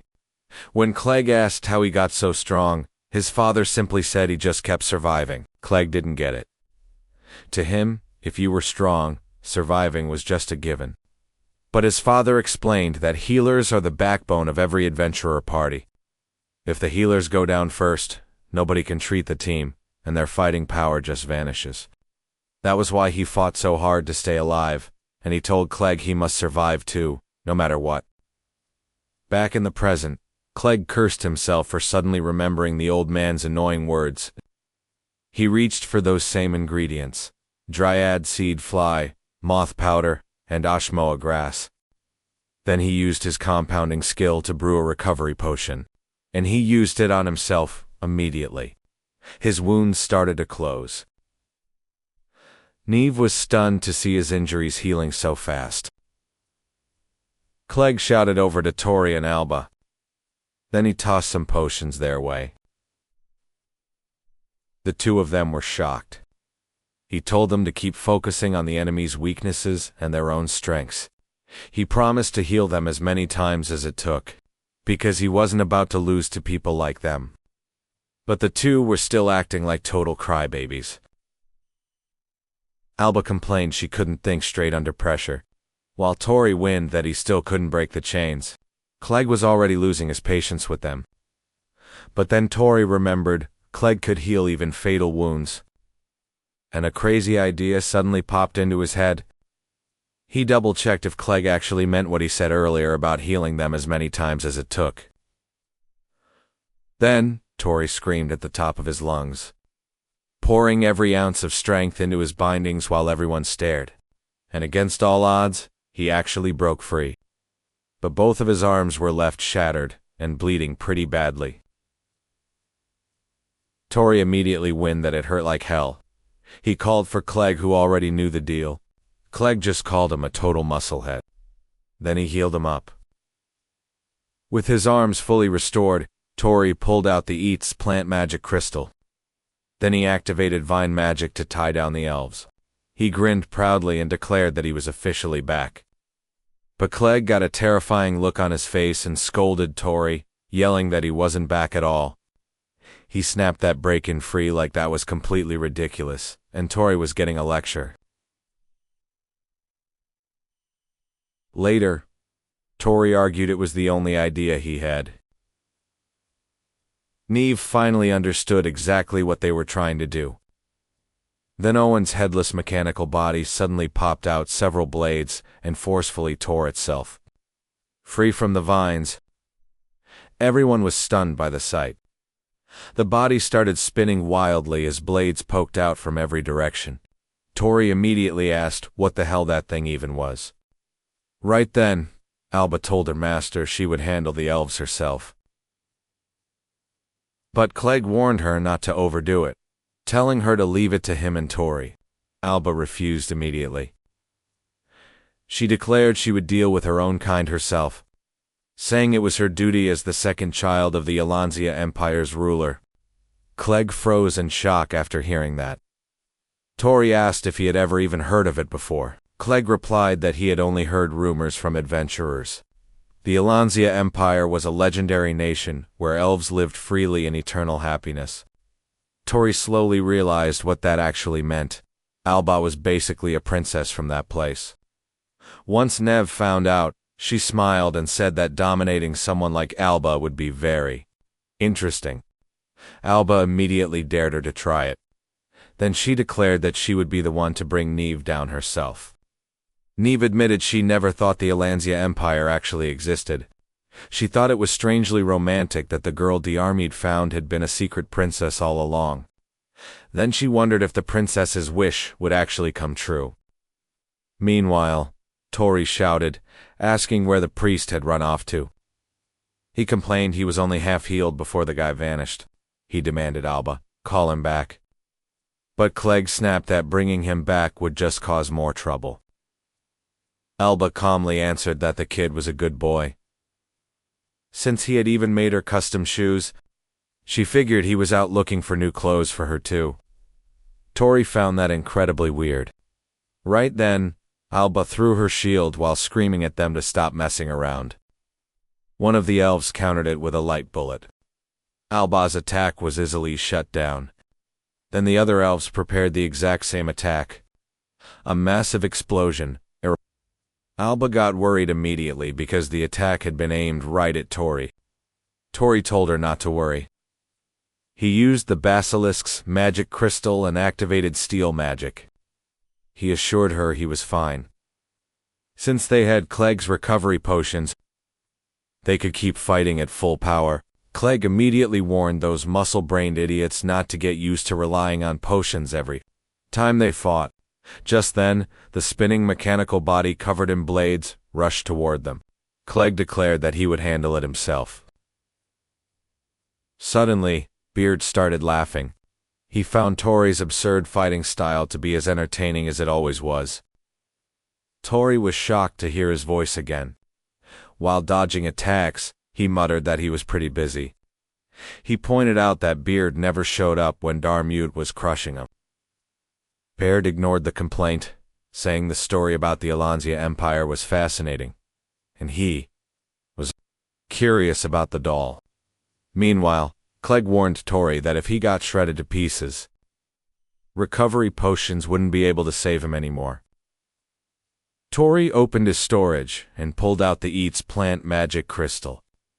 He activated vine magic while Clegg prepared an explosive mix. The vines tightly restrained the mechanical body, and Clegg blew it apart immediately. One of the shattered fragments flew directly toward Neeve. She deflected it with her fan, but the edge of the fan was sliced apart in the process. That slight disruption loosened her control over the elves. She saw it right away and snapped her fingers. Tori watched in disbelief, realizing the mechanical doll was still functional. Beard reminded the adventurer of something. Tori asked what he meant. Beard explained that magic comes from pure imagination, and circles are just tools to focus that power. He noted Tori already used life magic this way, but then he asked him to consider what happens if the magic failed to activate entirely. Tori suddenly remembered that, when Diarmid used that weird magic, nothing else followed afterward. If the tool itself was destroyed, the magical output would simply vanish. Tori screamed to Clegg and Alba that a hidden magic circle must be nearby, and destroying it would shut down both the elves and that doll. Everyone froze in shock, even Neeve. Clegg knew that woman was pulling the strings, but he had no clue which one was the real controller. Beard could sense its presence, while Tori grew annoyed because he could not see or feel a thing. But then Clegg caught a scent. He told Alba to trace the flow of mana straight back to the woman. He told her to signal the moment she found the circle, promising he would create an opening for her to strike. Alba focused her energy and searched for the hidden magic circle. At first she looked at the headdress, but doubted it after seeing the light swirling around Neeve's entire body. Desperate to save her friends, Alba kept searching. She glanced at the elves and realized the answer lay where the mana connections were linked together. She traced the flow of mana to its source, the very place where everything had been woven into one. Every single trail of power leads straight back to the woman. Specifically, to her fan. Alba shouted out that she had finally found it. Clegg praised her instantly, pulling out several vials to create a massive, swirling flame. Thick golden smoke quickly filled every corner of the room. Neeve saw it was a smoke screen, thinking no one could tell friend from foe inside that cloud. At least, that was what she thought until a shield slammed directly into her fan. Alba replied that she could see her perfectly by tracking the trace of her mana. Neeve was caught completely off guard. Then Alba struck her once more.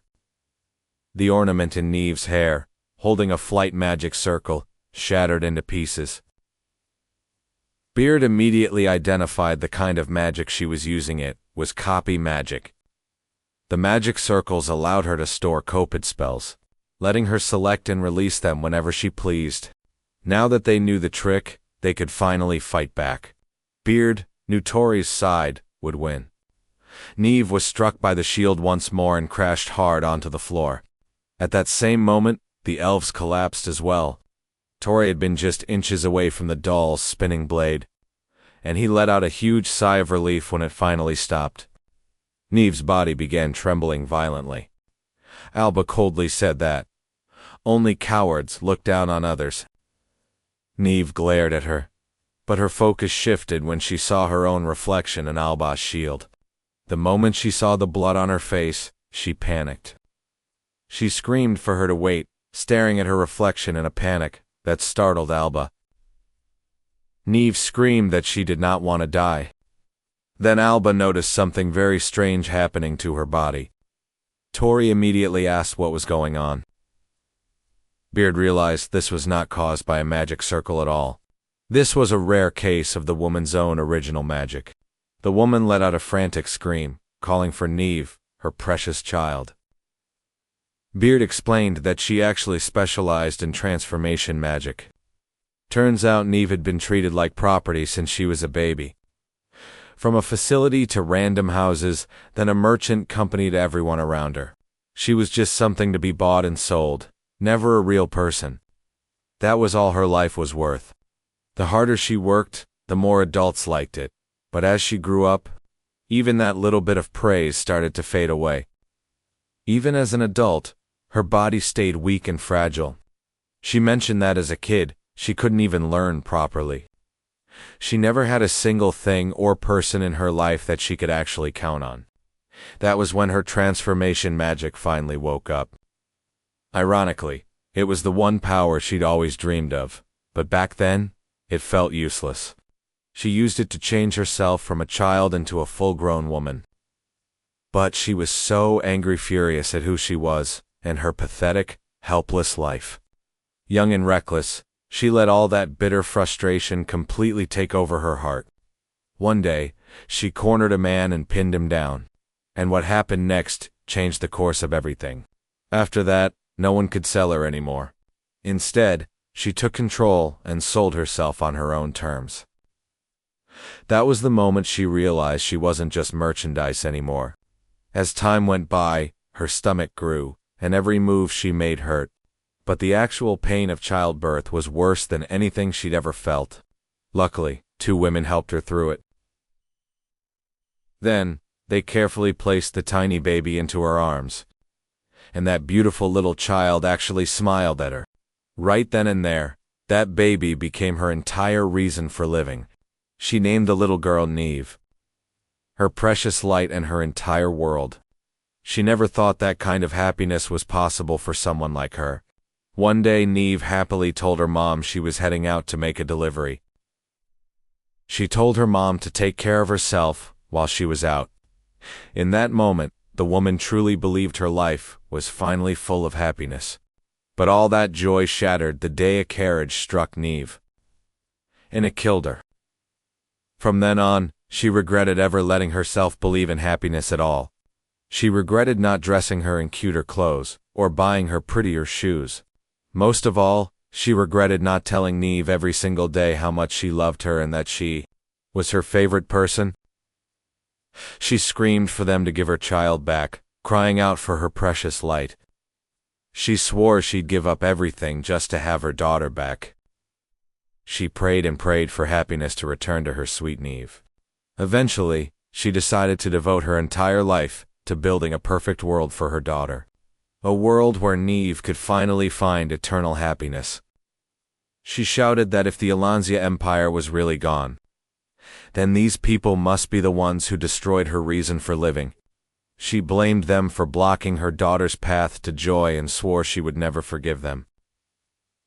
Suddenly, a bird came flying into the room, and she saw it drop an hourglass filled with some kind of purple liquid. Tori asked what it was, and Clegg explained it was a mass of magic made from mana, gathered by super bats. Everyone was shocked by just how much power was trapped inside.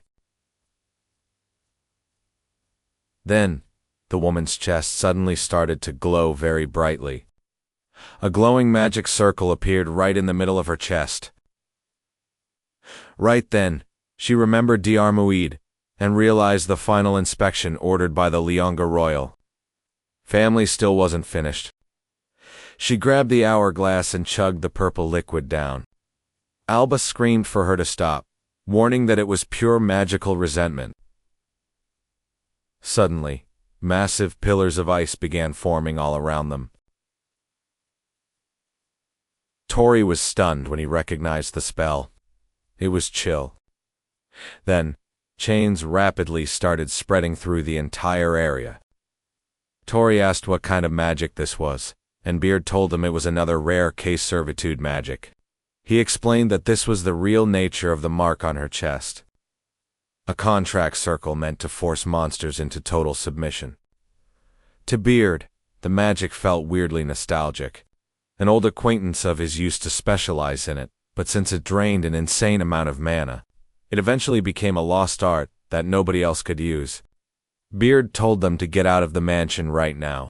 He warned that with this much servitude magic active, the whole building would collapse and bury them alive. Tori immediately yelled for Alba and Clegg to run before everything came crashing down, but Alba refused. She said they couldn't just leave everyone behind while they were still knocked out. Clegg told her that their minds were already broken, and not even his medicine could fix damage that severe. Tori wondered if life magic could somehow wake them up. Then Beard reminded him he still had the Superbat Christo-E, the one that made those flowers bloom. Tori suddenly realized that synchronization might actually work. Tori wondered if connecting directly with the elves was possible. Beard told him it was a safe enough bet, but he had to move fast if he was serious. Tori felt annoyed though, since Beard was being his usual vague self. No more time to hesitate. He unlocked his storage and grabbed the Sephora Bat's magic crystal. Then he triggered a nosebleed started instantly. The elves suddenly woke up. Alba was thrilled to see them conscious again. But Tori was in agony as the elf's memories flooded straight into his mind. It was a massive risk. His head felt like it was splitting open. Tori told the group to leave him and run, but Alba shouted for Clegg to help. She declared she would carry Tori herself, while the rest made their escape outside. Seconds later, the Neeve Company mansion started crumbling behind them. Then, a monster appeared. Beard instantly felt a familiar presence. He identified the beast as a wyvern. Knife's mother screamed that she would never forgive them for ruining her son's happiness. Alba asked if she really did not care about wrecking the whole city. Meanwhile, Clegg was panicked, asking what they were even supposed to do against a creature like that. Tori was already in rough shape. Still, he trusted Beard could handle the beast, using those secret steps from before. Beard confirmed he was on it. Tori asked what the first step was. Beard said he was ready to help. Their goal was to snag that wyvern's magic crystal, and step 1 was to court it. Tori was stunned. Why did he have to hit on that thing? Even Alba and Clegg looked lost. Alba grabbed his collar and screamed that it was the enemy. Tori explained that. Beard told him to court it. Clegg just blinked, asking who this Beard guy even was. Tori suddenly realized he had zoned out and forgot to keep Beard hidden. Clegg admitted he knew Tori was hiding something, but he would not force an explanation yet. If this crazy courting idea could actually save them, then they had to try it. He told Tori to go for it, but in return, he had to take full responsibility for whatever happened next. Tori said yes without hesitation. Alba panicked as Tori ran off, but Clegg stopped her. He reminded her their priority was saving the townspeople. She yelled that their master was literally about to court a monster. Clegg just sighed, saying that once Tori starts muttering to himself, he's usually already made up his mind. He told her to trust him. Tori unlocked his storage and pulled out the Sufo-Bat's magic crystal. Then he activated synchronization magic. Instantly, Neeve's memories flooded into his head. Neeve kept muttering to herself. She screamed at someone for walking around with dirty shoes. Suddenly, the wyvern blasted fire at them. Both of them coughed up blood. Clegg worried for Tori, but Tori promised that hit was not enough to stop him. Still, everyone saw that the massive burden of synchronizing with Neeve had fallen entirely on him. Tori asked Beard if Knife's servitude magic drained a crazy amount of mana. Beard replied that, even with recovery drugs, it wouldn't be enough. At this rate, she'd die from mana depletion, even if nothing else attacked her. That really bothered Tori. Beard pointed back at the wyvern. Apparently, Tori thought monster dating was just like human dating. Beard just sighed and told him he really needed to hit the books on monster behavior. He explained that wyverns mate with creatures that have massive mana pools. Neeve's magic likely triggered that specific instinct. Most importantly, when a wyvern senses huge mana, it shows off its imperial wrath scale as part of its courtship behavior. Tori asked what imperial wrath actually was. Beard explained it was a weak point for dragon types, and wyverns showed it off even more than real dragons did. Tori knew what to do. He had to make his mana look bigger than Neeve's. He just needed to figure out how, but Beard calmly said the answer was already inside him. He told Tori to remember everything he had learned and every single step he had taken so far. Tori realized Beard meant mana synthesis. He wondered if he could do it with magic stones. One thing was for sure. If he failed, there was no way he could lure the wyvern away from Neeve. Then he yelled for Clegg to toss him an explosive mix. Clegg warned him that even if he used that, it wouldn't affect the wyvern. Tori said he already knew that. He told Clegg to buy him a little time since they had to stall first. Everyone protested since the wyvern was flooding the place with fire and their mana was gone. But the other elves said they could still manage. Because elves never forget their debts. Alba agreed and helped as the elves conjured whips of pure light. Clegg hurled his dissolve mix directly at the wyvern.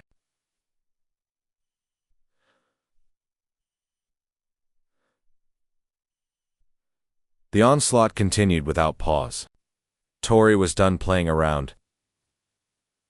He activated the storage unlock. He released the Eats Planus magic crystal and the Rockbird's magic crystal. His plan was to fuse them into one ultimate weapon. Neeve spotted him and wondered what that brat was planning this time. Her distraction almost let Alba's shield slam right into her.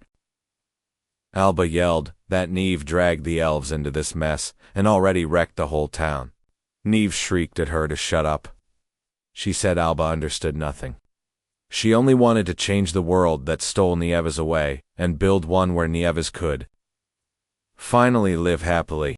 Suddenly, the Wyvern unleashed yet another massive blast of fire.